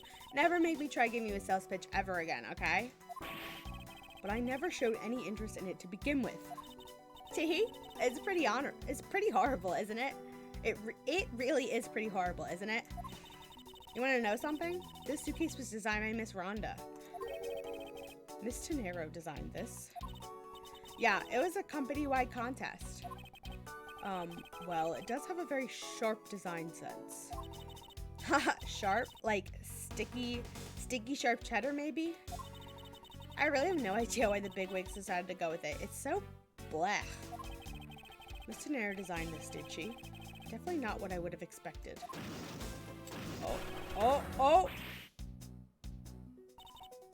You okay? I'm fine. Please watch yourself, Miss Mealy. Letting the suitcase freely roll around has got to be a safety violation.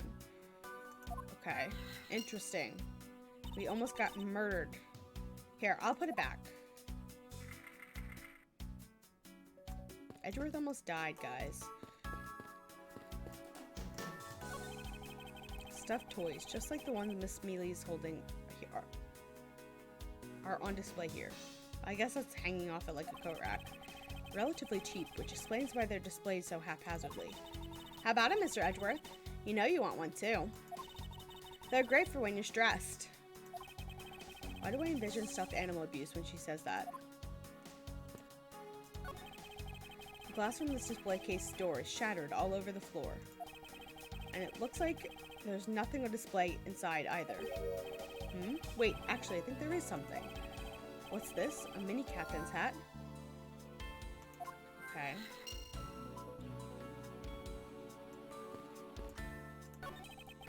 There's a wide selection of souvenirs for sale in these display cases. You know what I suggest? Sorry, but I have no interest in buying souvenirs on this trip.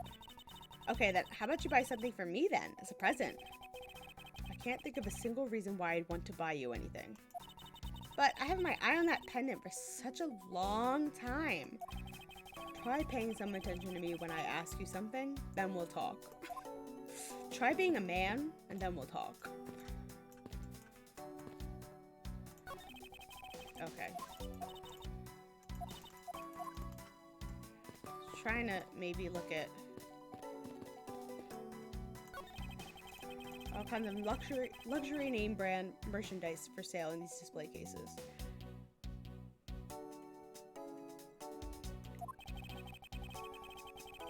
Try having spiky hair and the worst luck, then we'll talk. Exactly. Try falling off a bridge that's on fire that you just jumped on. Then we'll talk. Try saving me from allowing people to accuse me of murder, and then we'll talk.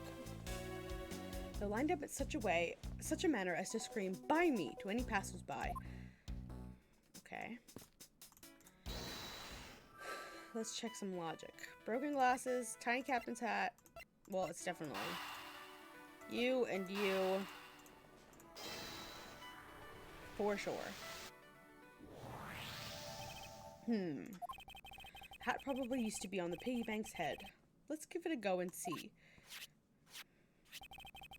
I believe this piggy bank was forcibly removed from this display case. Does this mean that the killer broke the glass to get at it? Okay. Really? Don't tell me you don't know what things go where in this shop. Well, I don't. Miss Rhonda's in charge of this place. So, come on, how should I know anything? I sense that further inspection of this display case is needed. Sure. I mean, I'll try connecting these two. Alright. He could have gotten hit in the face and it broke his glasses. But, sure, call me crazy. I won't rest. Yeah. I get it. You won't rest. You don't rest. Why is this top one so dark? I hope it's not that dark for you guys. But it looks incredibly dark for me. Is this the same man as the one portrayed by the statues around the elevator? Yeah, it's a paperweight of the founder of iFly Airlines, Mr. Hugo iFly. On the bottom shelf, we have the cute one. The middle shelf is the realistic one. And on the top shelf, that's the floral version. Floral? Are you sure about that? Let me guess. You just said the first thing that came to your mind, right? Looks like I hit the bullseye.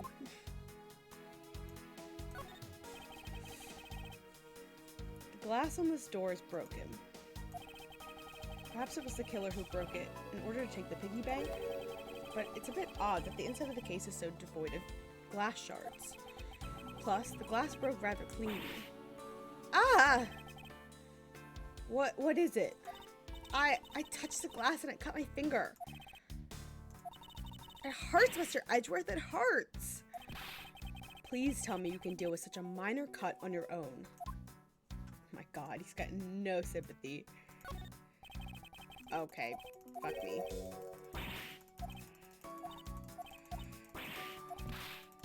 Really?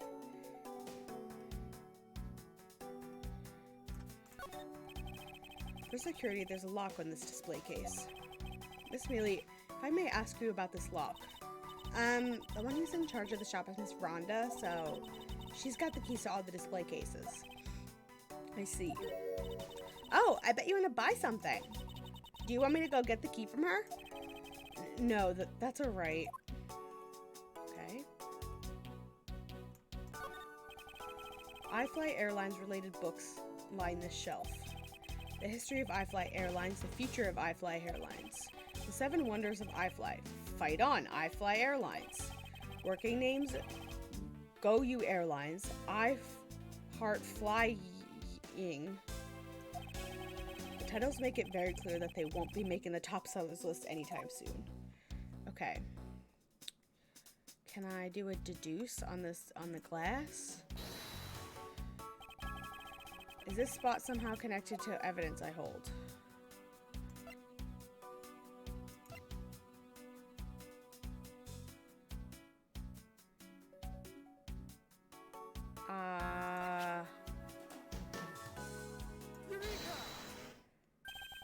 Okay. There is definitely something very unusual about this. About what? If the killer had broken the glass to get to Mr. iFly Bank, there should be shards of glass inside the case itself. Oh, I see. Yeah, I guess it'd be like that. However, there's not a single piece of glass inside the... Okay, maybe she opened it, and then the suitcase rolled into it, and that's why it's on the floor. And then she closed and locked it again. Nope, no there isn't. Which means that the glass was broken from the inside out. The piggy bank must have fallen over from the turbulence and right through the glass. Oh, okay, sure, I guess. Yeah, that's for sure. There's so much glass all over the floor. That does make slightly more sense.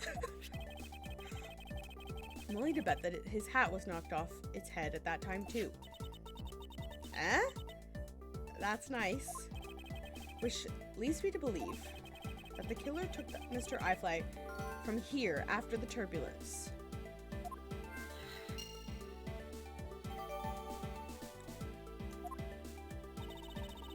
Oh. Take your power naps on your own time, Miss Mealy, and listen to when I'm talking. What? But the murder occurred before the turbulence, which rules this piggy bank out as a murder weapon. So you mean the bank's not the real murder weapon? It's a fake? Yes, at this point that is a very real possibility. Then what the fuck is a murder weapon? But then what if when the killer went to take Mr. iFly, they broke the glass by accident? The display case is locked, so that's highly unlikely. Yeah, but there's no one person who could have. Oh, and who would that be? Or there is one person? Miss Rhonda, of course. I mean, she's the one in charge of this place, so she has the keys to everything. Miss Rhonda Tenero, huh? Oh god, the creepy face. I just noticed that. Okay, I don't think there was anything else to examine. Can I do some logicking? Suitcase turbulence. Sure. Yeah, that makes sense. Yes, there is definitely something wrong here. What's with the sudden yelling? Tell me, Miss Mealy, don't you think there's something strange about these suitcases? Oh, well, sure. They totally ooze strange. Like, the color and the such. That's not what I'm talking about. Now, pay attention. You're scaring me, Mr. Edgeworth. Sorry. He apologizes. Whoa. These suitcases are lined up a bit too prim and proper. Yeah, they look a bit uptight, don't they? But I guess I take after their creator, hee. Again, that's not what I meant, Miss Mealy. Don't you find it unusual that these cases are the only things undisturbed by the turbulence? Never mind, I'd sooner find an answer by inspecting these suitcases myself. Upon closer inspection, they really are hideous. This one's up on blocks. Or it's got like a little thingy. Teehee? Wonder how Miss Rhonda would have reacted if she'd heard what you just said. What's wrong? She makes a good point. It'd be wise of me to watch what I say out loud. What's this? I spotted something that's not quite right. Take that! This is what is so odd. I don't think it's that strange at all. What? Okay. Do you mean the other set of wheels? These wheels? Take that! Something very peculiar about these wheels. Huh? As in, there are no stoppers in place on these. Alright, I just picked the wrong set of wheels. Love that for me.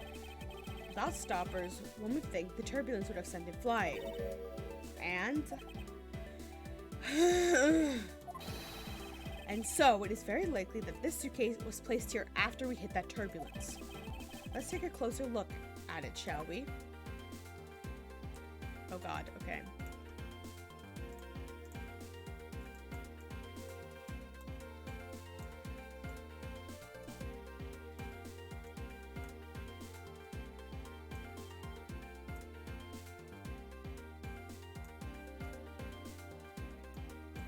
What is this? A $1,200 price tag. Not exactly priced by someone with a conscience, I'd say. Conscience.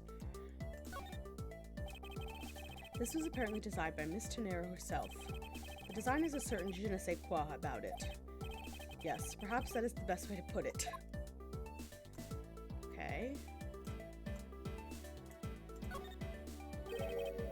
What's this? The wheel is completely covered in something. Oh, I didn't even... This cover and this scent. It appears the substance in question is grape juice. But why would there be juice on the wheel of a suitcase, and only one wheel?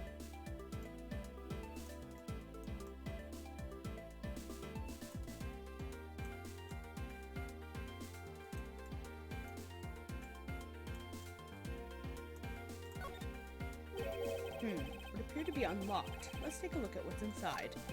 Oh! A piece of cloth. And it's soaked with blood. I know whose pattern that is. Ah! It's blood! It appears that this suitcase is very strongly tied to our murder after all. Shebang. So explain this to me. What does this suitcase have to do with the murder? I believe it's pretty safe to say that the killer used this suitcase in some manner. So just to move something, perhaps. But aren't you just talking about the cloth then? That alone is too small. A larger item would be needed to move. A larger item would be needed to move what I'm thinking of. Oh my god. The thing I believe the killer used the suitcase to transport is... Oh god. The body? Take that! Something that would fit inside a suitcase that is also covered in blood. Sounds like a dead body, doesn't it? Okay. Bloody cloth. Okay. But... In light of this, I'd say that Mr. Hicks was moved into the elevator from someplace else, which means that the murder was committed in an entirely different location. So you're saying that after moving the body into the elevator, the killer brought the suitcase in here and just left it? Exactly. What is it? Nothing. Just that... I was thinking about what Miss Rhonda said about coming here for something. Excuse me, Mr. Edgeworth. Oh, there she is. I wanted to give you a bit more time, but I'm afraid I wasn't able to convince the captain. I'm very sorry, Mr. Edgeworth, but the captain feels that he has allowed you ample time. He says that he'd appreciate it if you would wrap it up here and return to your seat. I understand his sentiments, however. If I'm not allowed to complete my investigation, the crime scene may become contaminated by the time we land. If I must stop, then I insist to be allowed to oversee the preservation of the two sites. Also, why would we believe you? We just got told that you lied about talking to the captain the first time. Under your supervision, of course. If that's your only condition, then I believe we can accommodate your wishes. I'm here to assist you in any way that I can, Mr. Edgeworth. Sounds like fun. We can camp out and watch over everything together. Found proof that the real crime scene was not in the lounge. and I have enough evidence to prove myself to be innocent of any wrongdoings.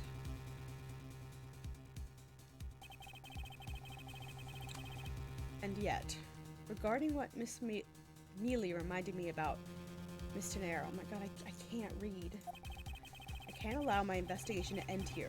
The truth must come to light. Okay. I don't think I have time for the next one. So I guess this will be it for today. I definitely don't have time for the next one because this one took me 2 hours. I'm not trying to go another 2 hours. Okay. End it. Hell yeah. I'm loving it so far. Why does my camera look like that? I just figure. Still looks like that. This seems very interesting. Yes, it does. It's definitely different. It's very different, which is what I read when I was like looking up the game. There's no trials. You want a big boy? You want a little boy? A little A little boy. Oh my god. Thank you for this resub, Carly. Thank you so much. Yeah, it's definitely different. There's no trials. And we got our boy Edgeworth. And like I said at the beginning of stream, Capcom, I need you to get your shit together. I need you to port the last 3 games to PC and do a second trilogy. And I need you to do a duology of both Edgeworth games so that the second one finally gets an English release. Because it was only released in Japan. Capcom, I will pay you money. My credit card to you. Yeah. Ugh. Time to go to sleep. I don't even know that I feel that tired, but I don't know, I slept till like 10 o'clock today, which is like an hour and a half later than I've been able to sleep for the past couple weeks, so like when I get to sleep in, so I don't know. Anyway, back on my Ace Attorney bullshit. When we finish this game, I guess we'll start the Great Ace Attorney. See how those go. I've heard they're pretty long. So, but I'm ready. And okay. If I figure out how to hack my, if I get off my ass and hack my 3DS before we finish this game, then maybe we'll do Dual Destinies as Spirit of Justice. Just so we, like, stay in the timeline. Right? Even though I think this one technically takes place before Apollo, but whatever. And then, if I don't figure it out in time, or if I'm lazy and I just don't do it, then we'll do Great Ace Attorney. But we'll see. We have to see what future Gabby is motivated to do. That's the main concern. What is she gonna do? Because I don't know. I am not a reliable source of future me's motivations. But anyway, I love y'all very much. Thank you for hanging out. Thank you for retweeting the stream. Thank you for the raid. I think that was Mark Fluffy Bunch earlier. I very much appreciate it. All of you are the best. Love you all so much. I hope you guys all have a great weekend. A fabulous rest of your Friday and a fantastic weekend. And I will see you guys all next week. I should have regular stream next week. If I don't, I'll tweet about it. But yeah. Alright. Goodbye.